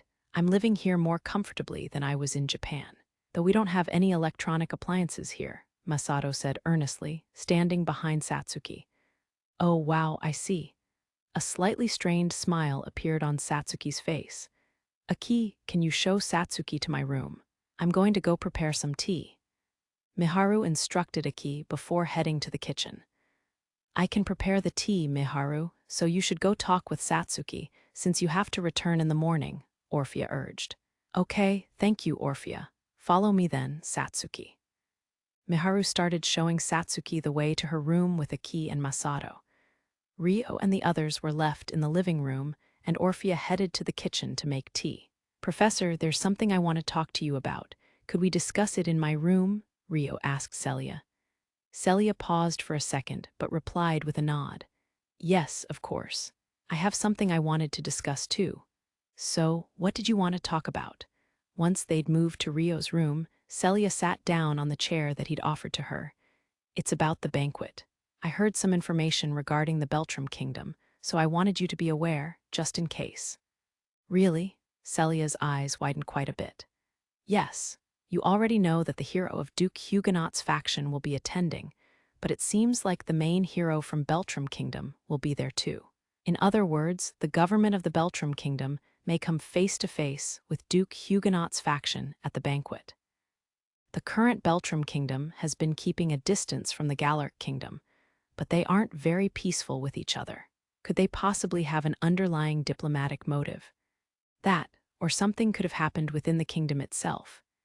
Even if that weren't the case, the heroes from Galuk, Centistella, and Duke Huguenot's faction will all be in attendance, so there's the possibility of some kind of military ploy, Rio explained, listing all the plausible options. Something could have happened after I ran away. No, something could have happened because I ran from the wedding. Duke Arbor's family must have lost their honor entirely, making it difficult to control the dissatisfied nobles, or something like that. Celia's face clouded with regret as she considered that she might be to blame for causing the drama. Even if something did happen, it wasn't your fault. That is, even if the suspension of your wedding had impacted domestic affairs, Rio stated firmly. Rio. Celia bit her lip as an indescribable pain ran through her chest. If there's anything you wish to do, please tell me. If there's anything I can do, please tell me. I'll make it happen. I took you away from there for this purpose. So please, don't forget the decision you made at the wedding. Please rely on me. Rio looked Celia dead in the eye. Before Celia knew it, the pain in her chest had disappeared, replaced with the intense throbbing of her heartbeat. Okay, thank you. Right, I remember now. What I felt back then. Celia smiled bashfully, her cheeks blushing faintly. I don't want to cause Rio any trouble, but I'm allowed to, right? I can rely on him, right? She stared right back into Rio's face. Rio, I want to go back home to see my father. That's why. Celia mustered up her courage to speak frankly. Of course, I'll accompany you. It will have to be after the banquet ends and everything with Miharu has settled, though, Rio offered immediately. Geez, you're always so quick to respond. But I'm happy, thank you. Of course I'm fine with that. Thank you for taking care of me, Rio. Celia laughed shyly, bowing her head. Meanwhile, in Miharu's room, Satsuki was happily spending time together with Miharu, Aki, and Masato. Miharu and Satsuki were sitting down on the bed together, while Aki and Masato sat on chairs. When Miharu was put in a different carriage, I honestly thought we were doomed. Aki even started crying, Masato said, recounting the events that happened right after they wandered into this world. What? That's not true, Aki shouted, embarrassed in a fluster. Liar, you were a mess, throwing a tantrum and wailing like a baby. I said I wasn't. Anyway, you were so scared, you couldn't even do anything. Ah, well. I was unarmed back then. Masato and Aki were bantering with each other over nothing, like usual. Normally, this would have led into a light siblings quarrel, but hee. Ahaha, Satsuki started laughing, which made Aki and Masato stop arguing. Satsuki, Miharu cocked her head. It's just so funny. Sorry for laughing so suddenly. I mean, it's fine. What was so funny, though? Masato asked in confusion. It just reminded me of the way you two teased each other when we were still in Japan. It's been so long since I've seen it, I lost my cool for a sec. It was very healing. Iki Masato, I'm so glad you two are doing well, Satsuki said. I see. Masato smiled bashfully. Ahaha, normally Takahisa or Miharu would have stopped us before it got too heated, though, Aki said with a sad look, remembering her brother. I still don't know where Takahisa is, either. Sensing the change in Aki, Satsuki also spoke with a gloomy look. She had predicted the possibility of him being the hero of Centistella, but she wasn't certain. Right, Aki bit down on her lip and nodded.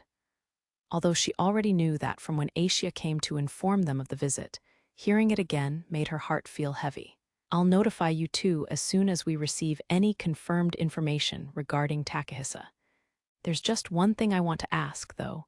What will you do if he's discovered? Satsuki asked. Miharu's eyes widened in surprise. I want to see him, obviously, Aki replied fiercely. Same with you, Masato, Satsuki checked. Well, yeah, if we're both alive, I'd want to see him, Masato replied a bit shyly. Would you feel the same way even if he belonged to another kingdom as its hero? Satsuki pressed. Yes. Yeah, I have lots I want to tell him anyways. Aki and Masato nodded their heads. What are you planning to do after you see Takahisa, then? Haruto is taking care of you at the moment, but would you let Takahisa's kingdom take care of you instead? Of course, if it seems like Galuk Kingdom will treat you well too, you could stay here. Or asking Haruto to keep taking care of you is another choice. Satsuki asked, digging deeper with her line of questioning. We did talk a lot about that before coming here, but Aki started somewhat hesitantly. You haven't made a decision yet. Yeah, I think you understand already, right? That not everyone's decision may be the same, Satsuki guessed. Aki's expression stiffened as if she had hit the nail on the head.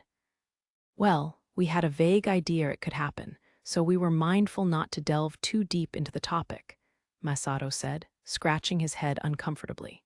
Although Rio had been taking care of them until now, there was the possibility they would each live separately from now on, depending on the choices they made. It's fine with me as long as you understand it. Really, I'm probably interfering too much. You'll know the answer when the time comes, so let's discuss it when we're all together. Satsuki grinned, shrugging her shoulders rather excessively as she looked at Miharu. Okay, Miharu looked back at Satsuki and nodded apologetically. Meanwhile, Aki was watching Miharu somewhat anxiously. The topic got all serious, so I'm kind of tired now.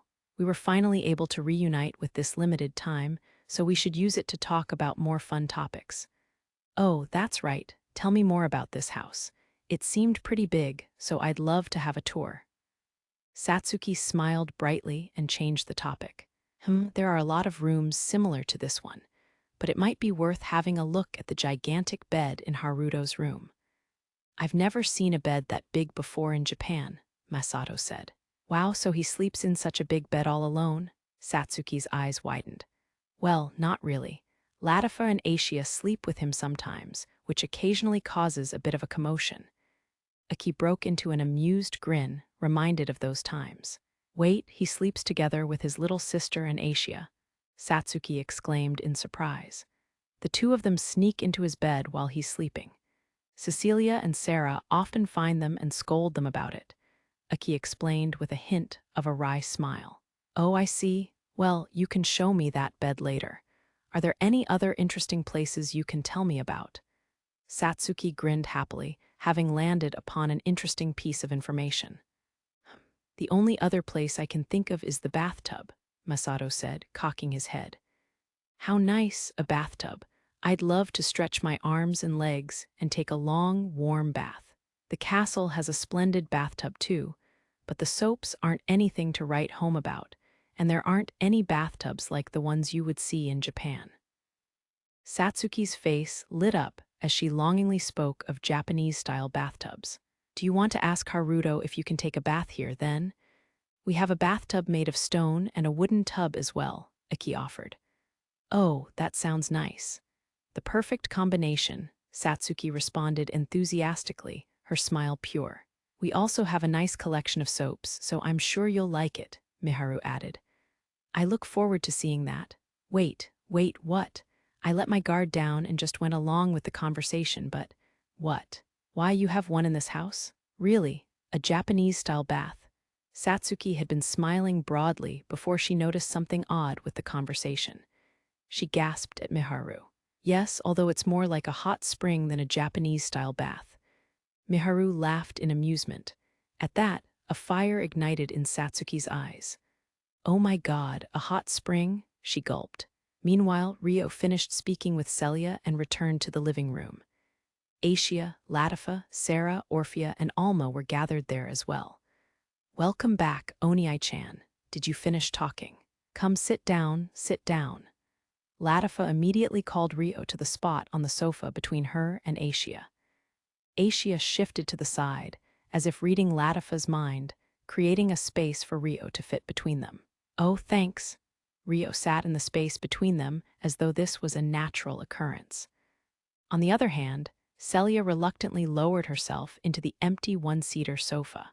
Oniai-chan energy, recharge, Latifa announced, immediately clinging to Rio's right side. HMPH. The other girls looked bitter, as if they wanted to say something, but it was a little sister's right to be doted on by her brother, after all. Latifa beamed in satisfaction, enjoying Rio's attention. Meanwhile, Aishia didn't attach herself to Rio as closely as Latifa had, but leaned in enough to toe the line of Celia giving a warning. At times like this, Aishia and Latifa were the only ones that could get this close to Rio, making them extremely formidable. Why's everyone so quiet? Rio asked, noticing that he was being stared at by Celia, Sarah, Orphea, and Alma. Celia sighed in exasperation. Isn't it because we just arrived? What were you guys talking about before? She asked Sarah. We were talking about Miharu's friend, Satsuki. Just wondering what kind of person she is, Sarah answered with a faint smile. At that very moment, the door to Miharu's room opened to reveal Miharu and Satsuki. Satsuki's eyes widened when she spotted Rio sandwiched between Aisha and Latifa, but she called out to him with a grin. "Hey, Haruto, I have a favor I'd like to ask." Beside her, Miharu was also giggling in amusement. "Yes, what is it?" Rio stiffened, feeling a strange presence coming from Satsuki. I'd like to use the bathtub. Is that okay?" Satsuki said with a completely serious expression, clasping her hands together as she pleaded. Sure. Feel free to help yourself." The anticlimactic answer drained the strength in Rio's shoulders, making him agree in relief. "Really? You're sure? Thank you." Satsuki laughed happily. "It's just a bathtub. I don't mind if you use it," Rio said in amusement, lips turning upwards into a smile. "What are you saying? When you want to use someone else's bathtub, it's only polite to ask the owner of the house for their approval," Satsuki said, as though she were pointing out the obvious. "When we told her about the bathtub in this house, Satsuki leaped out the door saying she'd ask you herself," Miharu giggled. "That just shows how important that information was to me, gosh." Satsuki's cheeks reddened in embarrassment. "In that case, please ask Miharu about how to use the bathroom," Rio said. "Yup. Also, would anyone else like to join us? I'd love to have the chance to talk to everyone." Satsuki nodded eagerly, turning to address the group of women. "Us too," Sarah muttered, exchanging a look with Celia and the others. "Please go enjoy yourselves," Rio urged them. "Masato and I will wait out here." "Ahaha, I should have known." "Right?" Masato seemed a little disappointed, laughing bitterly. "What, did you want to join us too?" Aki shot Masato a dull look, sighing tiredly. Masato's face flushed. "And no. Just go already. It's so spacious." Satsuki opened the door to the bathroom and froze in astonishment. The changing room was already large to begin with, and she had nearly yelled, "Is this a Holiday Inn?" when she saw the curtain hanging over the entrance, but none of that could compare to this. This was definitely a Holiday Inn. Seeing the bare rock surfaces, artifact-powered bubbling water, and steam filling the entire room had her heart pounding in elation. She couldn't hold back. "Apparently the water is made through sorcery, but isn't it just like a hot spring?" Miharu said to Satsuki with a smile, her naked body hidden behind a towel. "Yeah, this is the best," Satsuki replied in a daze. "Come this way, I'll explain the different soaps and how to use the water." "Please do." Satsuki followed Miharu to the washing area. While it was a little bit cramped with this many people using it all at once, they took turns and compromised with each other's time. They formed pairs of Miharu and Satsuki, Celia and Latifa, Sarah and Alma, and Aisha and Orphea, each helping wash the other's back. "Oh, it smells wonderful. If only the bath at the castle had this soap. There's only a limited amount of hot water, too. Now it feels weird to wonder how a house like this was built in a rocky area in the middle of nowhere." Satsuki was spellbound by the soap bubbles enveloping her body and sighed at the inadequacy of the castle's facilities. "Ahaha, the bathing facilities at the royal castle are meant to be the best in the Strahl region, but once you've experienced this house's bathroom," Celia said with a smile of exasperation, washing Latifa's hair beside them. "Oniai-chan made all the soaps in the bathroom, you know," Latifa added. For the record, Celia's hair color was still being altered, and Latifa still had the accessory-shaped magic artifact to hide her ears and tail. "I'm shocked. I heard he could cook as well. What can't Haruto do?" Satsuki said, her eyes widening. "That's right, he's good at pouring tea too. Miharu and Orphea are good as well, so we always have great tea in this house. Snacks too, of course," Celia said happily. "Miharu and Orphea are the ones in charge of making snacks, though. The scones and jam they made last time were something else." Latifa started drooling at the memory of the taste. "The more I listen, the more this house sounds like a better place to live in than the castle," Satsuki said with a small sigh, showing a hint of a bitter smile. "What's life normally like living at the castle?" Miharu asked in curiosity, washing the water from Satsuki's back. "Well, it's boring. I wake up in the morning, eat breakfast, study things about this world, eat lunch, exercise a bit to help digestion, study, exercise. By the time I stop, It's nighttime and another day is over, I guess. Satsuki described with a dry smile. I thought you would have interacted with the king and other nobility more, being a hero. Miharu was a little surprised. That was partly out of my own request to be treated as an open secret until the reveal at the banquet, so I haven't met any nobles yet. Well, I do see the royalty a lot instead, though. You met Mitchell and Char, right? There are other royals too, but I see those two the most often. Princess Charlotte seemed like a very friendly and carefree person. You're close to her too, right? Yup. Well, I suppose she's one of the few friends I've made in this world so far. She may seem friendly, but you can't let your guard down around her. Has it been hard after all? The king seemed like he treated you well, but Miharu asked worriedly. Yeah, well enough. Outwardly, he's so nice it's almost scary, but that's probably because I have value to him. I let him be nice because I wouldn't be able to live comfortably otherwise, so in a way, we're using each other. But I've become suspicious that there's something behind every move he makes, so my biggest worry is my own mental fatigue. Satsuki smiled in a way that showed exactly that.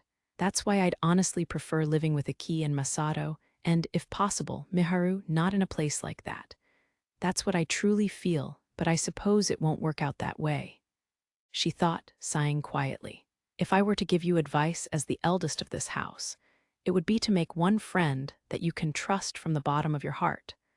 Someone you can tell anything to, Celia said, seeing that she had experience being born and raised in noble society. Satsuki looked extremely confused. Did I say something weird? Celia replayed her last words over in her head, wondering if she had said the wrong thing. And no, that's not it. This may be impolite of me, but may I ask how old you are, Cecilia? You just said you were the eldest. T21. Celia stated in embarrassment. Satsuki yelled in great amazement. That attracted the attention of Aki and Sarah's group, who were talking amongst themselves elsewhere. And no way, you don't look it at all. There's just no way. I honestly thought you were somewhere between Aki and Miharu in age. Sorry, I didn't mean to yell so loudly. Satsuki explained her surprise and apologized to Aki and Sarah. Ahaha, thank you. Being told that by the hero gives me confidence. Celia laughed in amusement.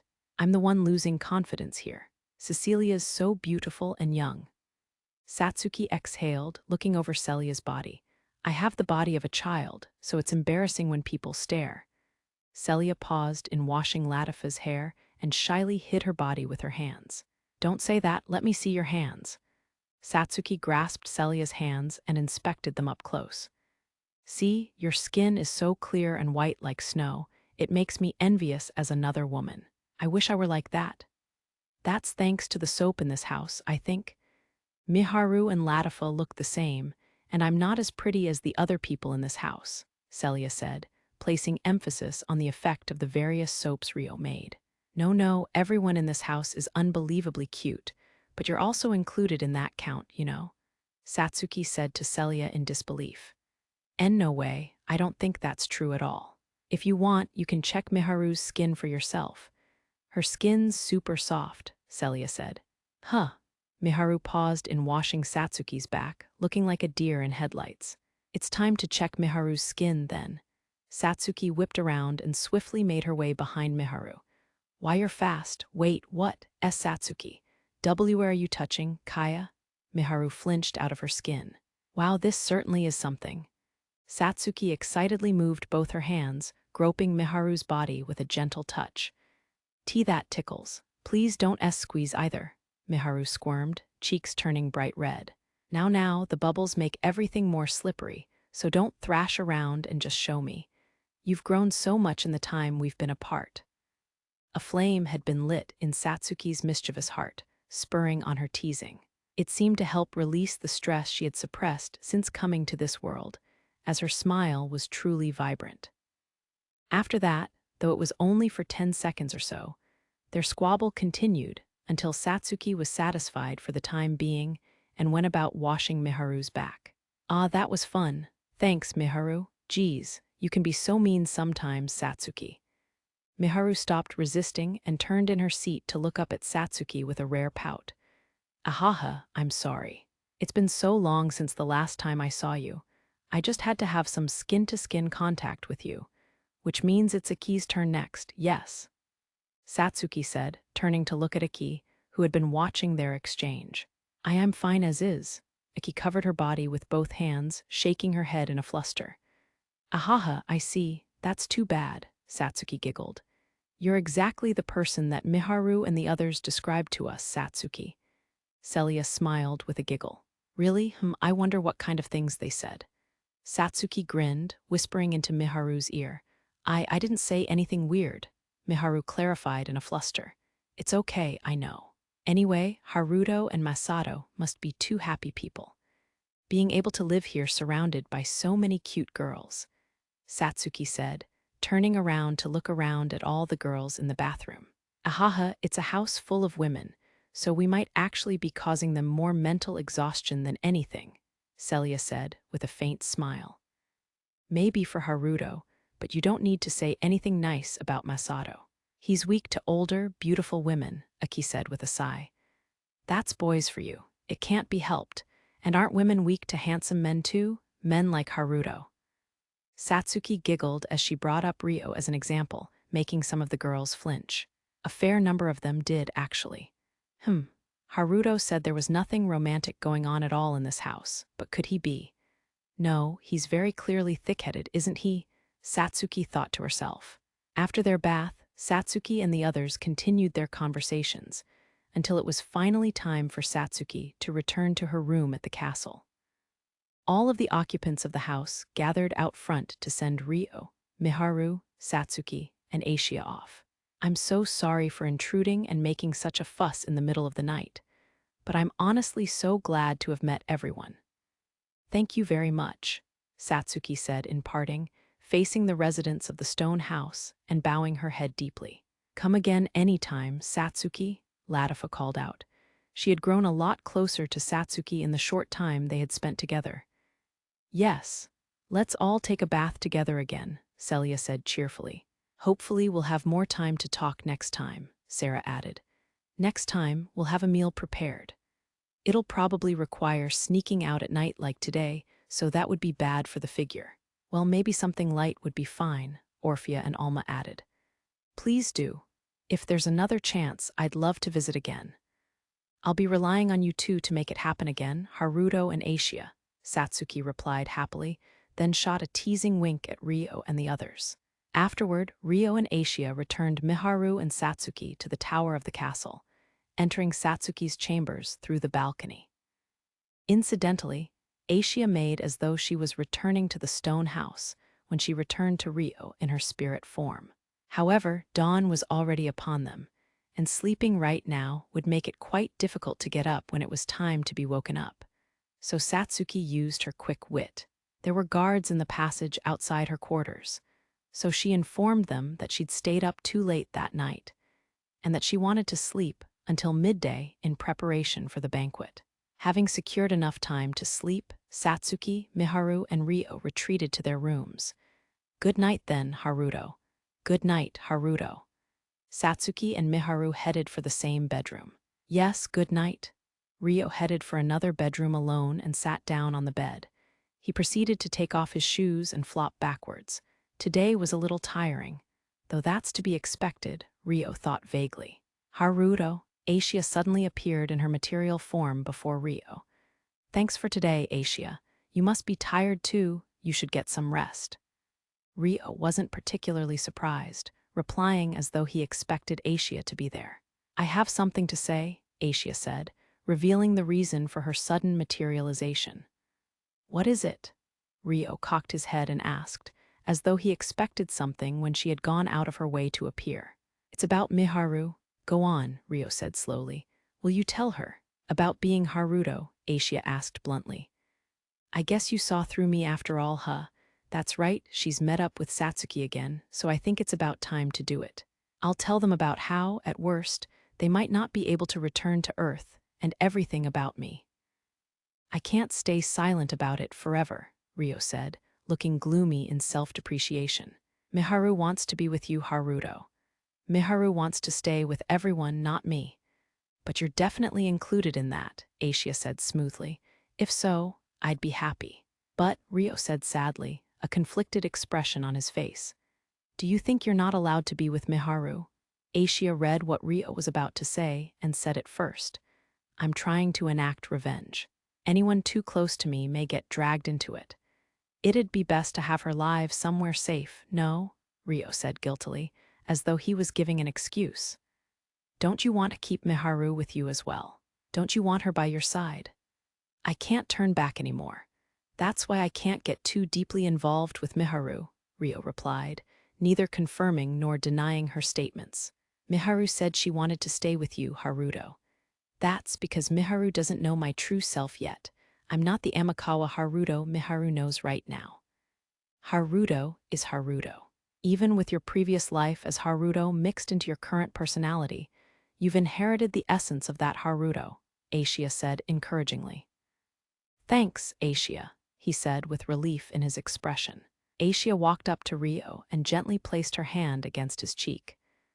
When you tell Miharu the truth, make sure you listen to her words properly. The same for everyone else. Even if you're scared, you can't run. Listen to what they say to you carefully. All right. Rio gave an anxious smile and nodded his head slowly. Then all that's left is for you to tell Miharu and everyone else the truth, said Aishia, either during the banquet or afterward. If there's a chance, I intend on telling her. There's a lot of things I need to do, but once everything's settled, I'm going to start searching for that man seriously, Rio said a little hesitantly, before taking a deep breath as if in resolve. Chapter 5.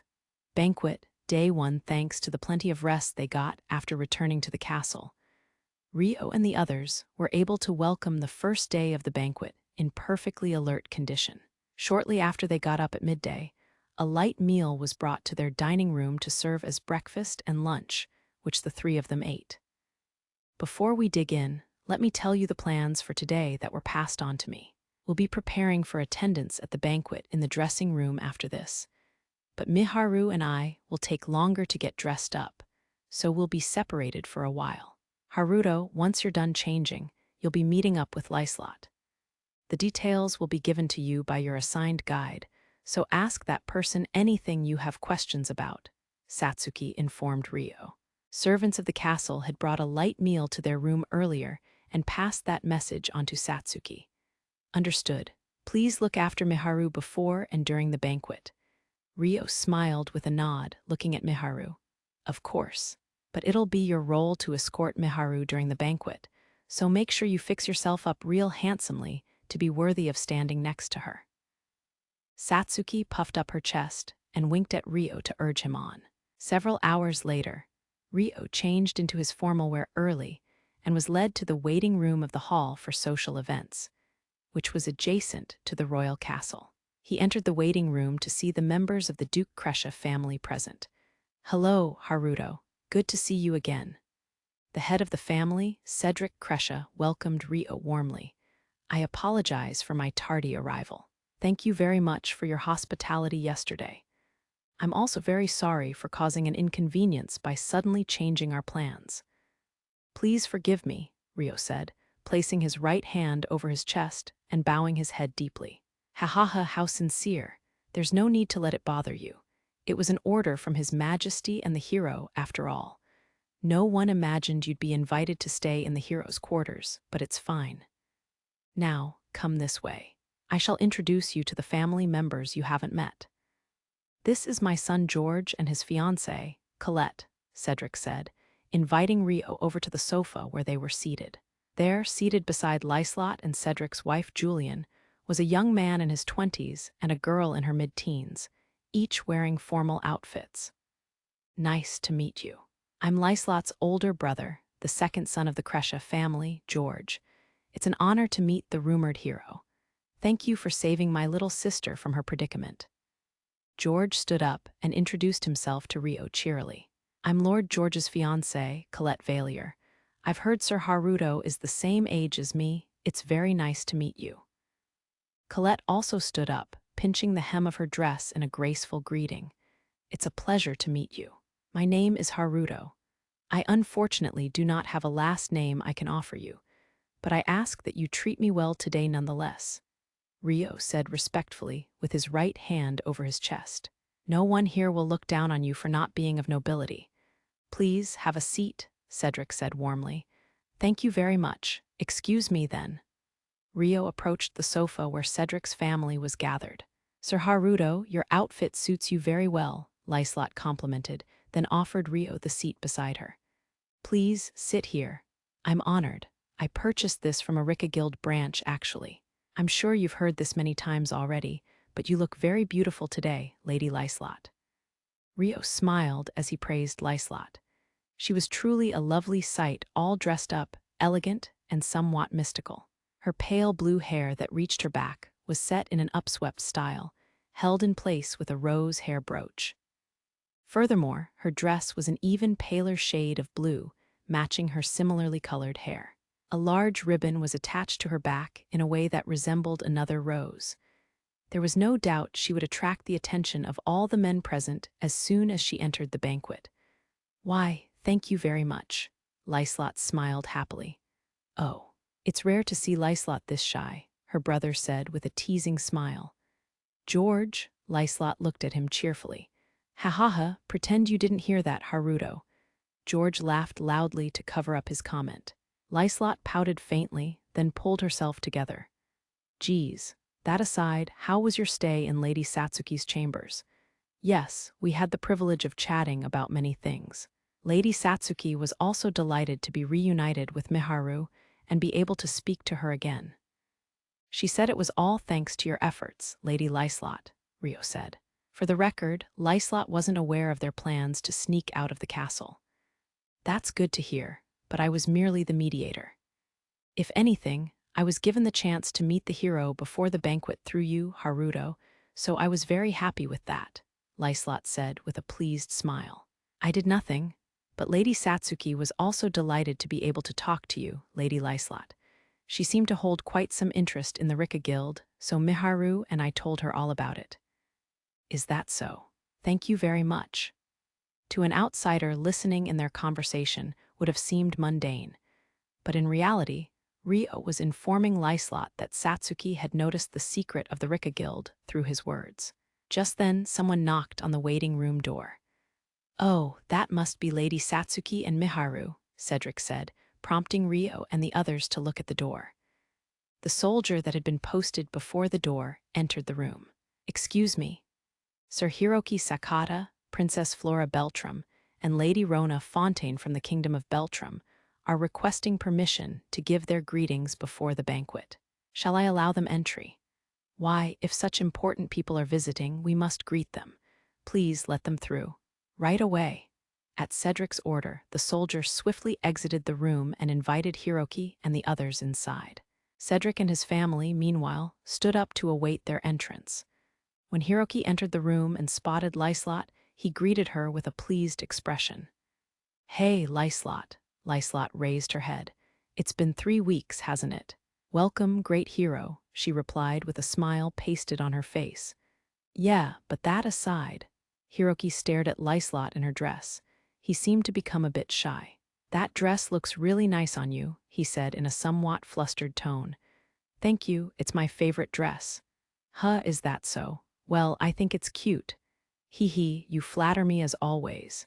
"Princess Flora, Lady Rona, I'm glad to see you are well," Liselotte replied to Hiroki with a friendly smile, before turning to address Flora and Rona cheerfully. Of course, Hiroki was also in his formal outfit, a pure white military-style suit with gold embroidery. "I apologize for intruding on your valuable relaxation time. And, it's nice to see you again too, Sir Haruto." Flora apologized for the sudden visit while looking around the room in search of someone. When she spotted Rio's face, she addressed him nervously. Flora was currently wearing a pale purple dress to match her hair color, which was half tied up. Her appearance was cute enough to compare favorably with Liselotte. "It's been a while, Princess Flora, Sir Hiroki, Lady Rona." Rio showed no particular change in expression as he greeted Flora and the others. Hiroki belatedly noticed Rio was beside Liselotte and spoke up with a small shrug. "Ah, I knew you'd be accompanying Liselotte here to this banquet." Both Lady Liselotte and Sir Haruto took great care of us during our stay in Amend. I'm delighted to see you both again." Rona grasped the hem of her yellow dress and addressed Liselotte and Rio in a friendly manner. "No, you helped us out a great deal then too. Is Duke Huguenot doing well?" Liselotte asked, frowning. "Yes, the injury in his abdomen has healed completely, so he will be in attendance tonight at the banquet. I believe you'll be able to meet him yourself later," Rona informed her. "I look forward to that. Oh, that aside, allow me to introduce you to my family. This is my father, Cedric, and my mother, Julian.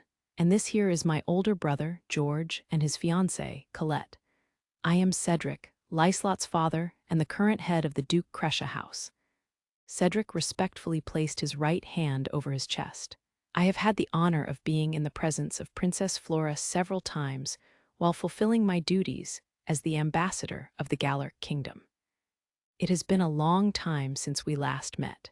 Furthermore, I believe this is my first time meeting the hero and Miss Rona." "It's been a long time, Duke Crescia," Flora said. "Nice to meet you. My name is Rona Fontaine." Flora and Rona both returned the greetings in an experienced manner, acting like the royal and noble ladies they were. Meanwhile, "Yeah, sure. Oh, I'm Hiroki Sakata. Nice to meet you." Hiroki seemed to be a little nervous in front of Liselotte's father, as his tone was a bit stiffer than usual as he introduced himself.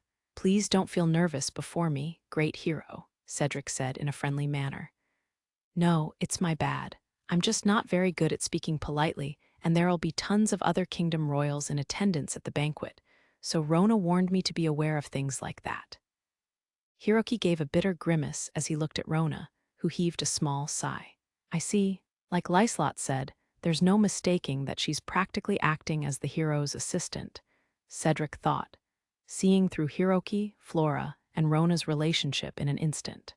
However, the one dubbed as hero is in existence on par with the king. "While it wouldn't be favorable to be too disrespectful, I doubt there will be any problems with how you spoke just now," Cedric said with a sociable smile. "As expected of Liselotte's father, you sure get it." Hiroki's mouth turned upwards in a pleased smile. Just then, another knock came from the door. Oh, it must be Lady Satsuki and Miharu this time. "Enter." Everyone inside the room turned their gazes towards the door as it opened.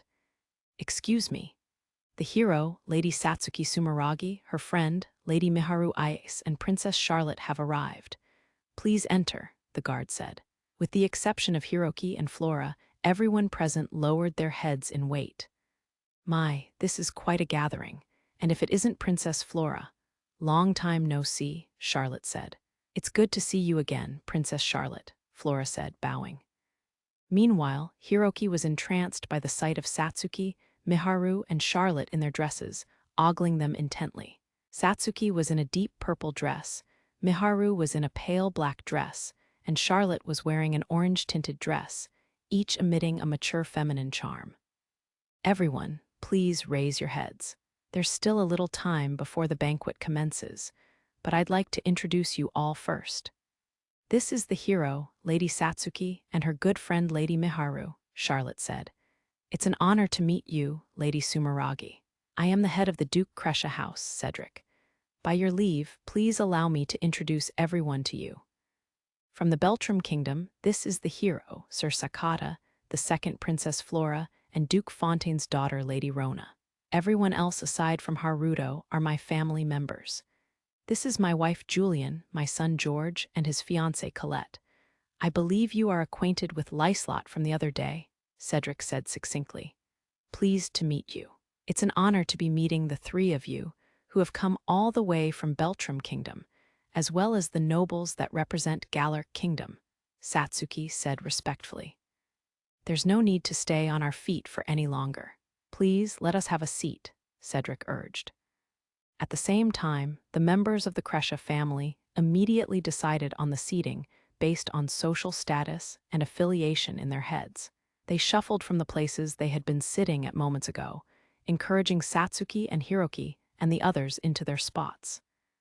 In the end, everyone had their seats and faced one another.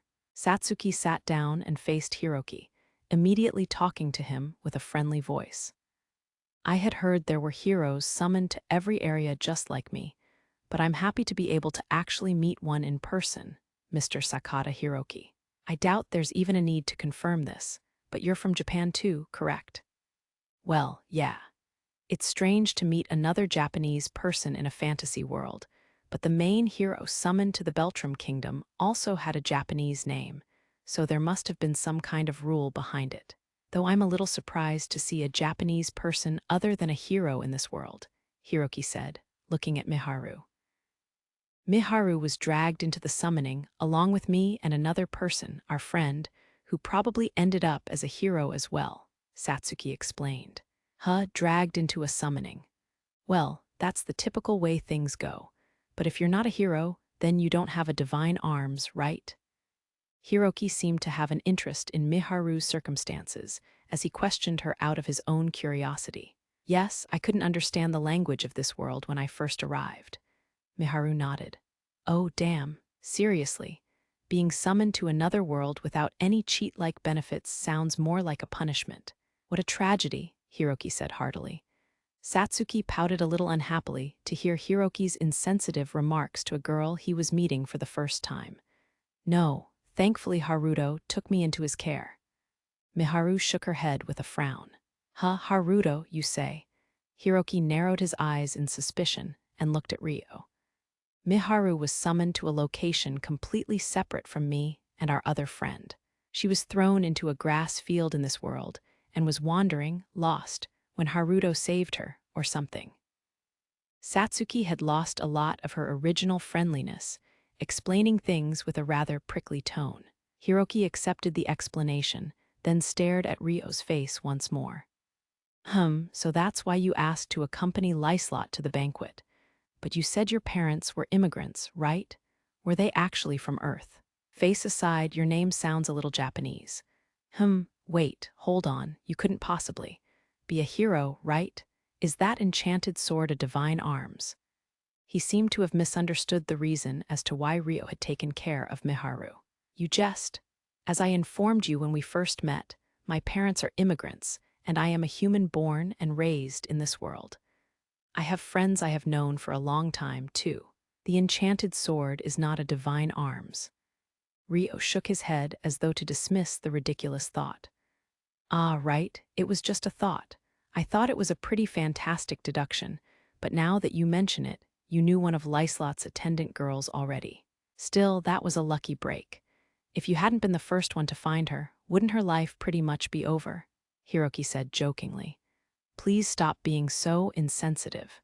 Slave merchants actually tried to abduct Miharu because she didn't know the language, Satsuki said to Hiroki harshly. Hey, are you serious? Well, not knowing the language would certainly be a disadvantage, but Hiroki's eyes widened as he stared closely at Miharu. He didn't say it out loud, but his gaze was clearly stating, looks like that would definitely sell high. But, Satsuki asked cheerfully, nope, it's nothing. By the way, how old are you guys? Even Hiroki realized that would be a bad comment to make and changed the topic. I just turned 16 years old. I'm 17 this year. Miharu and Satsuki told him their ages. So you're former high schoolers, Hiroki grinned. And how old would you be? Satsuki asked. 19, Hiroki offered his age after a delicate pause. So a former university student. You shouldn't ask anyone who's 19 if they're in a university or not. It's generally considered tactless. There might be people who failed their exams out there. Oh, so you failed your entrance exams. Sorry about that. Just who was the one lacking tact here? Satsuki thought as she ducked her head with a friendly smile. Must be nice to be a student that doesn't have to do their exams anymore.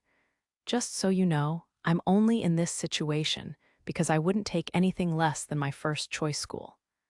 I did get a B grade. I simply passed up on my backup school. The high school I went to is a famous one too. Hiroki clicked his tongue. I don't think there's anything to be ashamed of, though. It isn't rare for a prep school to have people take their exams multiple times. Satsuki said incredulously. I'm not ashamed of it, Hiroki said, growing even more displeased. A tense air descended upon the room. Satsuki had nothing more to say to Hiroki, instead looking at Rio to question him curiously. That aside, what do you think of our dresses, Haruto? I think they suit the two of you very well, Rio replied to the sudden spotlight with a faint smile. I see, thank you. Satsuki laughed pleasantly. Miharu looked bashful. Hiroki watched the two of them and snorted. Well, in that case, what do you think of my dress, Sir Haruto? There are so many beautiful people here. I've lost my confidence a little, Charlotte asked, also seeking Rio's opinion. Rio sat up straight with a troubled expression. I think it suits you extremely well, he replied simply. Charlotte grinned widely. Why, thank you very much. In that case, I'd like you to attend one of the 3 days of the banquet with me as my partner, she asked suddenly. No, while that would definitely be an honor, Rio trailed off, struggling for words. It was disrespectful to decline, but he didn't think it was something that he could accept lightly either. Oh, in that case, I would like to have Haruto as a partner for 1 day too, Satsuki said, jokingly stepping forth as another candidate. Then, Lady Miharu and Liselotte can have Sir Haruto for today, while the 2nd and 3rd day will be monopolized by Satsuki, and I with 1 day each, Charlotte summarized, completely on board with the idea. Rio was at a complete loss as he attempted to interrupt. I believe the two of you may be getting a little hasty there. Haha, you're in great demand, Haruto, Cedric laughed heartily. Meh, Hiroki grumbled in disgust. Flora looked somewhat envious, frowning as she watched their exchange. Seated opposite her, Miharu noticed. Is the princess watching Haruto? She wondered before Flora's eyes suddenly turned to the front. When she made eye contact with Miharu, she gave a slightly uncomfortable bow as she realized she had been caught looking at Rio. Miharu watched Flora questioningly as she returned the bow. It was mentioned that Lady Miharu is under Sir Haruto's protection, but you weren't present at Amend, if I recall correctly. Flora questioned Miharu nervously as she watched Rio. Yes, I was living elsewhere with Haruto's friends, Miharu replied honestly. Ah, come to think of it, you had some fairly pretty followers with you in Amend. Are those two not here today? Hiroki had clear memories of Asia and Celia accompanying Rio at the time. Yes, they've swapped places with Miharu and are visiting my friends instead, said Rio. I see. While it's against my principles to show interest in another man's women, I would have liked to see those two in gowns, Hiroki said a bit shyly. Oh, are those of us here not enough for you, great hero? Liselotte laughed mischievously. Hiroki looked back at Liselotte, who was seated a fair distance from him. Ah, no, that's not what I meant. If, say, Liselotte was sitting before me as a conversation partner, then I probably wouldn't show any interest in any other woman, he said smugly. In other words, he wanted to be the center of attention. These two Japanese chicks, especially that stuck-up Satsuki one, don't seem like they'll be as considerate as Liselotte can be. While Flora has the looks, the way she speaks is. Well, I don't mind her beside me, but the order we're in just doesn't cut it. At present, Satsuki was seated opposite Hiroki in the seat of honor, and beside her was Miharu. Meanwhile, the quiet Flora was seated beside Hiroki. Because of that, Hiroki wasn't the center of attention like he usually was, which he found quite dull. Honestly, what a rude man. He's basically saying that it's a drag having me seated before him. Well, I feel the same way about having you before me. I'd much prefer Haruto there. Satsuki saw through Hiroki's true intentions and raged on the inside while maintaining her smile. You have two such pretty and adorable girls with you already. How greedy of you to make a pass at Liselotte as well, Satsuki said to Hiroki with sarcastic exasperation. Oh, this is a polygamous world, you know. I'd appreciate it if you keep irrelevant comments to yourself. You mean you have no intention of choosing one person? I don't want to rank the women who adore me. I have no intention of rejecting anyone, you know, Hiroki replied with a huff and a sneer. Is that so? Satsuki couldn't find anything else to say through her exasperation and ended the conversation there. She couldn't imagine Liselotte adored Hiroki by any means, but she chose not to voice that out loud. Just then, someone knocked on the door and a guard entered the room. Excuse me. It is almost time for everyone to enter the venue. The first floor of the social hall used as the venue for the banquet, the largest hall in the Galuk kingdom, was crowded with royalty and nobility. The venue was decorated extravagantly from floor to ceiling in a show of the king's power. The chandeliers lit by the sorcery in them alone were enough to qualify the hall itself as a palace. The hall could accommodate a maximum of 5,000 people in a stand-up buffet arrangement. But for a banquet to be held comfortably, roughly half that number was best. Tonight, about 1,500 elites had gathered at the venue, so there was plenty of room to use the hall comfortably. The first day of the banquet was limited to the royalty and nobility affiliated with the Galuk kingdom and Beltram kingdom's Huguenot faction, so that number would increase by several hundred by the second day on. So it's finally time to unveil the hero of our kingdom. The rumors say she's a young girl, only 17 years of age. I've heard that she's extremely beautiful. Oh, I look forward to it. Perhaps a younger person would be more desperate to be married, too. The extravagantly dressed guests held such conversations all over the venue. While a normal party would be filled with small talk, shameless bragging, and probing into each other's lives, tonight, every noble was completely immersed in sharing rumors about Satsuki. That being said, since Satsuki had closed off contact with practically everyone except the Galuk royalty since she was summoned to the castle, and had been given strict orders to stay silent, it was understandable that the nobles wanted to gossip about her and were looking forward to her arrival. As the guest of honor, Satsuki was to enter the venue with the king after all the attendees had arrived. As most of the invited guests were already within the venue, her appearance was due soon. Incidentally, it was normal at these types of parties for those with the highest rank or influence to arrive the latest. So the only ones missing besides Satsuki and the king were the leading royals and nobles from the Galuk kingdom and Duke Huguenot's faction. Those already within the venue were all the elites selected from each power faction, but those about to enter were even more elite than them. Among them were the Duke Kresha family members, including Rio, Miharu, and Liselotte, as well as Hiroki, Flora, and Rona. It looks like Duke Gregory's people are here, which means Duke Kresha's family should be next, followed by Her Highness, Princess Flora, and the hero affiliated with the Huguenot faction. A noble of the Galuk kingdom said, chatting with a noble from Duke Huguenot's faction as Duke Gregory, a middle-aged man with good physique, entered the venue. Oh, speaking of Duke Kresha, I have heard that his daughter, Lady Liselotte, has made quite a few spectacular achievements. Something about how Amand was under attack by monsters just the other day.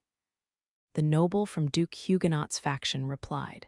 Apparently, Amand was restored splendidly in no time at all.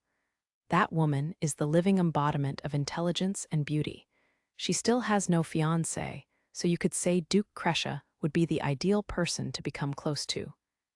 She would certainly be out of reach of the average youngster. I constantly hear rumors of marriage proposals, but I wonder who will be the one to eventually win her heart. With her influence both internally and externally to the kingdom, her marriage partner was a topic that was almost always gossiped about. The Duke Kresha family has arrived. The voice of the noble in charge of announcements at the venue echoed throughout the hall. Those in the hall immediately fell silent at the name of the most prosperous noble family in the Galuk kingdom, currently surpassing Duke Gregory's family by a fair amount. HMPH, the already present Duke Gregory snorted in displeasure. The arrival of the Kresha family after the Gregory family meant that King Francois held the Kresha family in higher esteem. As the head of his family, it was certainly unpleasant for Gregory to see. The door on the upper floor of the hall opened, revealing Duke Kresha and his family members. Leading the way was the head of the family, Cedric, and his wife Julian. The nobles in the venue had continued chatting with each other during his appearance, but now everyone's attention was naturally focused on the Kresha family. So the head of the family, Sir Cedric, and his wife, Lady Juliana, have arrived first. I'm so envious of their beauty as a couple. I've heard they get along extremely well as a couple too. Well, with a lady as wonderful as Lady Julian, It's no wonder they can remain so devoted regardless of age. The nobles conversed lightly until Liselotte's older brother George and his fiancée Colette appeared after. Looks like the next head of the Crescia family has arrived, and the second son, Sir Pascal, seems absent after all. Sir Pascal is currently occupied with the command of our army by the Proxia Empire border. The recent state of tension must have made him prioritize his duties more. Then his absence could not be helped. However, I don't see Lady Liselotte following behind them. Could she be absent too? Pascal aside, when the members of the Crescia family cut off after George and Colette's arrival to the venue, the nobles present started murmuring to each other in surprise. George, meanwhile, sensed the confused air in the venue and grinned cheerfully. Oh my, as expected of my little sister's reputation, causing a fuss simply with her absence alone. However, I'm sure there'll be an even greater fuss when she appears after this. I look forward to the response, Colette agreed with a giggle. At any rate, with the Crescia family's arrival, all the nobles of the Galuk kingdom attending tonight should have been accounted for. The next guests to enter would be Hiroki and the other members of Duke Huguenot's faction, or so everyone expected. However, next, may I announce the arrival of Lady Satsuki Sumeraga's close friend, Lady Miharu Ice, her savior Sir Haruto, and finally, Lady Liselotte Crescia. What? Hearing the announcement of the appearance of Satsuki's close friend, her savior, and even Liselotte had the whole hall in turmoil. The door at the upper floor of the hall opened once more, revealing one man and two women. They were, of course, Rio, Miharu, and Liselotte. Rio had a dressed-up Miharu and Liselotte on each side of him, which earned him the attention of the entire venue. How young! There's no mistaking that one of them is the young Lady Liselotte, but I wonder which is Lady Satsuki's friend and which is the savior between the gray-haired boy and black-haired girl. While it isn't too unusual to bring two women as partners to these events, who would have thought one of the women would be Lady Liselotte? Just what kind of relationship is that? That is also a point of interest. My, Lady Liselotte aside, the other boy and girl are another remarkable couple and easy on the eyes.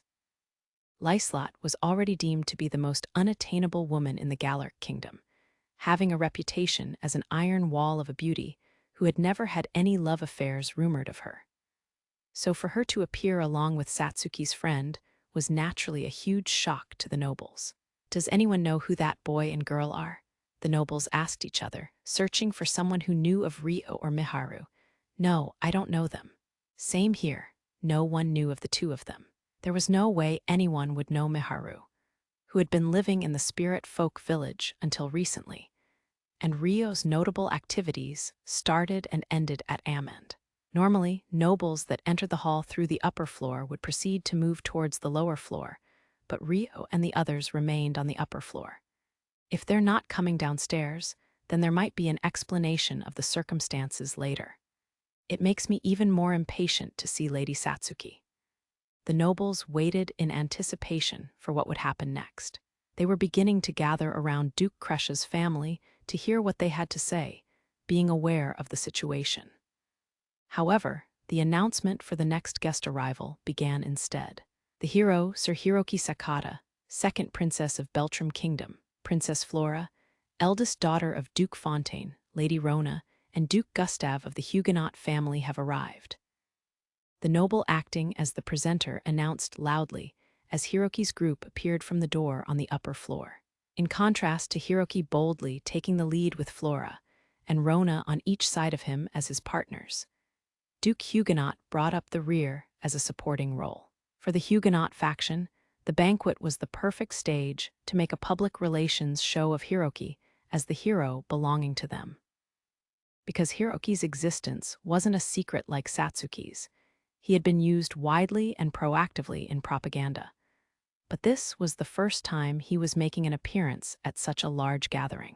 Her Highness Princess Flora is as beautiful as ever. As expected of Beltram Kingdom's top beauty, Lady Rona is also quite intimidating. The nobles naturally focused their attention on Flora and Rona accompanying Hiroki as his partners. The two of them followed one step behind Hiroki as he headed straight for Rio and the others.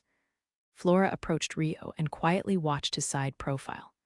The hero, Lady Satsuki Sumeragi, His Majesty, and the royal family have arrived. The hall fell silent in an instant, everyone facing downwards as they waited for their appearance with humble expressions.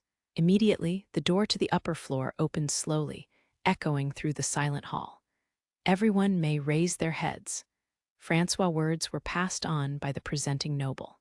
At that, the nobles released their suppressed curiosity and looked up at the floor above them. There stood Francois alongside Satsuki, surrounded by the members of the royal family. Among them were the first Prince Mitchell and second Princess Charlotte. Ooh!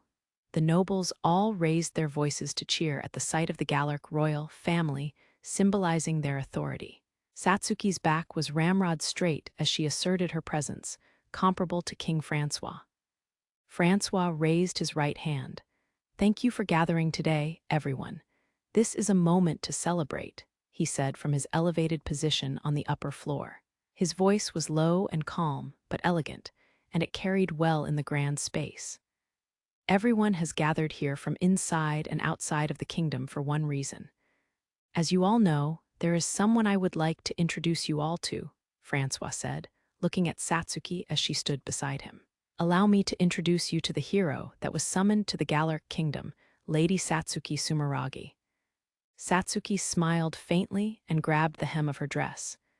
"Ooh!" Cheers echoed throughout the hall. "Beautiful, what dignity. Truly a goddess among women, as expected of a hero." Voices praising Satsuki could be heard from every corner of the hall. The male nobles were particularly excited at how much sweeter her appearance was than they'd expected. There were even some throwing exaggerated comments around. Seeing the venue react to Satsuki's figure with songs of praise made Hiroki frown slightly in displeasure. Beside him, Rona noticed Hiroki's slight change in demeanor. "Sir Hiroki, is something the matter?" she whispered in his ear. "Nothing, I just thought they're being a bit over the top. The hall is more interested in Satsuki than they were with me," Hiroki said, looking down at the hall below him. "What are you saying?" "The spotlight is just temporarily shifted to her because this is her first public appearance, and everyone is curious. Everyone here is just as expectant and attentive to you as well, Sir Hiroki," Rona said with a smile. "Ah well, if you say so, then perhaps. I personally don't want to be in the spotlight, though," Hiroki said with an exasperated and bitter smile. However, contrary to his words, his expression said that he was more than willing to play the part of a hero. "Well, weren't you talking so passionately about how you would save us before? There'll be no going back once we formally declare your position at this banquet," Rona said with a cheeky smile and uneasiness nonetheless. Hey, don't make that face. I promised you, didn't I, that I would be the one to protect you and Flora." "Well, a man doesn't go back on his words," he said with a small, awkward shrug. His desire to protect others seemed to be stimulated. "In that case, I will continue to serve at your side with what little power I have," Rona declared resolutely. At first I wanted to become a carefree adventurer and form my own harem, but now it seems like I have no other choice than to be a hero. The noble class girls are cute, and above all, devoted. There's no guarantee I'd meet women as fine as this if I became an adventurer, too. I guess the hero route ain't that bad, then." Hiroki directed a smile at Rona with a huff before looking back on how his own change of heart and letting out a heavy sigh. "Silence, you are before His Majesty." The noble presenter's voice echoed loudly, seeing the commotion in the hall. The tumult came to a stop, cutting off Hiroki and Rona's conversation too. "It is fine. Everyone's cheers are most understandable," Francois stated in a cheerful mood. "It has indeed been over 1,000 years since the Strahl region was last graced with heroes. Perhaps this is a sign of prosperity from the 6 wise gods. At any rate, there is good news to be shared tonight. Many of you may be aware, but there is another hero in our presence. The hero, Sir Sakata Hiroki, Princess Flora Beltram, and Duke Huguenot." "Step this way," Francois said, and Rona remained where she was. Hiroki nodded a bit nervously before walking forward. Things were progressing as they had discussed in advance. but he had never been in the spotlight before so many people while he was living on Earth. It was no surprise that he was a bundle of nerves. Beltram Kingdom's second princess, Princess Flora, and the well-renowned Duke Huguenot have an important announcement to make. "Everyone, listen carefully," Francois said, stepping back. Duke Huguenot assumed his place and looked down at the nobles in the hall. He gave a reverent bow. "As introduced just now, I am Gustave Huguenot. As His Majesty King Francois stated, we wish to borrow this space today to make an extremely important announcement to the people of the Galuk Kingdom.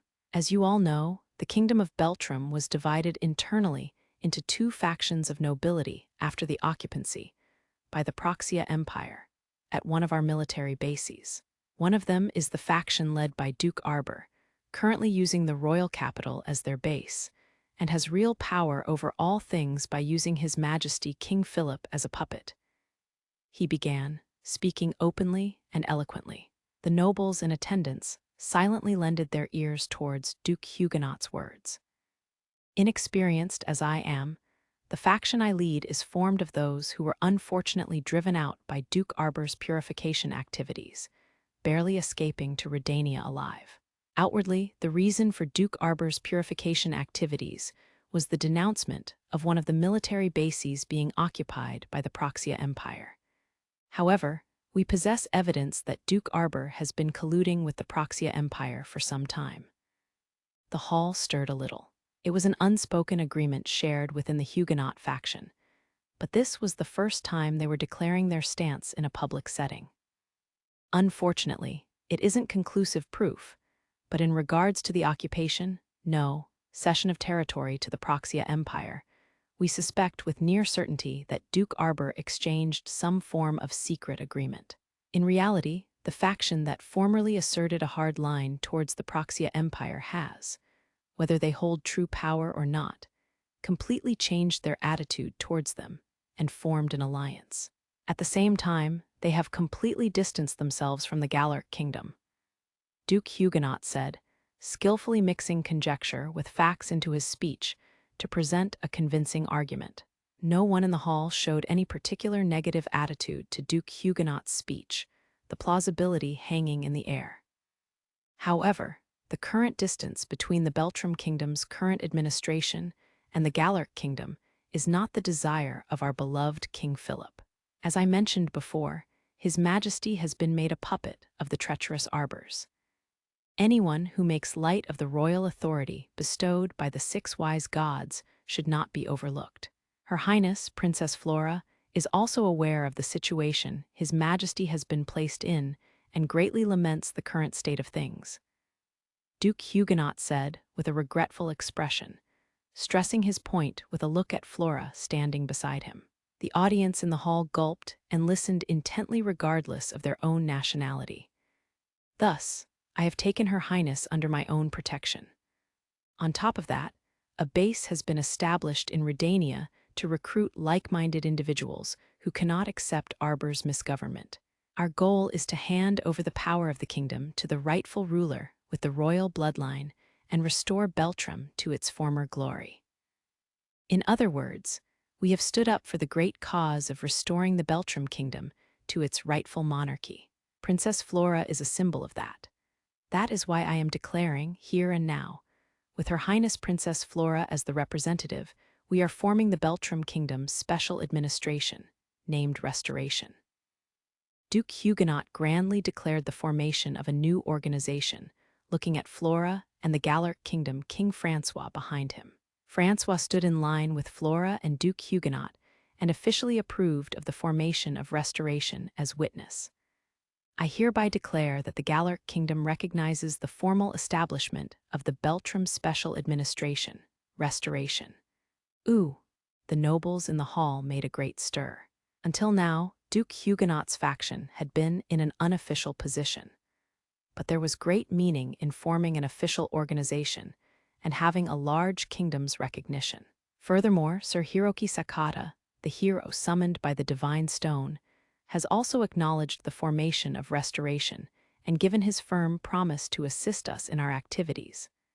Duke Huguenot added, motioning towards Hiroki. Hiroki raised his right hand with a smirk, and the venue broke into cheers. As stated before, the representative of the organization will be Her Highness Princess Flora, but Sir Hiroki will also be formally affiliated with Restoration. By their leave, I will be acting as an advisor to the two. At this moment, Duke Huguenot's face was that of a man that had regained his glory, as he spoke with true eloquence. Hiroki was also riding the high. Having heard the cheers echoing throughout the hall, his mouth was turned into a truly pleased smile. So this situation is exactly what Duke Huguenot planned, huh? The hero from the Beltram government will arrive tomorrow.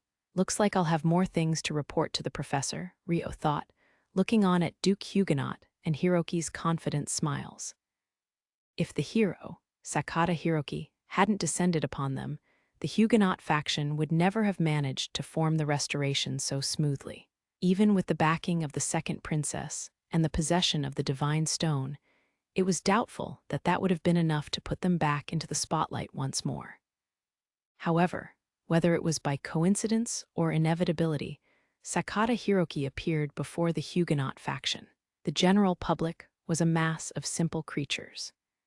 Even though they had the same role in personifying the authority of the six wise gods, a disciple, as the personification was thankfully easier to understand than a divine item like the sacred stone.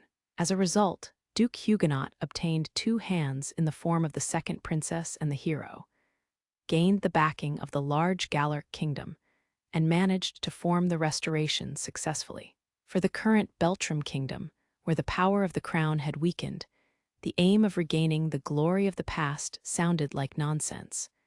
But a just cause was required. Though he had been handed a blessing, Duke Huguenot's overall capabilities were truly magnificent. The current situation was proof of that. Fortune is finally in my favor, Haruto. While it is unfortunate that he's forming a closer relationship with the Galuk kingdom, I suppose that cannot be helped.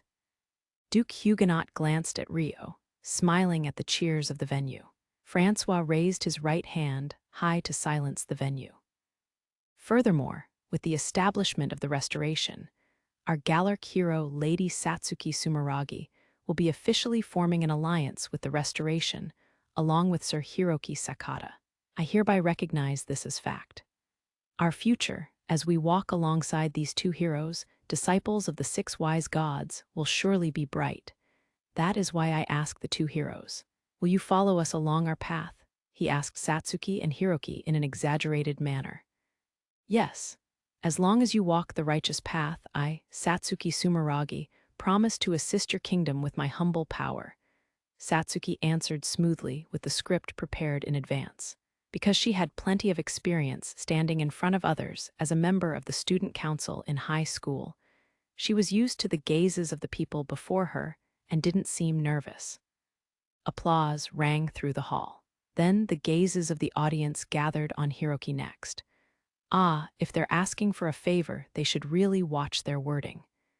Kings are so full of themselves, I can't stand it, Hiroki thought to himself. Perhaps because of the position as king, Francois' pompous speech touched upon his nerves. Hiroki hated being looked down on.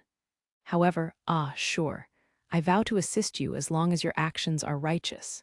Hiroki nodded calmly and said, well, it'd be more generous of me to respond calmly here, he thought to himself.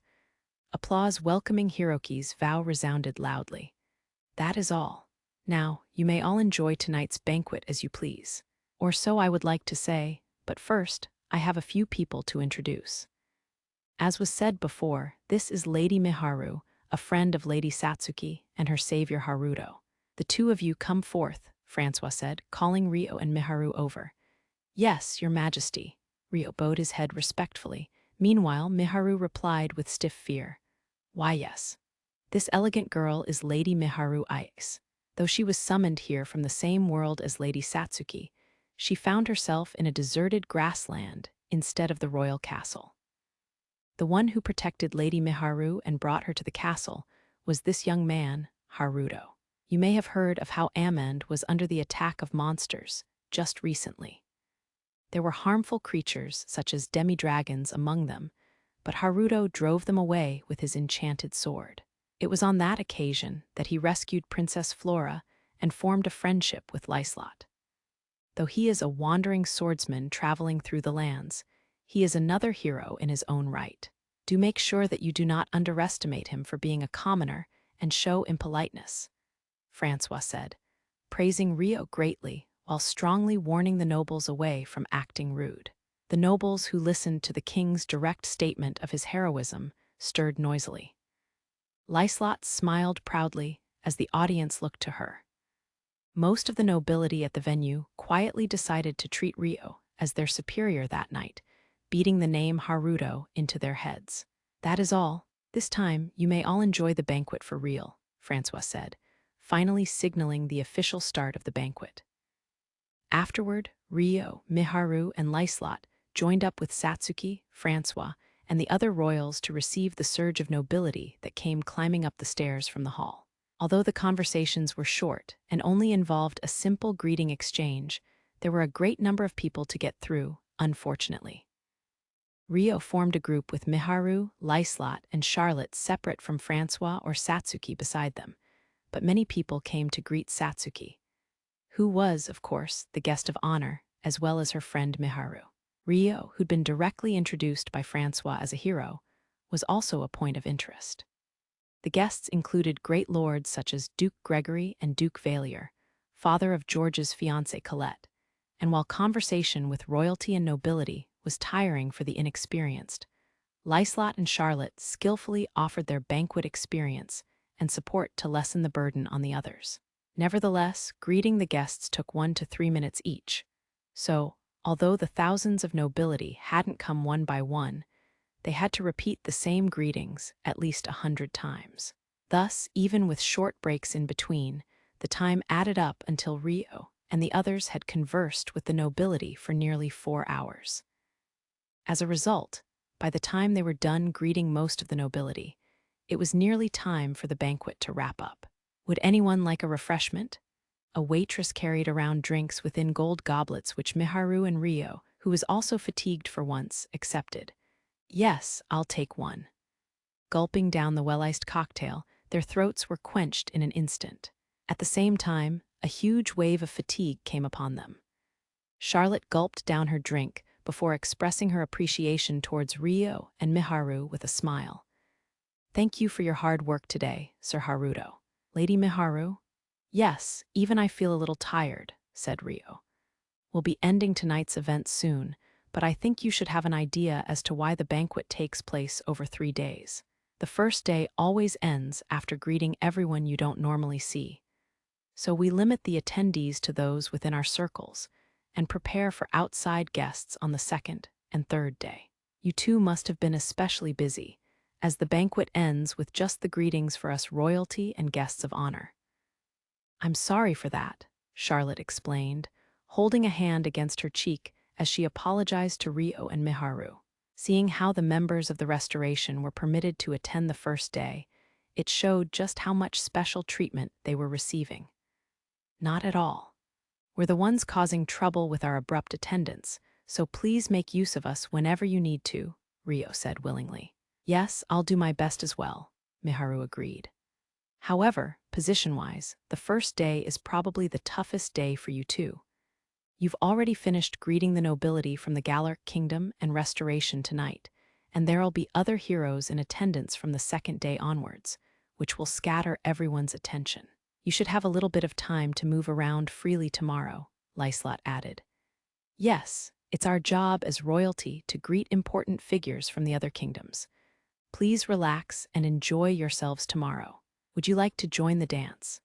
If there's time to spare, I'd love to have Sir Haruto as my partner for a song, Charlotte said, inviting Rio with a flirtatious look. Normally, the unspoken rule was for the man to make the invitation for a dance, but it was also acceptable for the woman to do the asking, depending on their relationship. For such exceptional cases, it was considered a breach of manners for an unmarried man to decline a dance invitation from an unmarried woman. All the more so for Rio, who despite being Miharu's savior, was still merely a commoner. There was no way he could decline. Or rather, there would be disadvantages in declining the offer, whereas there wouldn't be any in accepting. Yes, it would be my honor, Rio agreed without hesitation. Oh, I'm happy to hear that. In that case, it's a promise. Please ask me out tomorrow, Sir Haruto, Charlotte said, grasping Rio's arm as she drew closer to him. Yes. Rio almost stiffened up by impulse, but nodded amiably. He suddenly looked around to gauge the reactions of their surroundings, and Miharu startled in unrest. Liselotte sighed quietly so that Rio wouldn't hear. Well then, I shall head over to father's side for a while. It looks like Lady Satsuki is heading this way now, so please continue your conversation. Charlotte glanced at Miharu and smiled, bowing gracefully before looking in the direction of King Francois. Satsuki had just finished her wave of greetings and was left free to make her way towards them. Charlotte grasped the hem of her dress and elegantly bowed to Rio and the others before calling out to Satsuki, who was about to replace her spot. Thank you for your hard work, Lady Satsuki. I'm going to head over to father, so please enjoy what little time is left in Sir Haruto's company. Yup, thank you. Good work today, Char. After Satsuki smiled and nodded, Charlotte headed over to Francois. Great job today, you three. Thank you for staying right beside these two for the whole time, Liselotte. I felt reassured, Satsuki said to Rio, Miharu, and Liselotte. Not at all. Her Highness Princess Charlotte was present as well, and these two were answering all inquiries very smoothly without my assistance. Liselotte shook her head with a smile. That's not true. It was a big help to have you there, Miharu said, and Rio agreed. What they said. And besides, I wanted to thank you for bringing Miharu to the banquet in the first place, Liselotte, Satsuki said. I brought Lady Miharu to the banquet because I owed Sir Haruto a debt. If anything, bringing Lady Satsuki's friend here has ultimately benefited me as well, so I should be the grateful one. I've been able to form a new bond with Sir Haruto as well. Liselotte smirked devilishly and glanced at Rio.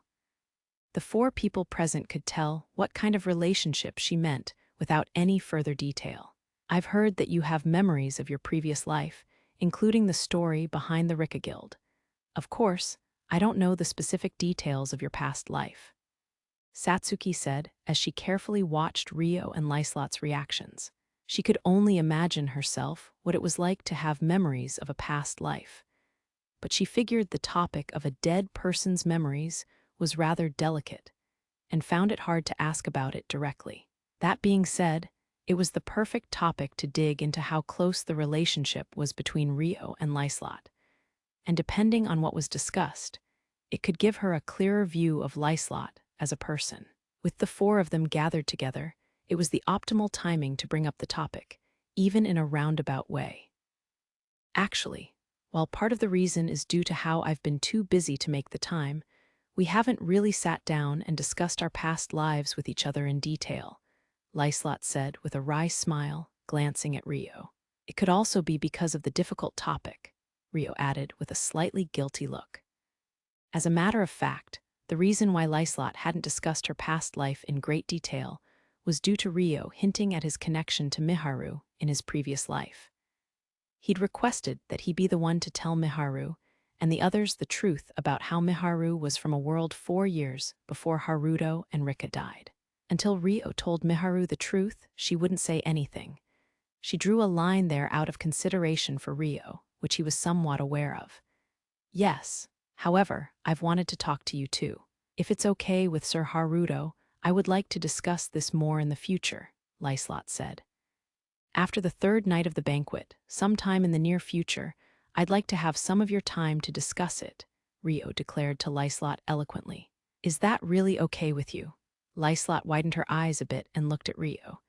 Yes, my goal was this banquet to begin with. I won't put it off anymore, Rio said, showing a fleeting smile. Incidentally, the goal he was referring to was his deadline to reveal the truth to Miharu and the others. However, Miharu and Satsuki had no idea what he was talking about and tilted their heads in confusion. I see.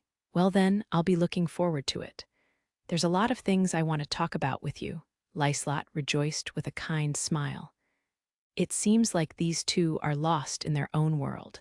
Right, Miharu? Satsuki narrowed her eyes at Rio and stepped closer to Miharu, who was similarly being left out of the conversation. Miharu looked panicked and stumbled over her words. Ah, no, don't worry. I'll be sure to tell you as well, Satsuki, Rio said with a bitter smile. I don't intend on prying into things forcefully. Satsuki had an apologetic but conflicted look on her face. It's something relevant to you too. Well, all right then. At Rio's words, Satsuki's eyes widened as she nodded. Meanwhile, Miharu was silently and idly watching Rio when their gazes suddenly met. Of course, I'll tell Miharu too. I've stayed silent about it until now, and I know it's completely at my convenience to tell you now. But I'd appreciate it if you could listen, Rio explained awkwardly, frowning at Miharu. Okay, Miharu gulped, nodding her head. It feels like the air got a bit heavy. Okay, let's set this conversation aside for now. Oh yes, that's right. Liselotte, there's something I've always wanted to ask you in person. Satsuki clapped her hands together as she changed the subject, looking at Liselotte. Sure, what is it? Liselotte cocked her head. Does the Rika Guild handle rice and miso? Satsuki asked, looking at Liselotte's face expectantly. Ah, of course you would miss that. Liselotte seemed to sense Satsuki's emotions and laughed a bit sadly in empathy. Satsuki assumed there was little hope from Liselotte's reaction. I guess you don't have it then? She asked helplessly. Technically speaking, we do have rice. However, we lack an appropriate method to cook the rice grains into white rice. I eat it as risotto, but I do miss the taste of white rice. Unfortunately, I don't have the knowledge of how to produce miso, so it doesn't exist at present, Liselotte replied regretfully. I see. I asked around in the castle, but they said they didn't know, so I didn't have high hopes. Ah, I want to eat white rice and miso soup. Yes, I want to eat it too. Meanwhile, Rio and Miharu exchanged a slightly awkward glance with each other, unsure of how to react when they had been eating that on a daily basis. Rio realized it would be bad to stay silent and spoke up to the two of them. In that case, shall I prepare it for you? Huh. Satsuki and Liselotte both widened their eyes, looking at Rio in unison. I have rice and miso, so I can share some with you. And with some pickled vegetables too, if you'd like, Rio said with a strangely strained smile as he explained his previous statement in more detail. Why you have them, and with pickled vegetables. Satsuki and Liselotte reacted in unison once more, drawing close to Rio. Well, yes, actually, Rio nodded awkwardly. If you had them, you should have said so earlier. That's right. Do you know how long I've spent searching for those? Satsuki and Liselotte were completely synchronized in their pouting. Even the normally courteous and well-spoken Liselotte was showing her true self at the prospect of a white rice, miso soup, and pickled vegetables set. I understand. Then, sometime in the near future, if you could find the time to have a meal with just the four of us, I would be happy to prepare the food. Rio was overwhelmed by their enthusiasm and made a firm promise, though he left all the minor details to them. A meal with the four of us? No, I got it. It's for the sake of rice and miso soup and pickled vegetables. I'll negotiate a way to hold a dinner party in my quarters. Satsuki hummed in thought, refusing to back down. Please do, Lady Satsuki, Liselotte said with a serious expression. The first night of the banquet came to an end, and they all fell into a deep sleep, too tired to visit the stone house. Chapter 6. Banquet before Day 2. And in the shadows. It was decided that Rio and Miharu would continue to stay in Satsuki's quarters for the first night of the banquet. The next morning, they rose a little later than usual due to their fatigue from the previous night and enjoyed a relaxed breakfast. Once afternoon rolled around, they had a later lunch to accommodate for the late breakfast. I still feel tired from yesterday. It was my first time talking to so many people, so it was more exhausting than I thought it'd be. Are you two doing all right? Satsuki asked Rio and Miharu as she stretched her arms in the air. I think I'll manage, Rio nodded cheerfully. There was no sign of fatigue on his face. Me too, Miharu said, but her face showed a bit of exhaustion. No pushing yourselves. The hero from the Centistella Kingdom could arrive at any moment, but we don't know if it's Takahisa or not, so we should just relax until we find out. Ah, speaking of relaxing, I want to go to Haruto's house. Satsuki said teasingly. While it would be bad to sneak out regularly, if there's an opportunity for it, then you're most welcome to come. Rio chuckled. Miharu also laughed happily, clearly at ease at the moment despite her fatigue. However, their moment of relaxation did not last long, as a knock echoed from the door to Satsuki's quarters. Yes, who is it? It's open. Satsuki remained seated at the dining table as she called out to the door. Immediately, the door opened with a clack to reveal a female knight acting as messenger. Pardon the intrusion. The Centestella Kingdom's hero, Sir Takahisa Sendo, has arrived. In line with this, he has immediately requested an audience with the two of you and is waiting in the drawing parlor. Can you come with me? The female knight said. Roughly 10 minutes later, Satsuki and Miharu brought Rio along as they rushed towards the drawing parlor. When the guard before the room opened the door, Satsuki entered the room in the lead, Miharu and Rio following behind her. Excuse me. Inside the room, Francois and Charlotte from the Galuk side were seated in the lower seats, while the seat of honor at the back was taken by a black-haired Japanese boy and a beautiful girl with long, sparkling blonde hair. 3 female knights stood on standby behind the boy and girl. A young girl in her early teens was among them, and for some reason, her eyes widened a bit when she spotted Rio and the others. Satsuki. And the black-haired Japanese boy shot out of his seat as soon as Satsuki appeared. Then, when he spotted Miharu behind her, his expression was overcome with emotion. You seem to be doing well, Takahisa. Satsuki giggled at him. Why yeah, thank goodness. I've wanted to see you this whole time.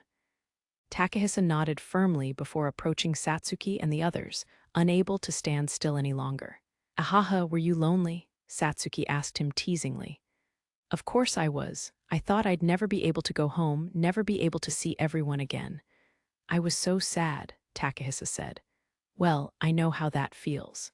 I was the same until I met Miharu, Satsuki said, turning back so that Takahisa could see Miharu behind her. Long time no see, Takahisa. Miharu smiled gently.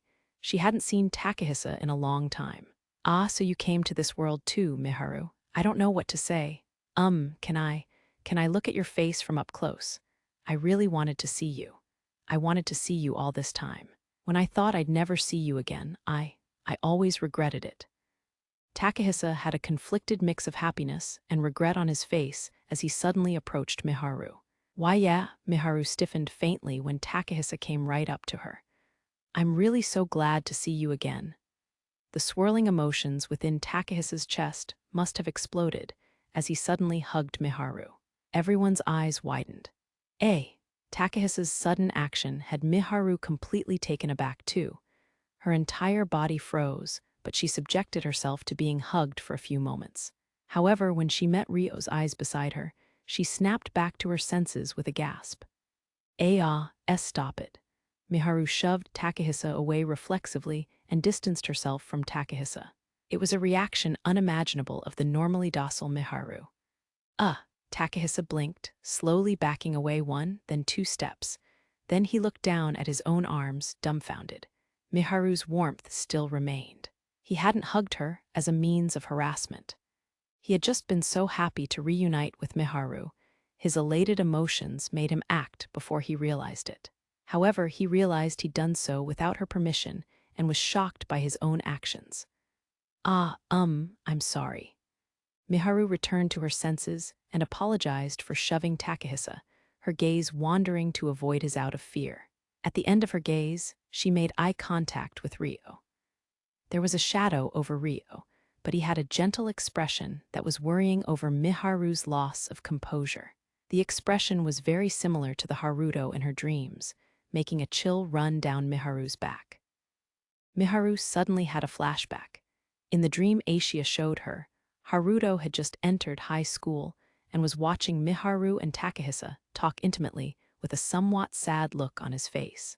Why, you're wrong, it's not like that. Miharu suddenly yelled to Rio in a panic, feeling as though her heart had frozen over. Everyone's eyes widened, Rio included. He was taken aback. What's wrong? Are you okay, Miharu? Satsuki cheerfully grabbed the flustered Miharu by the shoulders and called out to her to calm her down, causing Miharu to return to her senses and blink. "Ah, why yes. I'm sorry, I was just surprised." Miharu rapidly cooled down and apologized awkwardly. When she looked at Rio's face, her heartbeat thundered in her chest. Her body was heavy, like lead. "Really?" Satsuki asked, looking carefully at Miharu's face. "Yes," Miharu nodded, her face slightly pale. The two maintained eye contact for a while.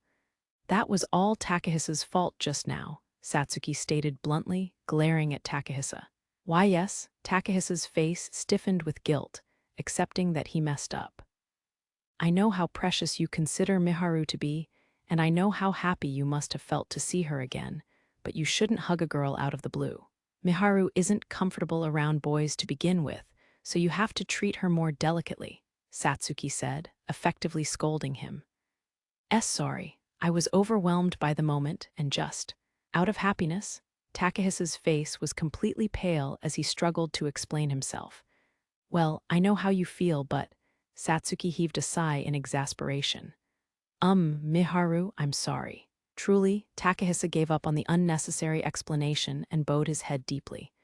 It's okay. I'm sorry too. I shoved you really hard. Are you hurt?" Miharu said kindly, looking at the part of him she had shoved at. "No, I'm fine. There wasn't that much strength behind it. More importantly, I'm the one at fault, so I'm really sorry." Takehisa shook his head furiously. "It's okay. I'm fine too," Miharu said awkwardly, giving a weak shake of her head before glancing at Rio. Rio noticed Miharu's gaze, but kept his expression fixed on his face. One scarlet-haired girl observed that interaction with deep interest. "You shouldn't have your reunion standing up. Everyone, please take a seat. Lady Satsuki and Lady Miharu can sit opposite Sir Takehisa, and Sir Haruto can sit beside me. Is that all right with you, father?" Charlotte suggested in a bright voice to dispel the strange atmosphere in the room. "Indeed," Francois nodded solemnly. Rio and the others exchanged looks before moving to their assigned seats. Takehisa also returned to his seat beside the blonde girl in shame. "Lady Miharu, allow me to apologize as well," the blonde girl said to Miharu. You are?" Miharu asked. She had a gentle face and a well-educated feel to her. Above all, her clothing implied a fairly high-ranking figure, but she had yet to be introduced. "Oh, do excuse me. I have yet to introduce myself. I am Liliana Centistella, the first princess of the Centistella kingdom." Liliana introduced herself with a pure and innocent smile. Once Miharu knew she was the first princess, she returned the introduction in a panic. "Forgive me for my rudeness. I am Miharu Ice. Allow me to introduce myself too. I'm Satsuki Sumeragi." Satsuki gave a small bow in greeting. "Of course. I have heard all about you two, as well as Sir Takehisa's siblings Lady Aki and Sir Masato from Sir Takehisa himself, so I am well aware. The reason we originally decided to attend the banquet in the Galuk kingdom was due to the fact that we heard Lady Satsuki would be in attendance. But when we actually arrived at the castle and heard Lady Miharu was also present, Sir Takehisa was so terribly delighted. That is why he may behave impulsively and wildly at times, but if you could understand that is just out of his happiness to reunite with you, I would appreciate it," Liliana explained. "About that, you two wouldn't know where Aki and Masato are, right?" Takehisa gave a weak smile as he asked. There was no way they could keep Aki and Masato's locations from their older brother, but they couldn't say it with Francois and Liliana around. "Yes, at present." Satsuki nodded her head nonchalantly. "I see." Takehisa frowned in disappointment. "We can talk about the two of them later, but first could you tell us about what you've been up to all this time? Miharu and I will tell you what we were up to as well." Satsuki said to Takehisa, selecting a topic she didn't mind being shared with the people present. "Yes, I wanted to ask that too." Takehisa pulled himself together and nodded with a serious expression. Takehisa went first. After being summoned to the Centistella royal castle, his life was thrown into complete confusion.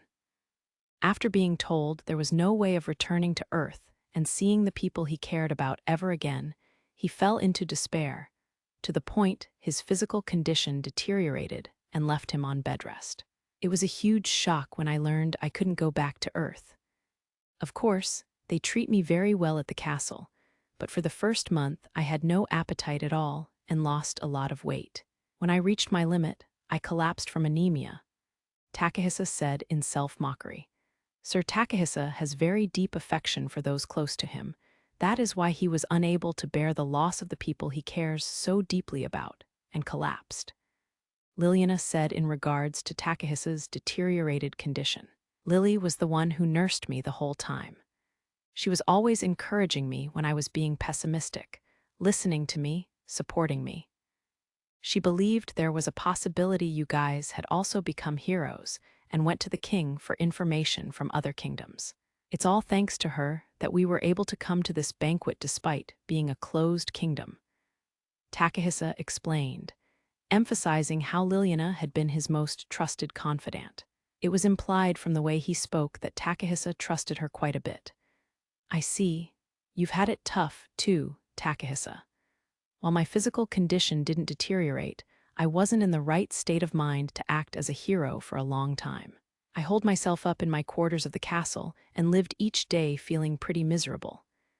Satsuki frowned, biting down on her lip. Well, anyone would, Takahisa sympathized with a bittersweet smile. Yeah, I've only become more optimistic recently, and just in time I met Miharu again. Satsuki smiled gently and looked at Miharu seated beside her. Was Miharu separated from you? Takahisa's eyes widened slightly. Yeah, I was under Haruto's protection and lived together with him, Miharu said with a glance at Rio. Haruto? Him? Takahisa noticed Rio at the end of Miharu's gaze and stared at his face closely to confirm whether he was the one being mentioned. Yes, Haruto is the one who saved me after I wandered into this world. That is, since I was transported to an isolated grassland, I was in a bit of a pinch. Miharu chose her words carefully as she explained what happened to her, so that she wouldn't worry Takahisa. What do you mean? What happened? Takahisa was shaken as he sought further explanation. Calm down, Takahisa. Some shocking things may have happened along the way, but as a result, Miharu is here safe and sound. You should listen calmly and don't panic. Satsuki sighed tiredly. Okay. Takahisa nodded reluctantly. Go on, tell him, Miharu, Satsuki urged her. Immediately after I wandered into this world, I walked through a grass field in search of people. I encountered some bad people, but Haruto came at just the right time and saved me. I've been in Haruto's care ever since, and that's how I was brought to this castle. Miharu summarized. Be bad people? Takahisa asked with a gulp. Slave merchants. They tried to abduct Miharu while she was clueless, Satsuki sighed, informing him on Miharu's behalf. Slaves? Takahisa was completely flustered. I told you to keep calm, Satsuki scolded. Guess that was asking for too much. But it's fine, nothing happened to her and Haruto saved her right away, so relax. I'm sure it was a scary experience, but Miharu's overcome that now. She's a strong girl. Are you okay? Takahisa asked, fearfully trying to read Miharu's expression. Yup. The only thing scary was the very beginning, but I've had nothing but fun ever since. If anything, I'm too happy now, Miharu said with a soft look. I see. Takahisa saw Miharu's expression, and for some reason, he felt his heart tighten unbearably. It throbbed in an unpleasant way, welling up with negative emotions one after another. Thank goodness Miharu wasn't made into a slave. That would be absolutely terrible. It goes against human rights. My Miharu. Takahisa felt strong anger bubbling in his heart. Treating people as objects, ignoring a person's will, treating them however you liked. Such primitive and savage systems went directly against Takahisa's sense of justice. If Miharu had ended up a slave, just what would she have gone through? Imagining that made Takahisa pale in horror. Takahisa's heart throbbed even harder, making him clutch at his chest reflexively. Are you all right, Sir Takahisa? Liliana asked. Yeah, I just couldn't forgive that slave merchant, the whole slavery system. Ignoring a person's will and using them however one wishes should definitely be prohibited, Takahisa said, taking a deep breath before spitting out his anger. Yes, it isn't a desirable thing. Liliana showed a glimpse of a dark expression as she agreed with him. But I'm glad Miharu's safe. So glad you didn't end up a slave. Takahisa stared at Miharu straight in the face, thinking that from the bottom of his heart. Thank you, Takahisa. But thanks to Haruto, I'm fine, so don't think too much about it, Miharu said with a conflicted expression. Thank you very much, Haruto, for saving Miharu. Takahisa had a somewhat odd smile as he thanked Rio. While his true feelings were grateful towards him, Takahisa also felt frustrated that it wasn't himself that saved Miharu. Imagining Miharu growing close to Rio somewhere, while he was unaware, made him feel excluded and extremely anxious. He was scared there was a Miharu he didn't know. No, I only did what should have been done. Rio shook his head with a smile. Seeing Rio's face like that made Takahisa start to think of himself as small and insignificant, making him feel extremely panicked. You seem like a nice guy, Haruto. It was all he could do to keep his composure, barely able to squeeze those words out. That's right, Haruto's a very nice person. I've only known him for 2 days, but it feels like he's a friend I've known for many years already. Satsuki agreed with a giggle, looking at Rio. Francois, who had been observing silently until now, took notice of this statement and hummed his agreement with deep interest. Seated beside Francois, Charlotte noticed this with clarity. It's an honor, Rio chuckled, giving a small shrug of his shoulders. I've certainly felt a kind of closeness to Sir Haruto as well. He's like my real older brother in a way that's different from Mitchell, Charlotte suddenly said. Oh, biwahaha, to think Charlotte would go as far as to say that. Rejoice, Haruto. Francois immediately burst into laughter. Yes, there is no higher honor. Rio was a little confused by the flow of conversation, but replied humbly nonetheless. Actually, Lady Satsuki and I were talking about how we wanted to have Sir Haruto as our partner for the 2nd and 3rd nights of the banquet, Charlotte recalled. Wah, Char, WL, I did say that, but it was just because I was going with the flow of things. Satsuki blushed in embarrassment. She had only been saying it as a joke at that time. True, she had said it because it didn't sound like a bad idea, but for some reason, she couldn't help but feel tremendously embarrassed to admit it. Oh, I was serious, though. Wouldn't you prefer Sir Haruto over an unknown gentleman, Lady Satsuki? You entered the venue on the 1st day with father, but from the 2nd day onwards, it's more favorable to have a partner, you know. WL, Haruto would certainly be a better choice than a stranger, but Satsuki admitted shyly. Charlotte laughed impishly. In that case, father, could Lady Satsuki and I accompany Sir Haruto as his partner for the 2nd day of the banquet? If you wish, and only if Lady Satsuki agrees. You do not mind either, do you, Haruto? Francois' mouth turned upwards in a pleasant smile. He looked at Rio. Yes, of course, but are you sure? Rio nodded his head, but he couldn't read Francois' intentions and probed further. It shows how much your achievements are valued. I bestow upon you the honor of escorting our kingdom's hero and the 2nd princess. To put it simply, it's a kind of reward. Not to mention, we were having difficulty selecting a partner for Lady Satsuki to begin with. Wouldn't you consider this perfect? It's a great duty. Fulfill it well. It would be my pleasure, Rio nodded. He wasn't in a position to choose a partner to begin with. But what will Miharu do? Miharu can't be saddled with a stranger for a partner either. Satsuki looked at her. In that case, Sir Takahisa is present. He seemed to be delighted to reunite with Lady Miharu. So I think it'd be the perfect opportunity for them to catch up with each other.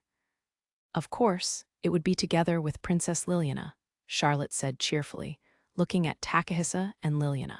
How wonderful, of course I wouldn't mind. I wanted to speak to Lady Miharu myself, Liliana agreed pleasantly. Of course I'd be up for that. No, please allow me the honor. Takahisa offered himself up enthusiastically. Then it's decided. Oh, but if Lady Miharu is opposed to it, we'll have to find something else, Charlotte said with a grin. Miharu paused for a moment, but slowly shook her head. No, I also have things I'd like to talk to Takahisa about. Charlotte looked at the clock in the room before addressing Francois. In that case, Sir Takahisa and Princess Liliana still haven't been escorted to their rooms, and it's almost time to get dressed up. Would you say it's about time to wrap up here, father? Indeed, you're right.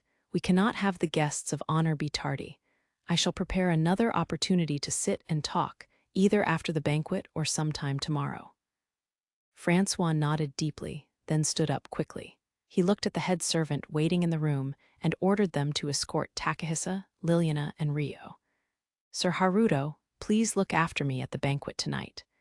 Lady Satsuki and Lady Miharu, please come this way.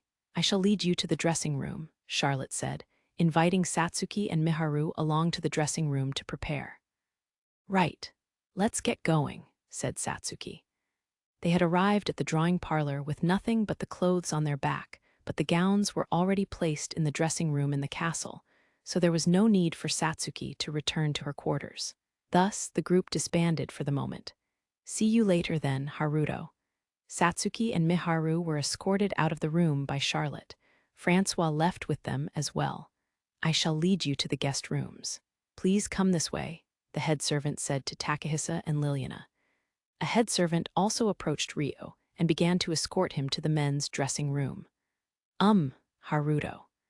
Takahisa confirmed that Miharu and Satsuki had left the room before stopping in front of the door and addressing Rio behind him. At the same time, Liliana and the female knights who were with him also stopped. Yes, Rio came to a stop. Thank you so much for saving Miharu. Truly, Takahisa said, bowing his head deeply at Rio. I'd like to offer my gratitude, too. With this, Sir Takahisa's anguish has lessened significantly. There were voices that opposed us, but attending this banquet was the right choice. Liliana smiled innocently.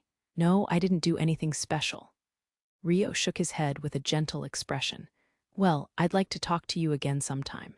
For now, I'll act as Miharu's partner tonight, while Satsuki will be in your care. Takahisa looked carefully at Rio and emphasized the I and Miharu. It was a materialization of Takahisa's sense of rivalry. Yes, please take care of her. Rio nodded with a faint smile. Takahisa felt a faint restlessness in his chest when faced directly with the ease in Rio's behavior. The fact that Miharu had been together with him this entire time flashed in his head, making that restlessness grow larger and larger. Well then, see you again later. I shouldn't be the reason that the two of you are delayed. Whether Rio knew what kind of mental state Takahisa was in or not, he bowed his head respectfully and ended the conversation there. Roughly 1 hour later, in one of the many rooms in a social hall adjacent to the Galuk royal castle. Presently, the princess of a small country to the north of the Galuk kingdom, Princess Sylvie Rubia of the Rubia kingdom, faced two men plotting away secretly as she waited for the beginning of the banquet she was invited to. Lord Charles, will Her Majesty Princess Christina be attending as planned? One man, a middle-aged man with a thin and sickly look to his face, questioned Charles, who had been dispatched from the main Beltram Kingdom government. Of course we brought her, Charles answered with a look at the seemingly unhappy Sylvie. But why is the Rubia Kingdom princess here, Mr. Rias? That won't do, Lord Charles. Tonight I am Jean Bernard, a goodwill ambassador and the second son of the Rubia Kingdom's Duke Bernard, here accompanying Princess Sylvie. That's my backstory. Rias shook his head. My apologies, Lord Bernard. However, no matter our relationship, I would like you to explain this situation in more detail. Charles shot a look at the still displeased Princess Sylvie before questioning Rias with a look. He was asking whether she was trustworthy. Of course. Did you know the small countries to the northern lands are a rivalry of warlords? The Rubia Kingdom was formerly in a favorable alliance with the Kingdom of Galuk, but has recently grown close to our country behind closed doors. That's what it is, Rias said, smiling with deep meaning. I do not recall my kingdom growing any closer to your motherland, Sylvie grimaced, interrupting their conversation. That's what she says, but rest assured. I have taken her little sister under my care as a sign of our friendship, so there is no way for her to betray us. Rias shrugged with exasperation, speaking to Charles. Charles looked at Sylvie with a cold sneer before looking back to Rias. In that case, I understand. Then let us hear what you are scheming with Princess Christina, myself, and the hero, while the wretched Duke Huguenot faction throws their weight around at this banquet. Oh no, I would never scheme anything. The reason is as I told you in advance. Our kingdom simply cannot overlook this banquet where so many heroes are gathered at once. The reason I asked you to attend with your kingdom's first princess and hero was to shake Duke Huguenot's faction, and the reason why I'm personally attending is to observe the enemy myself. That is all. How unexpected. I had assumed you were plotting something else with Princess Sylvie here. The reason Princess Sylvie is here is because I am Jean Bernard from the Rubia Kingdom tonight. I am lightly disguised, but my goal is to observe, so I won't do anything that attracts attention, and I have been acquainted with you for a long time now. I thought I would greet you before we meet at the venue, so that you won't be surprised. Other than that, it seems like my acquaintanceship with the Rubia Kingdom will be ongoing for a while too. So I wanted to introduce you to Princess Sylvie, Rias said, taking out a monocle from his breast pocket and putting it on. Biwahaha, it's my first time seeing you with a monocle on, but it suits you well. I see. So that's how it is. It seems I was a bit too suspicious. Charles laughed heartily. Well, tonight's banquet should be a meaningful event for you as well. I'm sure you've heard of the Restoration's establishment already, no? It's a wonderful opportunity to gather information, so use it efficiently, Rias said. Understood. Charles showed a hint of a bitter expression when he heard the word restoration, but he soon replaced it with a bold look and sneer. I will be using the banquet tonight efficiently myself. While half my goal is accomplished with my infiltration alongside Princess Sylvie, I must not let my guard down. But I shall have my fill of fun. Rias grinned alongside Charles. Chapter 7. Banquet, turmoil of day 2 later, on the first floor of the social hall adjacent to the Galuk royal castle. The second night of the banquet was set to begin. Many guests from other kingdoms had been invited by Galuk to attend the second night onwards, and were currently entering the venue one after another. The smaller kingdoms present had a favorable relationship with Galuk, in contrast to the large kingdoms, which were in precarious relationships with the host kingdom. The Galuk kingdom didn't have alliances with any large kingdoms east of the center of the Strahl region. At most, they had a cordial relationship with the Restoration, Beltram Kingdom's special administration to the west of Galuk. Beltram's main government had been distancing themselves for a while now, and the Centistella Kingdom to the south refused all diplomatic relations. However, both the near-estranged Beltram government and Centistella were attending tonight. The air around the banquet felt exceptional, their presence creating a strange mood among the invited guests, gathering the attention of several small kingdoms. On top of that, it was the first time the disaffected Huguenot faction would come face to face with the main Beltram government in public, which would have inevitable repercussions, too. And so, the nobles already in the hall were all impatiently waiting for the official guests from Strahl's large kingdoms to arrive. Normally, when a banquet was held in the name of the king of a large kingdom, it was custom for the attending kingdoms to send their own royalty as a representative. But the order of introduction was one-sidedly decided by the host kingdom based on national power and diplomatic relations. Thus, the attendees all looked forward to seeing what order the outside kingdoms would be introduced. Presently, most of the officials from the small kingdoms had entered already, leaving only the more powerful small kingdoms to go. Rubia Kingdom's first princess, Princess Sylvie, has arrived. The announcer's voice echoed through the hall. The door on the upper floor of the hall opened, revealing Sylvie herself. Sylvie wasn't attending with a partner, and instead had 5 servants accompanying her. Ooh, if it isn't the Princess Knight, Sylvie. What a dignified woman, as always. She normally attends events with her sister instead of a male partner, but I don't see her little sister this time. It's rare to catch her alone. The eyes of the male nobles were more passionate than for any of the other small kingdom royalty introduced until now. A few female nobles were also watching Sylvie with heated gazes. Sylvie Rubia, the first princess of the Rubia Kingdom, who had been in a private talk with Rias and Charles moments ago. She was in her late teens. She was tall and slender for a woman, her alluring appearance highlighted by her dignified facial structure and beautiful blonde hair that reached down her back. Her most notable feature was the pure white dress she wore. It didn't have a cute design like those of the other female nobles. Its peculiar style nearly resembling ritualistic battle-wear. It seemed to only be missing a sword around her waist. As a young lady, her body had a softness relative to her age, but the way she held herself was like that of a warrior. In reality, her nickname of Princess Knight wasn't for nothing, as Sylvie acted as a knight despite being royalty. Because of that oddity, Sylvie's name was widespread, despite being a small kingdom's princess.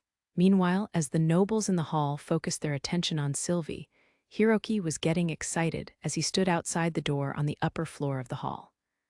Wow, a princess knight, in the flesh. Seeing a princess knight was a bucket list must for coming to a fantasy world. I've been waiting for this moment. If it's possible, I'd like to hear her say the words, "Jay, just kill me." 2. Hiroki had been completely obsessed with other world fantasies while he was on Earth, so seeing a princess knight was like a dream come true for him. His inner fanboy shone through when he found out that Sylvie was also known as the Princess Knight, leaving him cheering excitedly even after she had entered the hall. Most of the small kingdoms that were invited had already entered, leaving only the most influential of the small kingdoms and the large kingdoms left. Incidentally, Duke Huguenot and Charles were among those remaining, but while the fated rivals were within each other's view, they both chose to ignore the other and stand in the corners of the corridor in silence. Rona was right beside Hiroki, watching his excitement with a somewhat strained smile. Just then, a boy approached Hiroki. He looked to be in his mid to late teens, his silky golden hair falling across his handsome face.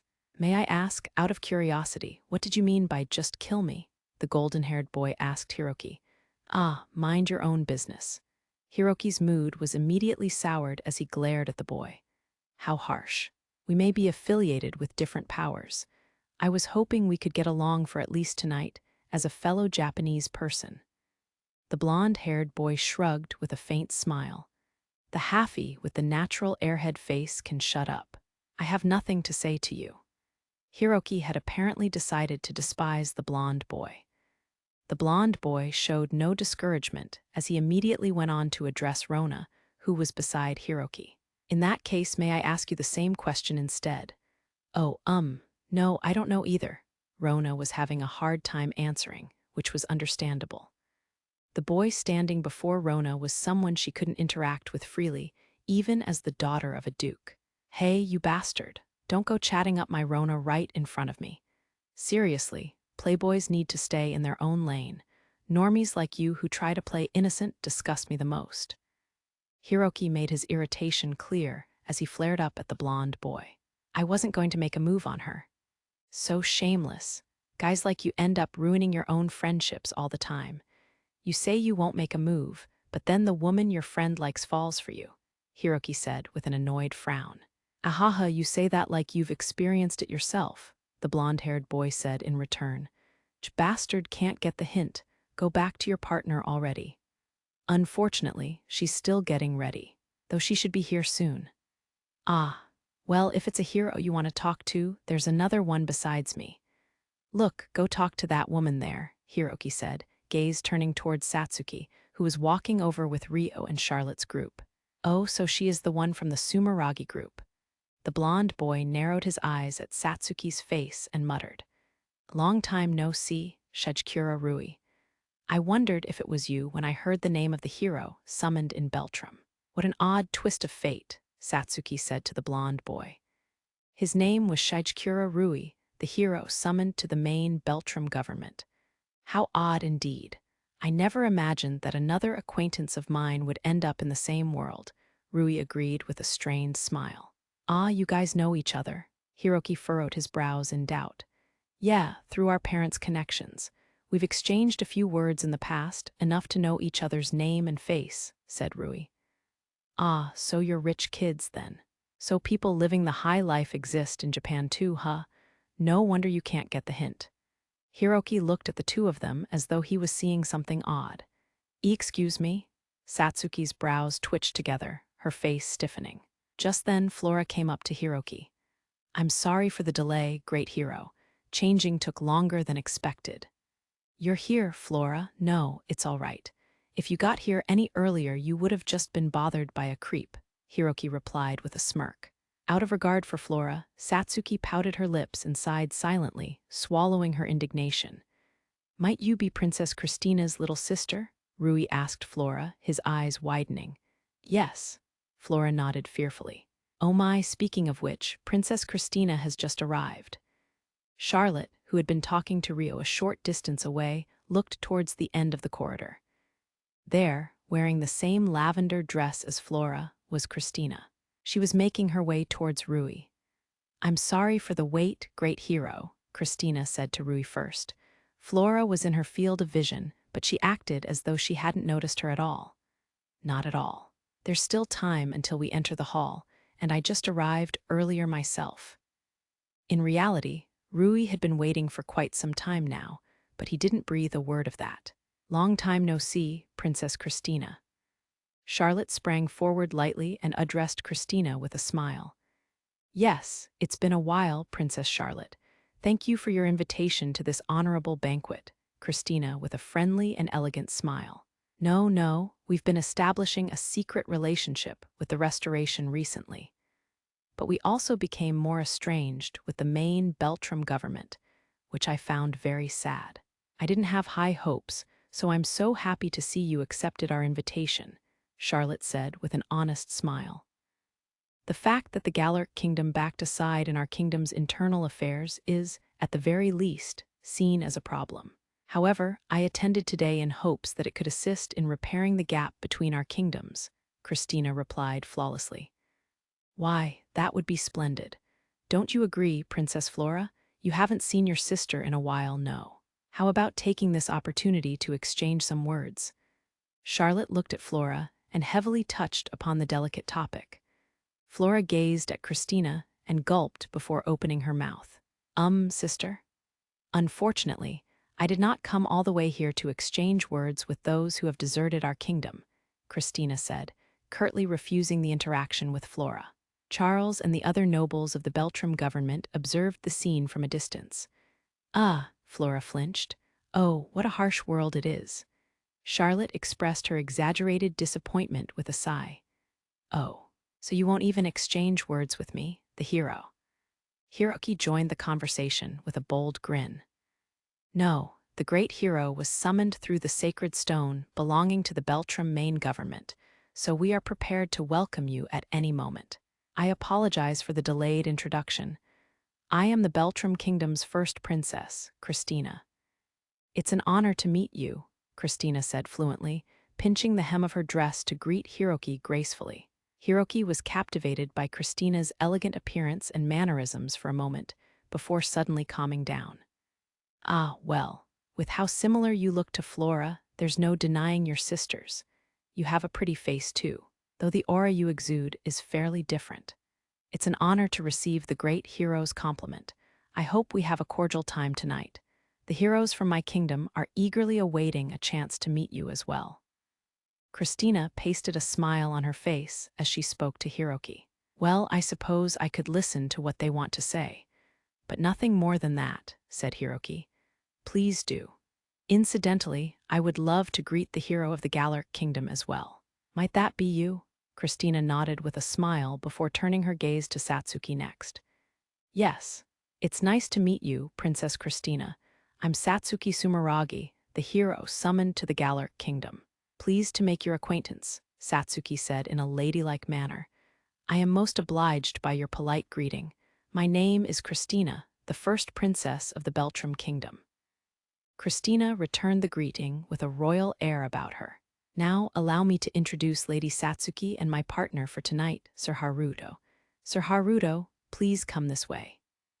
Charlotte turned around and called out to Rio, who was watching quietly from a short distance away. He is the partner for the two of you tonight. It's our first time meeting, right? Christina stared closely at Rio's face and cocked her head in wonder. At the same time, Flora stiffened and watched them with bated breath. Of course it's your first time meeting. Sir Haruto isn't a noble, but rather a great hero who stepped into the spotlight recently. Charlotte smiled cheerily. A great hero, you say? Christina continued to stare closely at Rio. The title of great hero was fairly exaggerated, so it was understandable for her to be curious. Rui was also watching Rio with deep interest, his attention focused solely on him. Yes, if you could introduce yourself directly, Sir Haruto. Charlotte oozed confidence as she nodded. It's nice to meet you, Your Highness. As stated, I am Haruto. While it is not appropriate for me to receive the title of great hero in the presence of true heroes, I am most honored to be in your audience, Rio said to Christina reverently, showing humility. It's nice to meet you too. His mannerisms are reminiscent of a high-ranking veteran knight. May I ask what feat he accomplished? Christina's eyes widened faintly as she asked Charlotte. Why, it's beyond what words can describe. To summarize, he saved Lady Satsuki's close friend, Lady Miharu, repelled a demi-dragon and tsunami of monsters, saved Liselotte, who is a noblewoman from our kingdom, and finally, he rescued your little sister, Princess Flora, when she was abducted. Charlotte stared back at Christina and smiled as though she saw through her thoughts. When she was abducted, Christina asked, focusing on that part alone. Oh, are you worried for your sister after all? It seems like the events that happened at Amand have yet to reach you, Charlotte said with mischievous delight. No, Christina erased her expression and shook her head. The first thing that came to her mind when she heard Flora was abducted was the kidnapping incident from when Christina was 7. However, the one who saved Flora back then was an orphan boy the same age as Christina. He had been admitted into the Royal Academy as a reward and demonstrated truly excellent abilities there. But his origins as an orphan and black hair from his immigrant background meant he was isolated from his classmates. Ultimately, he was slighted at the kingdom's convenience and disappeared afterward. There was no knowing where he was now. It couldn't be, right? His name and hair color are both different. The incident Princess Charlotte is referring to isn't the same one anyway. Christina stared at Haruto's androgynous face. For a moment, Rio surfaced at the back of her mind, but she soon banished that thought. Oh, it looks like Takahisa and the others are here.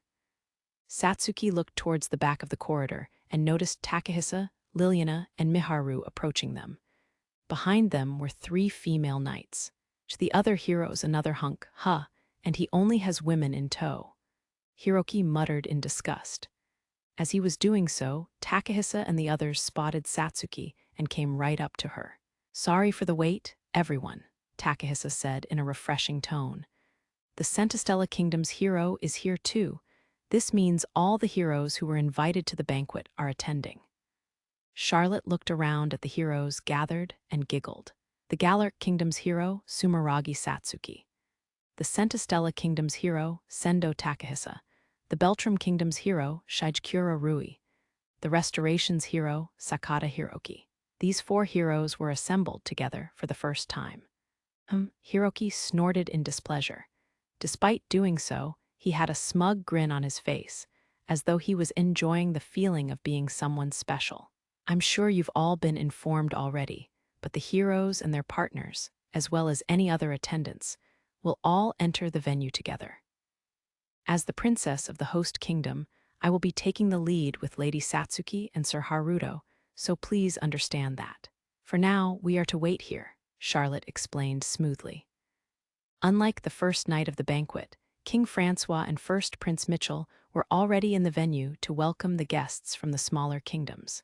I have no intention of getting along with the normies. Let's go, Flora, Rona. Hiroki took his own partners and relocated them a small distance away. Honestly, what an uncooperative man. I'm astounded he can act so smugly just because he happened to get caught up in all this. Satsuki said, watching Hiroki's back with disapproval. He seems like a difficult person to please. Rui gave a small shrug. Well, I do agree that we don't need to act more familiar with each other than necessary. Satsuki sighed despite herself. Indeed, we've all established our own positions too, after all. That being said, I'm sure there are things we want to ask each other, so some compromise may be necessary, Rui agreed. Oh, what kinds of things were you thinking of? Satsuki smiled innocently. Ahaha, how harsh of you. Well, if I had to say, then perhaps something about the sorcery hidden in the sacred stones used to summon us to this world, Rui said, trying to ask about a way to return to Earth in a roundabout manner. Unfortunately, there's no way of returning to Earth, Satsuki replied bluntly. I see, so it's as I feared. The other possibility I considered was the sorcery hidden in the equally powerful divine arms. You saw a dream about how to handle the divine arms too, right? Rui asked Satsuki in an intellectual tone. Yes, the one where an unknown voice lectured me, right? Right. It seems like everyone who possesses divine arms sees a dream then. In my case, I was given no information other than how to handle the divine arms. What about you? Me too. It didn't seem like I could hold a conversation with them, and I woke up before I knew it. What about you, Takahisa? Satsuki shook her head exaggeratedly to emphasize her point. Nope, mine was the same as the two of you, said Takahisa. I haven't introduced myself yet. My name is Shijikura Rui. Rui gave a friendly smile to Takahisa and Miharu and Liliana beside him. As you can see, I'm half Japanese and lived in the United States until I was 16, but I'm a Japanese native, and I was a 17-year-old high schooler. That makes you my upperclassman by 1 year. I'm Sendo Takahisa. Likewise, I was a high schooler, though I only just entered, Takahisa said with a bitter smile. When Rui stuck out his hand for a handshake, Takahisa returned it. I see. It's nice to meet you.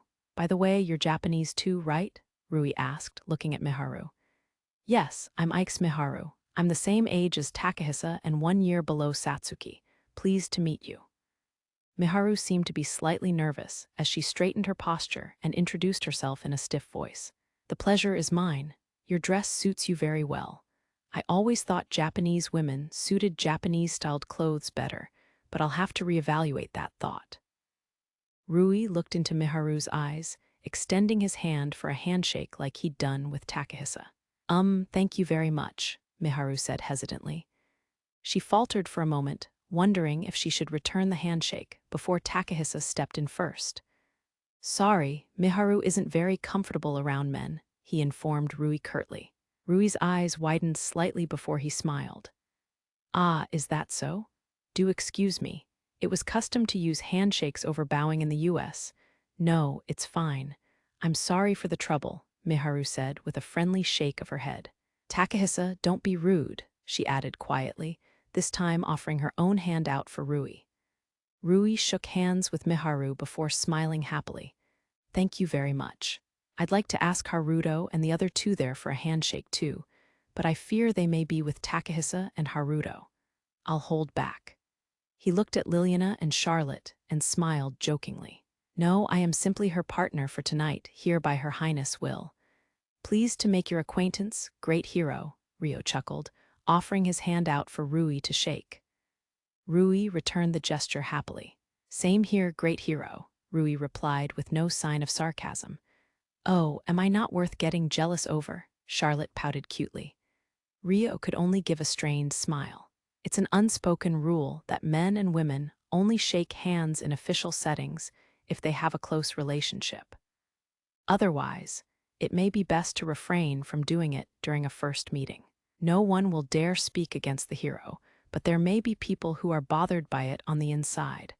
At any rate, I am Liliana Centestella. It's an honor to meet you, Sir Shijikura, Liliana said succinctly. I see. I learned something new today. Rui nodded cheerfully. Miharu, Lily, do you guys have a moment? Takahisa took Miharu and Lily's hands, moving them a short distance away. Huh. Okay, Miharu casually disentangled her hand and moved with Liliana. This left Rio, Satsuki, Charlotte, Rui, and Christina behind. Hee, it looks like Sir Takahisa and Sir Hiroki are both gentlemen with a strong possessive nature, Charlotte said once Takahisa left. HHR, you can't say that, Satsuki chided with a half-smile. Ha ha ha, every man has a little bit of a possessive desire within them. Even I do. Rui laughed heartily. Why is that so? Then Princess Christina, Charlotte asked with excitement, exuding curiosity. Princess Christina is a lovely woman, but I have someone I love already. I don't consider myself possessive over her. Rui shook his head bluntly. Yes, I'm only here as a royal figure. Like Haruto over there, I am simply acting as a partner for one night, Christina said with a small smile. It almost seemed as though she was mocking herself, but the reason didn't appear to be because Rui's feelings weren't directed towards her. Charlotte could sense that the relationship between Rui and Christina was a businesslike one and sighed in disappointment. Why, how candid of you to say so. But this leaves those three to wonder about. If I may ask, Lady Satsuki, were Sir Takahisa and Lady Miharu going out with each other? I wonder. There were rumors in middle school that they may have been, but, Satsuki said, then glanced at Rio. Rio was watching Miharu and the others in silence. Just then, the door to the hall opened and a knight stepped in. Lady Charlotte, preparations in the venue are complete, the knight reported. Everyone, it sounds like they're ready. Please, this way. Meanwhile, on the first floor of the social hall, the royalty from each small kingdom had finally finished entering the venue and were eagerly awaiting the entrance of the four heroes. In the corner of the hall, the Rubia Kingdom's first Princess Sylvie and her attendants were chatting with the royalty from neighboring kingdoms. Introducing the Galuk Kingdom hero, Lady Satsuki Sumeragi, the Restorations hero, Sir Hiroki Sakata, the Centistella Kingdom's hero, Sir Takahisa Sendo, and Beltram Kingdom's hero, Sir Rui Shijikura. The voice of the announcer echoed. The royalty and nobility in the hall burst into chatter as the door on the upper floor opened. The first to appear was Satsuki, escorted by Rio and Charlotte. The men from the smaller kingdoms were familiar with Charlotte already, so their attention was focused on Satsuki and Rio. The younger princesses were watching Rio with particular interest. With his glossy gray hair, his androgynous but sharp and intense features, and his confident attitude while escorting a hero and princess, Rio truly was picture perfect. As that was happening, Hiroki appeared next in the doorway. He was accompanied by Flora and Rona, but unlike Rio, there was no element of surprise here.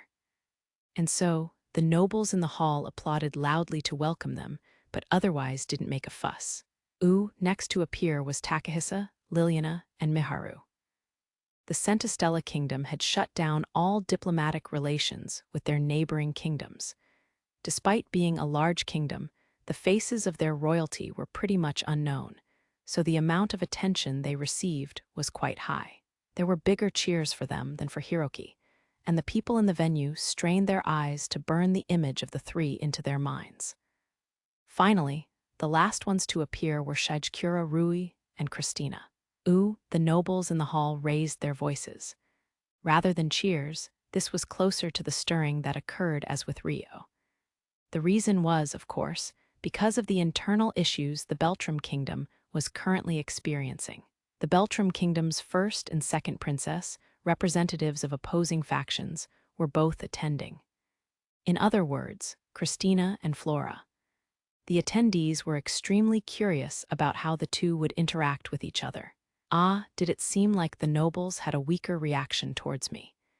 Is it too predictable of me to bring the same partners 2 days in a row? Or are faces what matter more for heroes in the end?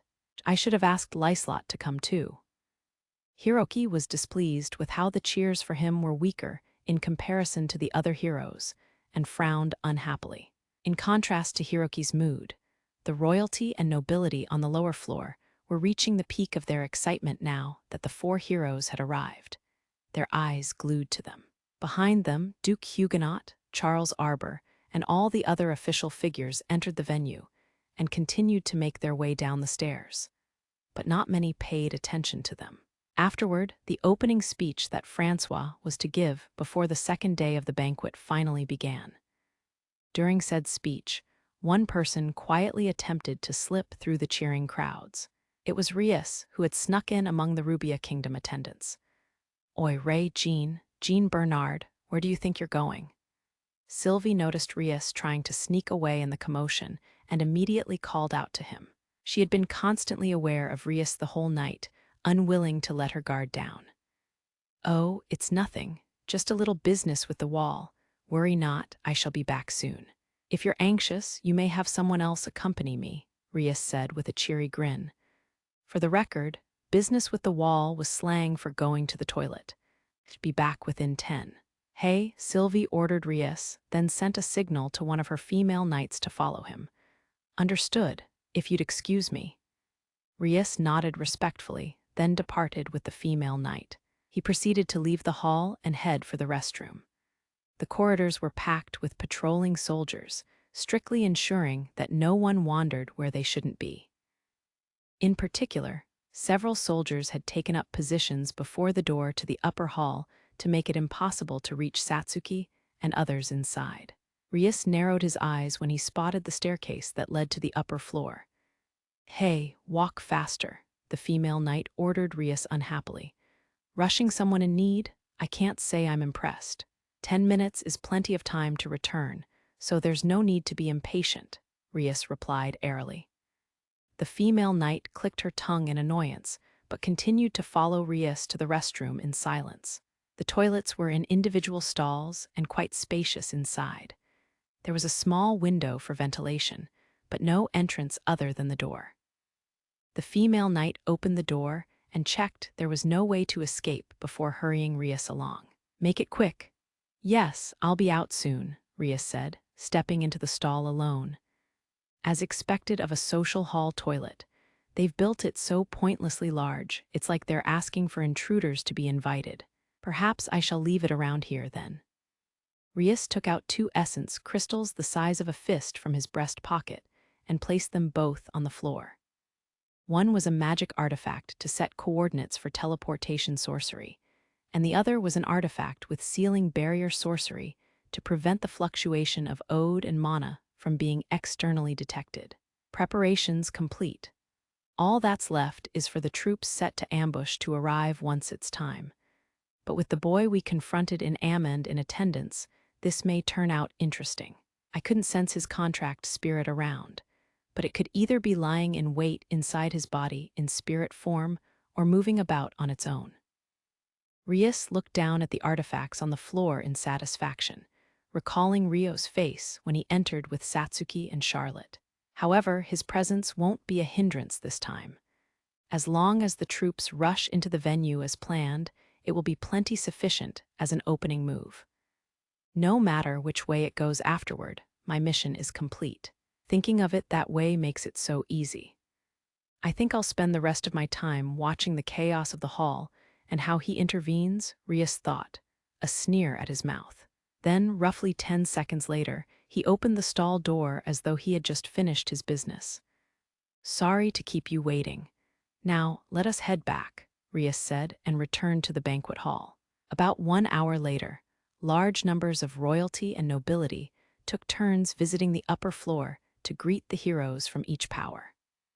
However, as Satsuki and Hiroki had completed their greetings of the Galuk and Restoration nobles yesterday, they only had the officials from small kingdoms greeting them.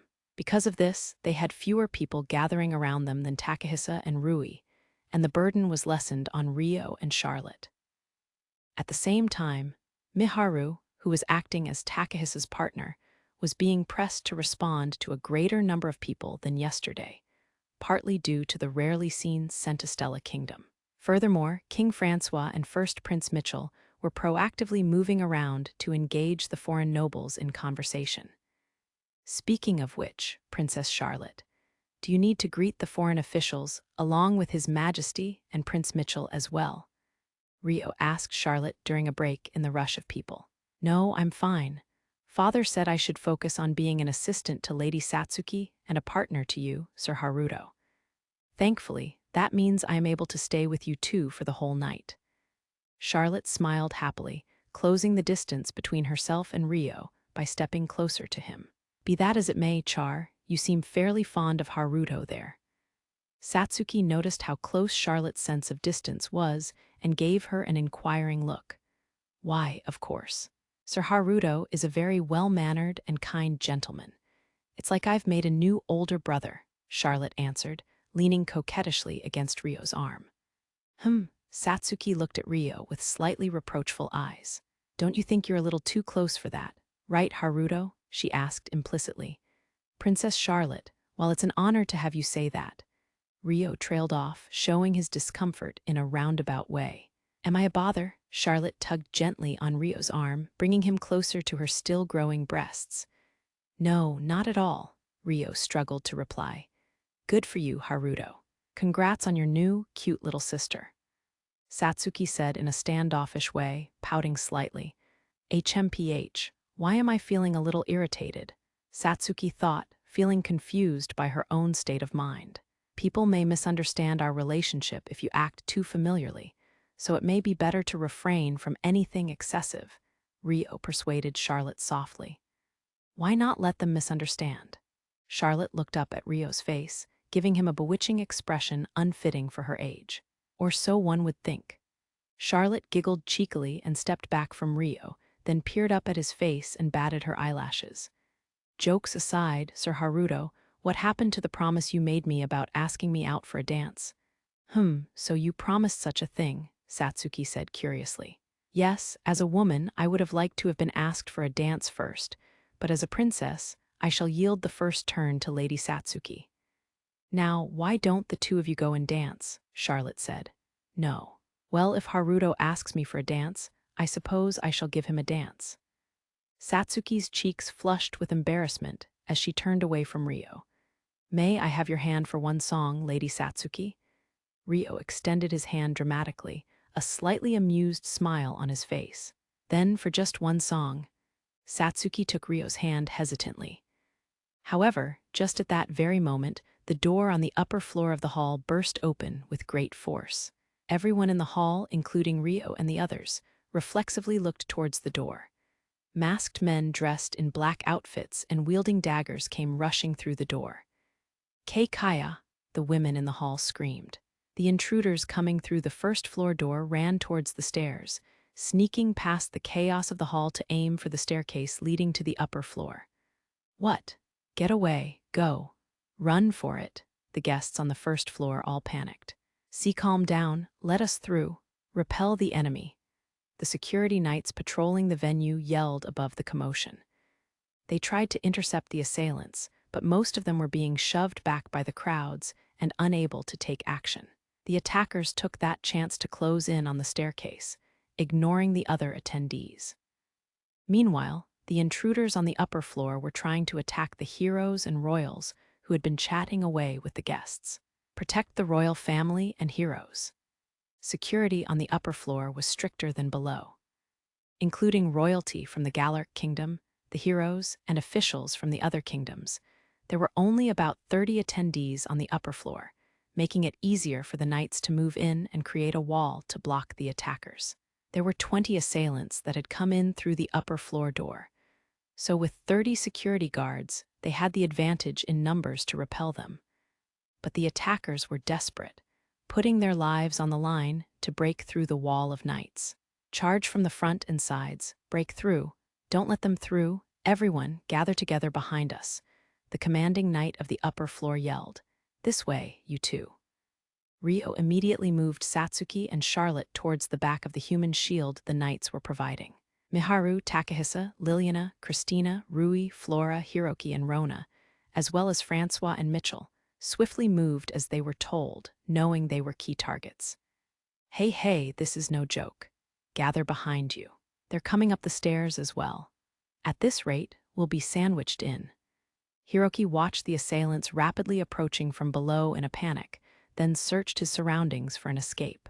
However, there was only one staircase connecting the upper and lower floors, and the area near the upper floor door was filled with awaiting assailants. There was nowhere to run. They could only wait for the knights to repel the attackers. However, the attackers seemed to have simulated the attack in advance, as there was no hesitation in their movements, and each one of them moved with quite a bit of finesse. While the knights were winning in numbers, the upper floor's forces were evenly matched.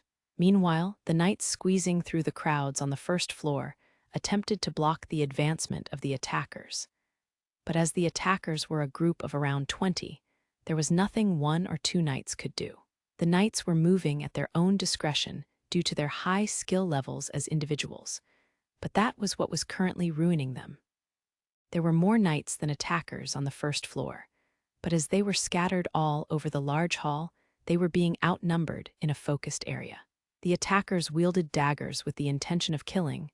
The knights had clubs with no intention of killing, but there wasn't much difference in arms. However, the attackers coordinated together to take on each lone knight, so the first-floor knights were being held back. At this rate, it was only a matter of time before they ran up the stairs.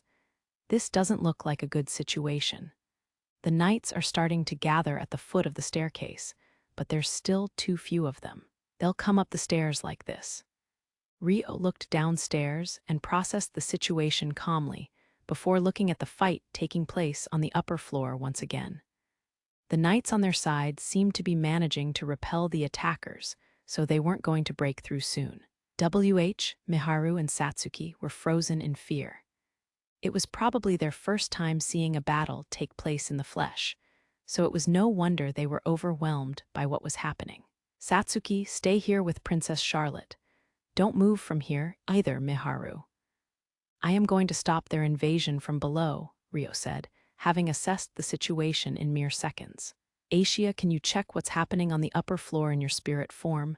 Got it, Aisha replied immediately. At the same time, Rio ran for the staircase. Why, Haruto? Satsuki saw Rio heading for the staircase and called after him in a panic. She reflexively tried to follow him, but Charlotte grabbed Satsuki's dress first. Lady Satsuki, there's nothing you can do dressed like that. Please follow Sir Haruto's directions. It would be terrible for the kingdom if something happened to you, the hero, Charlotte said, persuading Satsuki to stop. Her tone was more serious than usual, showing a glimpse of her sense of duty as a royal. Satsuki grinded her teeth in frustration. It's okay. Haruto is strong. Please believe in him. Miharu ran over to Satsuki and joined in persuading her. However, her hand that grasped Satsuki's dress was trembling slightly. Arg, fine, whatever. Satsuki accepted in frustration, but remained where she was. Takahisa came running after Miharu in a panic, bringing along Liliana and her 3 night guards. Miharu, don't move on your own, Takahisa said with a slightly flustered look. Hilda, if worst comes to worst, use your wall magic at your own discretion to protect us and the other heroes, Liliana ordered one of the female knights. The upper floor of the hall had over 30 people present, but it would have been impossible to create a magic wall for them all with just the 3 of them. Thus, they had to limit the number of targets to protect. However, even then, there were still slightly greater numbers than would be feasible. Hilda paused for a brief moment before agreeing. Understood, I shall see it through. They're coming up the stairs, Hiroki yelled. 6 knights had gone around the front of the stairs, but 14 assailants had reached the stairs. They probably wouldn't be able to fend them off. Everyone downstairs, I shall assist you, so feel free to let through any opponents you cannot handle. Agendi corporis. Rio took up position halfway down the stairs and called out to the knights below. Then he chanted the spell to activate the bracelet containing physical strengthening sorcery. However, that was simply camouflage that he cancelled as soon as it activated, as he instead strengthened his body with spirit arts. Ah, the rumored hero. That's some confidence, but we'll take your word for it. You lot don't die pushing yourselves. Only take on as many as you can handle. The highest-ranked knight by the stairs ordered the other knights. If they died for nothing, they'd simply be shifting the burden onto someone else. The fact he didn't tell them to try dying was proof he had a rational head on his shoulders. Yes, sir. The other knights each readied their weapons and clashed with the attackers at the bottom of the staircase. 6 of you hold them off. 6 of the assailants moved towards the knights at the foot of the staircase, while the other 8 all ran up the stairs. Rio stood in their way. Allow me to assist in what little way I can. This should reduce the numbers a bit. Don't move. Shajkura Rui took his divine bow in hand and stood on the stairs behind Rio. He pulled his bow ready, took aim, and fired a lightning arrow. The lightning arrow pierced through one of the attackers in the back. Gwa! He was sent flying, a tremendous electric current running through his body, instantly rendering him incapable of fighting. Rui proceeded to fire one more arrow and pierced through another assailant. But at that point, the attackers had already drawn near Rio, and the battle on the staircase was getting messy. Determining that the shot would be reckless, he lowered his bow. "I leave the rest to you," Rui yelled, retreating back. "Understood," Rio replied, then charged down the stairs. He used the downwards momentum to close in on the attacker in the lead. The attacker reacted to Rio's movements and thrust out his dagger. However, Rio skillfully avoided the knife-wielding hand and flung the dagger into the distance. Then, he landed his bare fist into the solar plexus of the enemy, knocking him unconscious. "That's one." Rio looked around at the attackers warily. Then, for one brief instant, the attackers' movements faltered. Rio aimed for that moment and closed in on them from a diagonal approach. One of the attackers sensed Rio's advance and reflexively swung his dagger at his torso. However, Rio had read the path of trajectory and swiftly grabbed his hand, restraining it with a powerful knee to the stomach. The attacker's yell sounded more like a gasp for air. 2 down. Rio closed in on an attacker that had been trying to run past him while he was occupied. He sent a sharp blow of his palm into their side. The attacker's body folded like a leaf, sending him crashing to the floor before another assailant trying to run up. 3. On the spur of the moment, the assailant leaped over the body of his ally. But in that time, Rio had already jumped with a running start, wrapped around ahead of the attacker, and aimed a kick at his face as he was about to land, pushing him back down the stairs. The attacker's mask crumbled as he rolled down the stairs, landing in complete silence. And 4, 2 more to go, he counted calmly as he landed on the staircase. There were 2 attackers left. Having 4 of their comrades finished off in 10 seconds made them come to a pause. They could sense that it would be impossible to force their way. Whoa. Satsuki, who was watching Rio fight from the top of the stairs, found herself captivated by his tremendous fighting capability. The same went for Miharu, Flora, and Christina. The other knights have their hands full fighting one-on-one, and yet, Charlotte watched Rio's fight take place below with wide eyes. Archer, the 2 assailants Rio was facing, moved. One of them yelled loudly, charging towards Rio in a self-sacrificial move. Archer, instantly Rio felt suspicious. Neither of them had a bow equipped. Was it a bluff, a hidden weapon? No. Did they mean Rui? Rio listed off a variety of possibilities as he braced himself, observing the attackers' every move as they positioned themselves in a line. NGH, the assailant in the front, charged with desperation, thrusting his dagger-wielding right hand forward. He wasn't focusing on aiming anywhere. It was simply a thrust focusing on speed.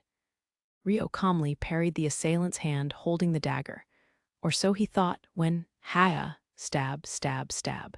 The attacker attempted a rush attack of thrusts in what was truly a desperate attack. However, Rio could see through all of it, accurately handling each attack. The one at the back isn't moving. If so, I'll take care of this one first, Rio determined in an instant, and shifted his body slightly to the side. The sharp thrust of the attacker sliced through the air a hair's breadth away from Rio's torso. Rio proceeded to go around the attacker's flank and used his left hand to snatch the dagger away. After cleanly toppling his opponent by kicking his feet out from under him, the attacker floated in the air for a moment. Then Rio landed a sharp backhanded chop to the attacker's abdomen. The assailant's body hit the ground with great force, knocking him out with a groan. Photon projectiles. The other assailant waiting behind the first one read Rio's movements and aimed his finger before chanting a spell. Archer, so they meant a long-ranged attack. Rio held the dagger he stole from the attacker at the ready. In the next moment, several bullets of magic light came firing towards Rio. Rio locked on all the flying bullets within his sight and poured magic essence into the dagger in his hand. He raised its strength with spirit arts, then swung it faster than the eye could see, mowing down the assailant's bullets one after another, scattering them. Both the attacker who fired the photon bullets and those who witnessed the scene were all rendered speechless. In the meantime, Rio simply adjusted his grip on the dagger to a backhanded one and charged at the frozen attacker. Using the pommel of the dagger, he struck the attacker in the solar plexus. The attacker clutched his stomach as he collapsed. As a result, the only one remaining conscious on the stairs was Rio. Reinforcements came running downstairs, and they've captured all the attackers. As for above, Rio looked below and confirmed the 6 attackers at the foot of the stairs were being apprehended. Next, he moved to go upstairs. Reinforcements came through the door. "The fight upstairs is over," Aishia's voice echoed in Rio's head. Once he confirmed the battle was completely over, Rio decided to abide by the rules of the banquet and discarded the dagger in his hand, effectively laying down his arms. It fell to the floor with a clatter. "Ooh!" The royalty and nobility in the hall who had been watching Rio cheered. Those cheers soon reached every end of the hall. Goodness me, what a sight to behold, as always. I didn't expect this many troops to stand any real chance, but he really took the spotlight. Rias watched Rio with admiration from the crowd of guests taking refuge at the back of the first-floor space. "Hey, Rias," Sylvie said. "Oh, my name is Jean Bernard, Princess Sylvie." Rias shrugged his shoulders, grinning. "The attack just now, don't tell me." Sylvie glared at Rias with suspicion. "Tell you what?" Rias cocked his head nonchalantly. "I have something to discuss with you later. Don't try and pull anything strange, got it?" Sylvie seemed to be aware of the people around her, as she threatened Rias in a low voice. "I'm not sure what you've misunderstood here, but are you suspecting me of doing something?" Rias responded aloofly.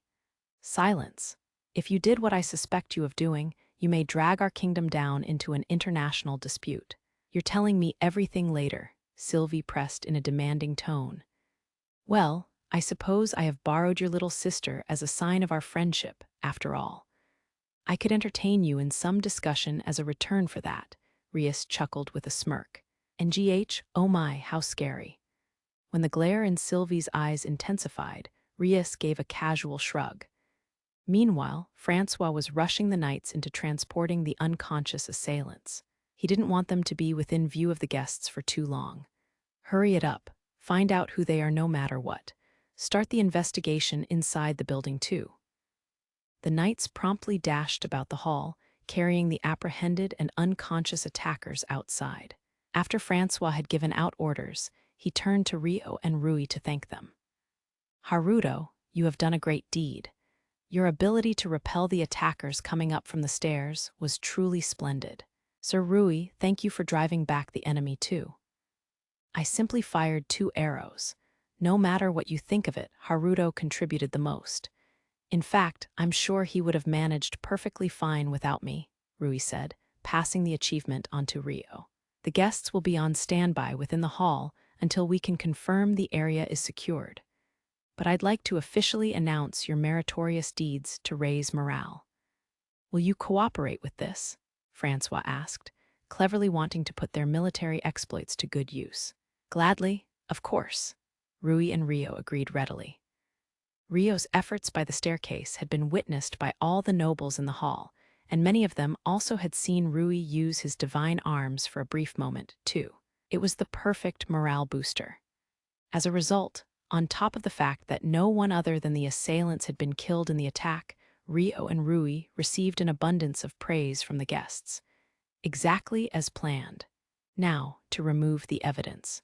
Rias looked up at Rio and Rui on the upper floor and casually reached into his breast pocket, crushing the small gems there. At the same time, the assailants that had been carried outside all began to writhe in pain, their bodies convulsing as they died. However, at that point, no one inside the venue was aware. Afterward, the safety of the area around the venue was confirmed and the curtains closed on the second night of the banquet, with no official notice of the assailants' deaths. Epilogue. The wandering knight the next morning, Rio was summoned to the audience room for a formal audience with King Francois. He had been called to formally receive a reward for his efforts in the banquet last night. Presently, the audience room was packed with royalty and nobility. Among them were Miharu, Satsuki, and Liselotte, as well as the heroes and high-ranking officials invited from other kingdoms. Rui's reward had been discussed and decided upon before Rio's, so this audience was for Rio's sake alone. Now, Haruto, you did us a tremendous deed last night. Unfortunately, we do not have much time, so I shall get straight to business. This is about your reward. Francois began, getting straight to the point. It is my greatest honor to receive your praise. However, as I acted to protect myself, I do not require any particular reward, Rio declined with humility. He didn't have anything he desired in particular, and more importantly, feared he would be bestowed with a title that came with collateral duties. But as Rio refused the reward so readily, the audience hall stirred with noise. Now, do not trouble me so. It has been custom since ancient times to reward great deeds accordingly. Not doing so would affect not only my honor as king, but the honor of the entire kingdom. Especially for someone who has achieved as many meritorious deeds as you, Francois said with an uneven smile. But your majesty, Rio lowered his head, expressing his disagreement with reserve. How about it, Haruto? Would you reconsider your previous decision and serve this kingdom? We are prepared to treat you appropriately and promote you to a high-ranking knight. As Rio expected, Francois offered a social position as a reward. I am extremely delighted at the honor of receiving your favor. However, as I have informed your majesty already, I cannot remain fixed to one location. More than anything, a novice like me will only be inadequate in this great role. That is why, with all due respect, Rio chose his words of refusal carefully so as not to burn any bridges. Then, if I may ask, is there anything that you desire? Nothing in particular. HMPH. At this point, I must say I respect your level of indifference. One would normally express some form of desire here. How difficult it is to reward a man with no desire for status or wealth. Francois chuckled with stifled laughter. However, this is precisely why I hold interest in you as a person. For you to have no desire for status, does this mean you are burdened by other bonds or responsibility? Let us hear your answer, he said, staring at Rio. Yes, your majesty, Rio nodded. And may I ask for the reason why? Francois questioned with interest. I am not a man with a large enough caliber to live while burdened with bonds and responsibilities. That is why, Rio stated his feelings honestly. Francois hummed to himself and stared at Rio's face for a moment. I see. Then, I have decided. I shall grant you the title of an honorary knight. The royalty and nobility in the audience room stirred noisily at his words. But Rio didn't quite understand the meaning behind the title, objecting through his confusion. Based on the reactions of the hall, it didn't seem like a normal position in the least, and the thought of having duties forced upon him was unbearable. An honorary knight is a modern title presented to those who have contributed great military deeds to the kingdom, regardless of being a citizen. It is a title of a knight with no duties to the kingdom, as they are not one of my subjects to command. In other words, a knight with no master. However, you will be publicly treated as the same rank as other nobility. Is it not the perfect reward for you, who does not wish to be burdened with more bonds or responsibilities? If you disagree, we'll have to return to the drawing board, and I'll have to give you 10,000 pieces of my gold instead. Well, how about it? Francois asked cheerfully. For the record, the royals and nobles in the room had stirred so noisily because of how special the title of an honorary knight was. First, one had to obtain the strong trust of the one who had appointive power. That is, the king or a high-ranked successor to the throne, which couldn't be done lightly. Furthermore, Rio was yet to realize this, but an honorary knight was a modern title that had no duties to the kingdom, yet was on par with the status of a count. In an emergency, he could even command the kingdom's knights at his own discretion. In other words, he was receiving power without duty. The exception among exceptions, even within nobility. That being said, those appointed with the title normally had some other position to the kingdom and fulfilled their duties there instead. However, in Rio's case, he had no status other than that of the honorary knight, so he was truly able to receive nothing but the benefits. Yes, your majesty. While Rio still didn't have a complete grasp on the meaning of the title, he was spurred by the number of gold coins presented and the air in the room to nod. Then, let's finalize this before you change your mind. It is customary for an honorary knight to be presented with a nickname. Let's see. Francois hummed to himself and stared at Rio before he immediately seemed to think of something and grinned. All right, from now on, you may don the title of the Black Knight. Black cannot be stained by any other color. It is most fitting for a person like you, he said grandly. In reality, the nickname bestowed by the king was another reason why the honorary knight was envied. The Black Knight. Rio's thoughts came to a screeching halt for several seconds. Then, once he regained his composure, he turned the name over in his head once more. The Black Knight? What even was that? It was an embarrassing and shameful title. There was no way he wanted to be called the Black Knight, nor did he want to introduce himself as so. However, I humbly accept this appointment, Your Majesty. Rio showed no sign of his thinking as he accepted the order with the utmost formality. He lowered his head and glanced around the room casually, making eye contact with Miharu and Satsuki in the corner of the room. Satsuki was trying to stifle her giggles, her hand pressed against her mouth. Meanwhile, Miharu was simply staring at Rio. It was unclear what she was thinking of. Satsuki's enjoying herself and laughing away. Miharu.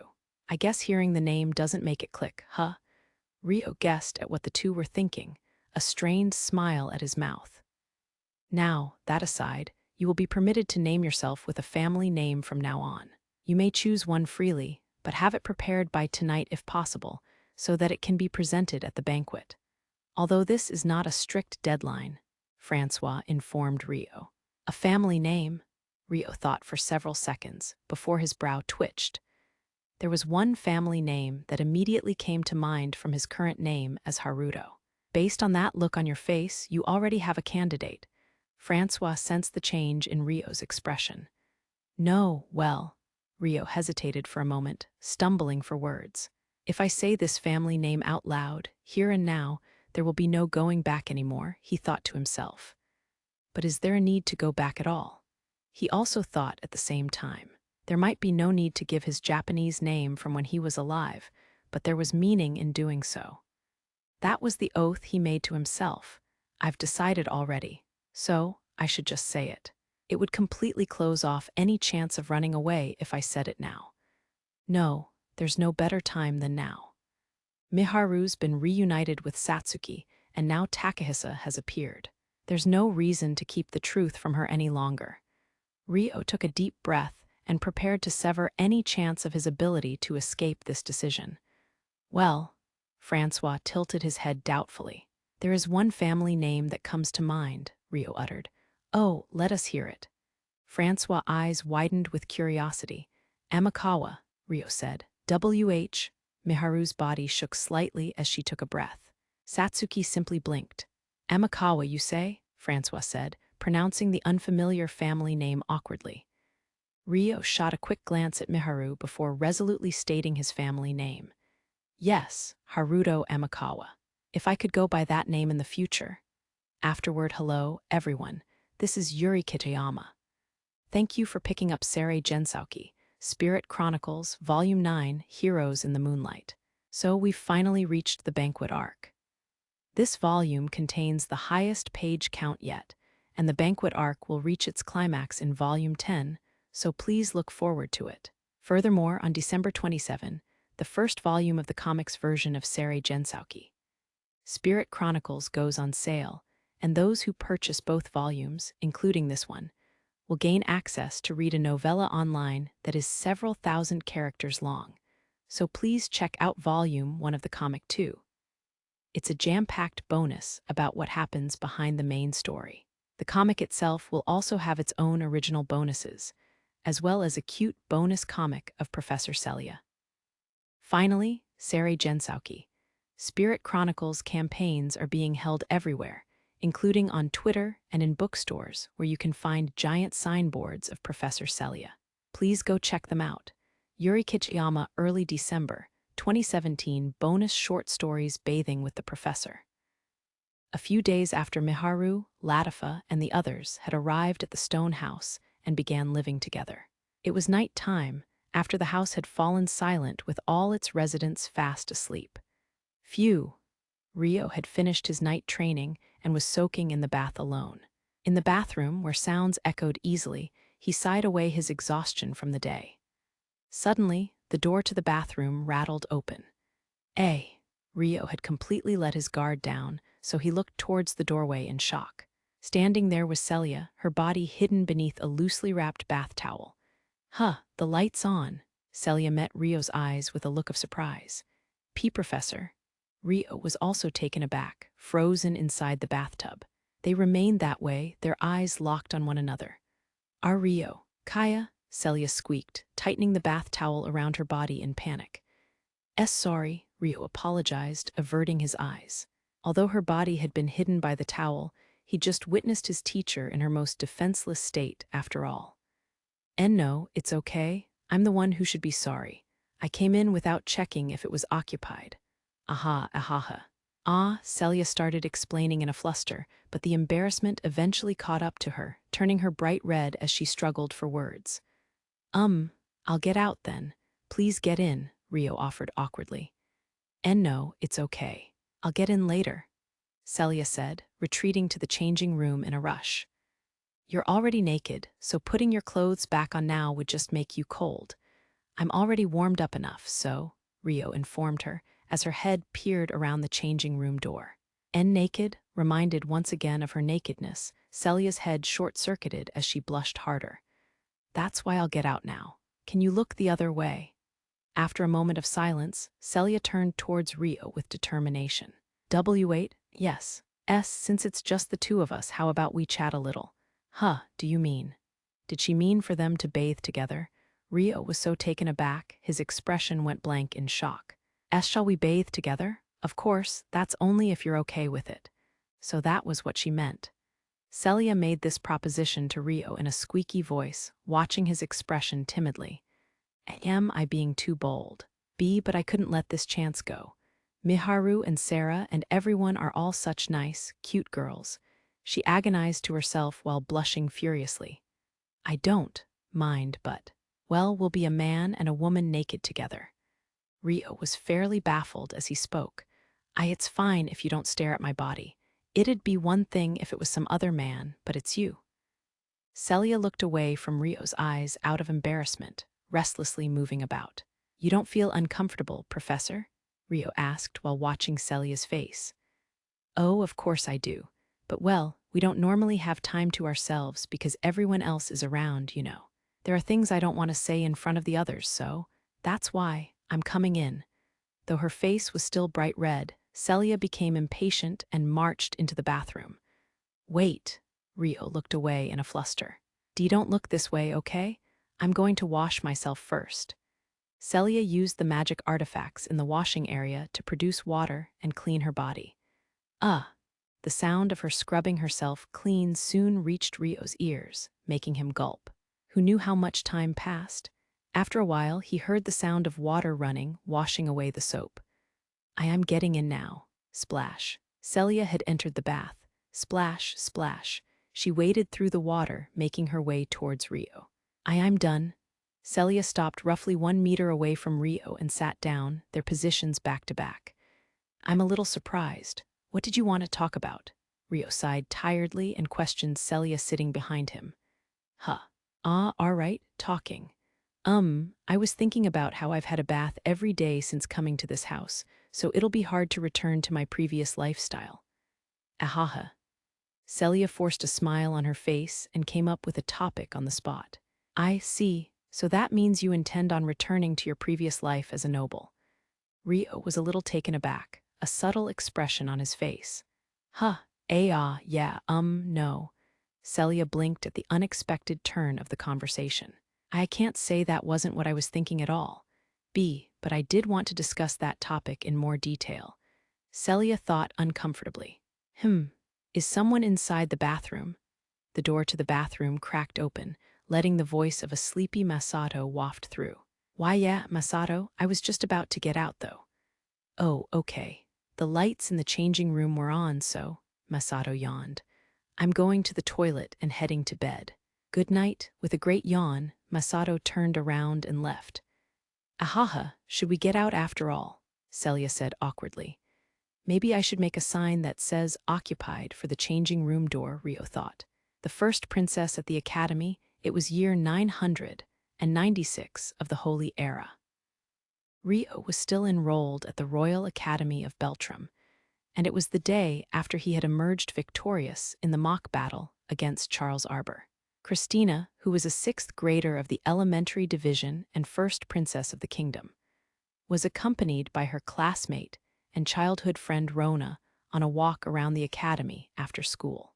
There were still many students remaining on the campus grounds, and conversations were taking place around every corner. However, it felt like today's chatter was particularly heated, especially that of the girls from younger grades. The lower grade girls seemed to be rather noisy today, Christina said suddenly, seeing the restless students. That's because, well, the answer that came from Rona was evasive. Christina stopped walking.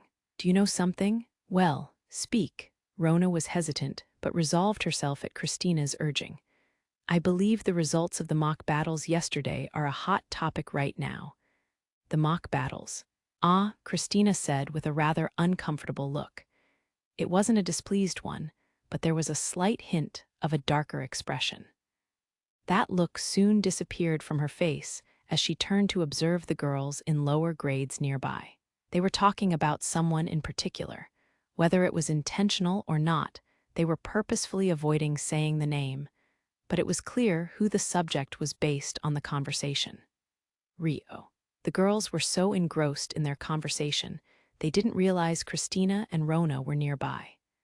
Then, one female student came running up to the group of noisy girls.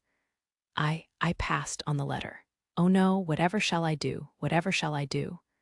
The newly arrived female student seemed to be rather excited, reporting something in a disoriented tone.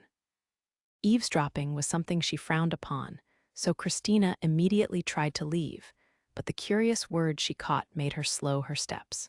A letter, really? Did you tell him you like him clearly? Did he reply, please give us the details? The girls grew even more excited. Based on the conversation, the one girl had probably just given someone a love letter. The annual mock battle with the knights was a gateway for the male students of the academy to achieve success in life.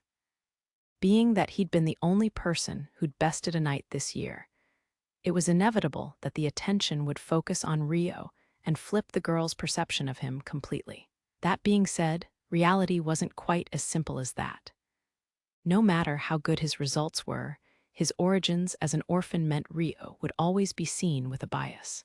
Now that he had demonstrated his ability, it was possible for him to become a knight, but it was clear that his future would be strongly criticized. Once the girls had a taste of that reality, their perceptions of him would no doubt flip once again. Let's go, Rona. Christina sighed quietly and made to leave the scene for real this time. Why, yes, Your Highness, Rona nodded, but the look on her face wasn't at ease and Christina immediately saw through it. You look like you have something to say. And no, not at all, Rona shook her head furiously. Oh, are you trying to hide something from me? Christina asked with a daring smile. And no. Then, if I may ask, what do you think of him, Princess Christina? Him, Christina pretended not to know who she was referring to. I mean, about Rio. Despite her reluctance to do so, Rona uttered Rio's name out loud. Nothing in particular, Christina answered bluntly. Then, what do you think about the fact that he is being severely undervalued? I'm sure you've noticed already, but his talents far exceed that of a prodigy. Would it not be a loss to this kingdom for his abilities to rot away like this? Uttering Rio's name out loud seemed to have broken the usual dam Rona had on her words. Christina's eyes widened faintly in surprise. It's rare to see you praise someone so much. I have simply accepted the facts for what they are and stated my words with the kingdom's benefit in mind, said Rona. She found it a waste to have a person like Rio neglected like this. Her way of thinking was truly logical. Then you should understand, no? Right now, the people of this kingdom blindly accept that the only way to gain social status is to drag down the others around them. Do you think someone like him would be treated fairly in a kingdom like that? As Christina spoke, her tone turned somewhat self-contemptuous. But, though she tried to argue, Rona found herself at a loss for words. Let's go. Christina had nothing more to say and left. Want something? It was year 996 of the Holy Era. Located in Beltrant, the capital of the Kingdom of Beltram, was Celia's underground research laboratory, located under the library tower of the Royal Academy. Congratulations on moving up a grade, Rio. Thank you very much, Professor. Rio had reached a new school year, so they were celebrating his entrance into the 6th grade of the elementary division. You're already 12, huh? Time sure flies, Celia said with an emotional tone. Yes, these last 5 years went by quickly. That much time has passed since we met. I've finally reached the same age as you when we first met, which makes me 17. Only 3 more years until I'm 20. The ideal marriage age for noblewomen was from their mid-teens to 20 years old. Recalling that made Celia's face darken slightly with a frown. You're still young, Professor, Rio chuckled. HMPH, this is no laughing matter, Celia pouted, looking at Rio with a reproachful gaze. Sorry, you're worrying about something you needn't worry about, so I couldn't help myself. That's not true. Girls the same age as me have already married, and I've spent these last years in my research lab whenever I'm not teaching.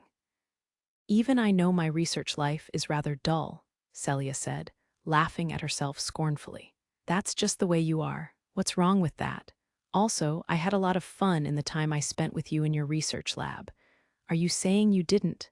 Putting it that way isn't fair. Of course I did. Of course she'd had fun. Celia blushed and avoided Rio's gaze. Of course. Oh, of course I've had fun. I'm having fun right now, Celia replied shyly. Thank goodness. If you were all withered and dry, then I'd be the same. Rio beamed with a happy smile.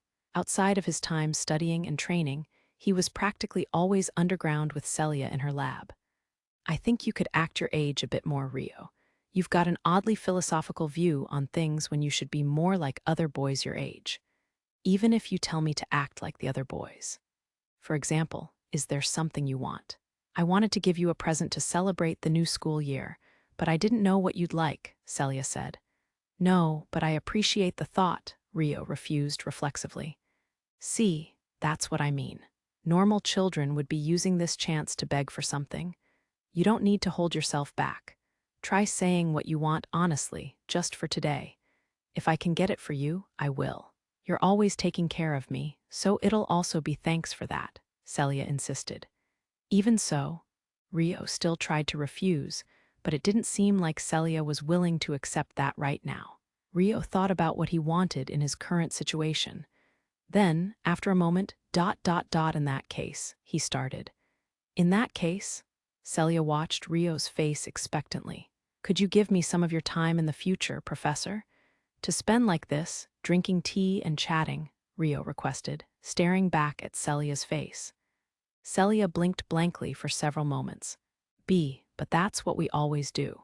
Asking for it in the future is, she shouted shrilly, cheeks turning red. Then please give me even more of your time. I want this time to be routine for us, because I consider that to be a great luxury. Is that okay? Rio said, peering at Celia's face closely. It was almost like a confession, but Rio himself didn't realize it. Despite understanding that that wasn't how he'd meant it, Celia couldn't help but blush. All right, if you're fine with something like that, then I'll give you my time. With her pride and dignity as an older woman, Celia bit down on her lip and maintained a calm disposition as she nodded. Thank you very much. Rio looked quite happy as he gave a bright smile. Elemental princess service. On Earth in Japan, somewhere in the city. One afternoon on Christmas Day, Haruto, Miharu, Suzune, and Rika were visiting Celia's house in the suburbs. Okay, we're here, Suzune announced when they arrived before the gate, having visited many times before. Every time I see it, I'm impressed. Miharu muttered, overwhelmed by the grandeur of the mansion. She had visited several times with Haruto before, but it was still far too big for a single woman to live in alone. However, 2 girls had moved in just recently, bringing the total number of residents up to 3. Today, they had been invited to a house party for Celia to introduce the 2 newcomers to them. Amikawa-senpai, was it really okay for me to be invited along too? Minamoto Rika, Haruto and Miharu's middle school underclassmen, asked rather worriedly. She had become acquainted with Haruto by chance just the other day at the school festival.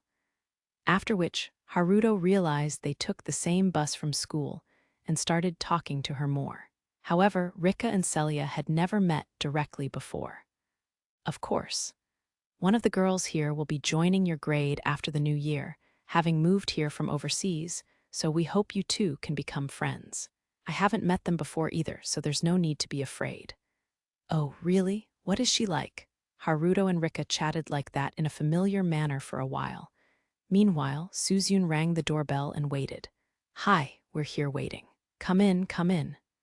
Celia's voice came out of the intercom, and the gate opened. Suzune led the way from the electric gate to the front door with familiar footsteps, everyone else behind her. Celia stood waiting in front of the door to the residence. Welcome everyone, you must be Rika. I've heard a lot about you from Haruto. It's cold outside, so let's all go in first. Thus, they entered the residence and followed Celia to the living room where the party was being held. I've told you about how 2 girls are moving into my place, right? Their names are Christina and Flora, and both are from my homeland and a fairly distinguished family at that. But they've asked that you treat them casually. Lady Christina's out at the moment, but I can introduce Lady Flora to you first. I'm going to open the door now, Celia explained on the way there. But when she opened the door to reveal what was waiting in the living room on the other side, it was the young beauty Flora, dressed in a mini-skirt Santa costume. Haruto, Miharu, and Rika were all rendered speechless. Wow, how adorable, Suzune said, her eyes sparkling. It's nice to meet you. I'm Flora Beltram, Flora said, bowing her head. Nice to meet you. Haruto and the others slowly returned the bow. Why is she dressed as Santa? They all wondered to themselves. Professor Celia said dressing like this at Japanese Christmas parties would make the guests happy. So it was embarrassing, but I did my best. Flora seemed to be able to gather the thoughts behind their gazes as she blushed furiously. Yup, Lady Flora said she wanted to give everyone a proper welcome, so I discussed it with Suzune and researched it, Celia boasted smugly. Professor, the information you found was probably wrong. Haruto and the others thought to themselves. Hee, what do you think, Haruto Oniai-san? Don't you want to see Celia, Miharu, Rika, and me in Santa costumes too? Suzune asked boldly despite her shy smile. Ahaha, I've actually prepared them for everyone. Apparently, they had planned things out together with Suzune, as Celia offered outfits to everyone. Ah no, Haruto was at a loss for words. He looked at Miharu and Rika, standing beside him for help, but the 2 of them were watching him for his reaction instead. Celia seemed to be a little embarrassed before Haruto, while Suzune was looking at him expectantly. How do I reply to this? Haruto, being a man, was cornered into an agonizing decision. Professor Celia's way of the fluff in the Galuk kingdom, inside the stone house. It was the day after Rio had brought Miharu and the others out of the spirit folk village and met up at the house. It always feels so good when Oniai-chan pets me. Latifa was clinging to Rio adoringly, as usual. They sat on the living room sofa together with her head in Rio's lap, grinning happily as she was being petted. It wasn't particularly shocking to Miharu and Sarah's groups, as they were familiar with how close the 2 of them were, but that wasn't the case for Celia, who was witnessing it for the first time. Sarah shot Latifa an envious glance before explaining things with a sigh. This is normal for the 2 of them. Oh, really? Celia looked at them once again. Rio looked like he was petting her out of obligation, and it wasn't as though they were flirting romantically, so it did seem like they were just sharing the moment as siblings. Well, she was a little bothered by how Aisha had taken up a spot next to Rio and was pressing closer. Even so, seeing Latifa's deep happiness was enough to deter her from putting a damper on things. And most importantly, oh, she's so cute. Latifa's tail flickered as her ears twitched.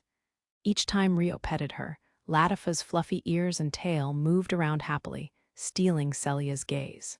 The night before, when she had touched Sarah's tail in the bath, it had also been delightfully bushy, and she couldn't help but wonder what Latifa's tail felt like. I want to touch the fluffy. Celia followed the movement of Latifa's tail intently. Rio noticed her gaze. Is something the matter, Professor? He asked.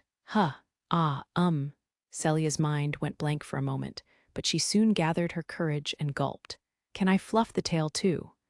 Thus began Celia's progression down the way of the fluff.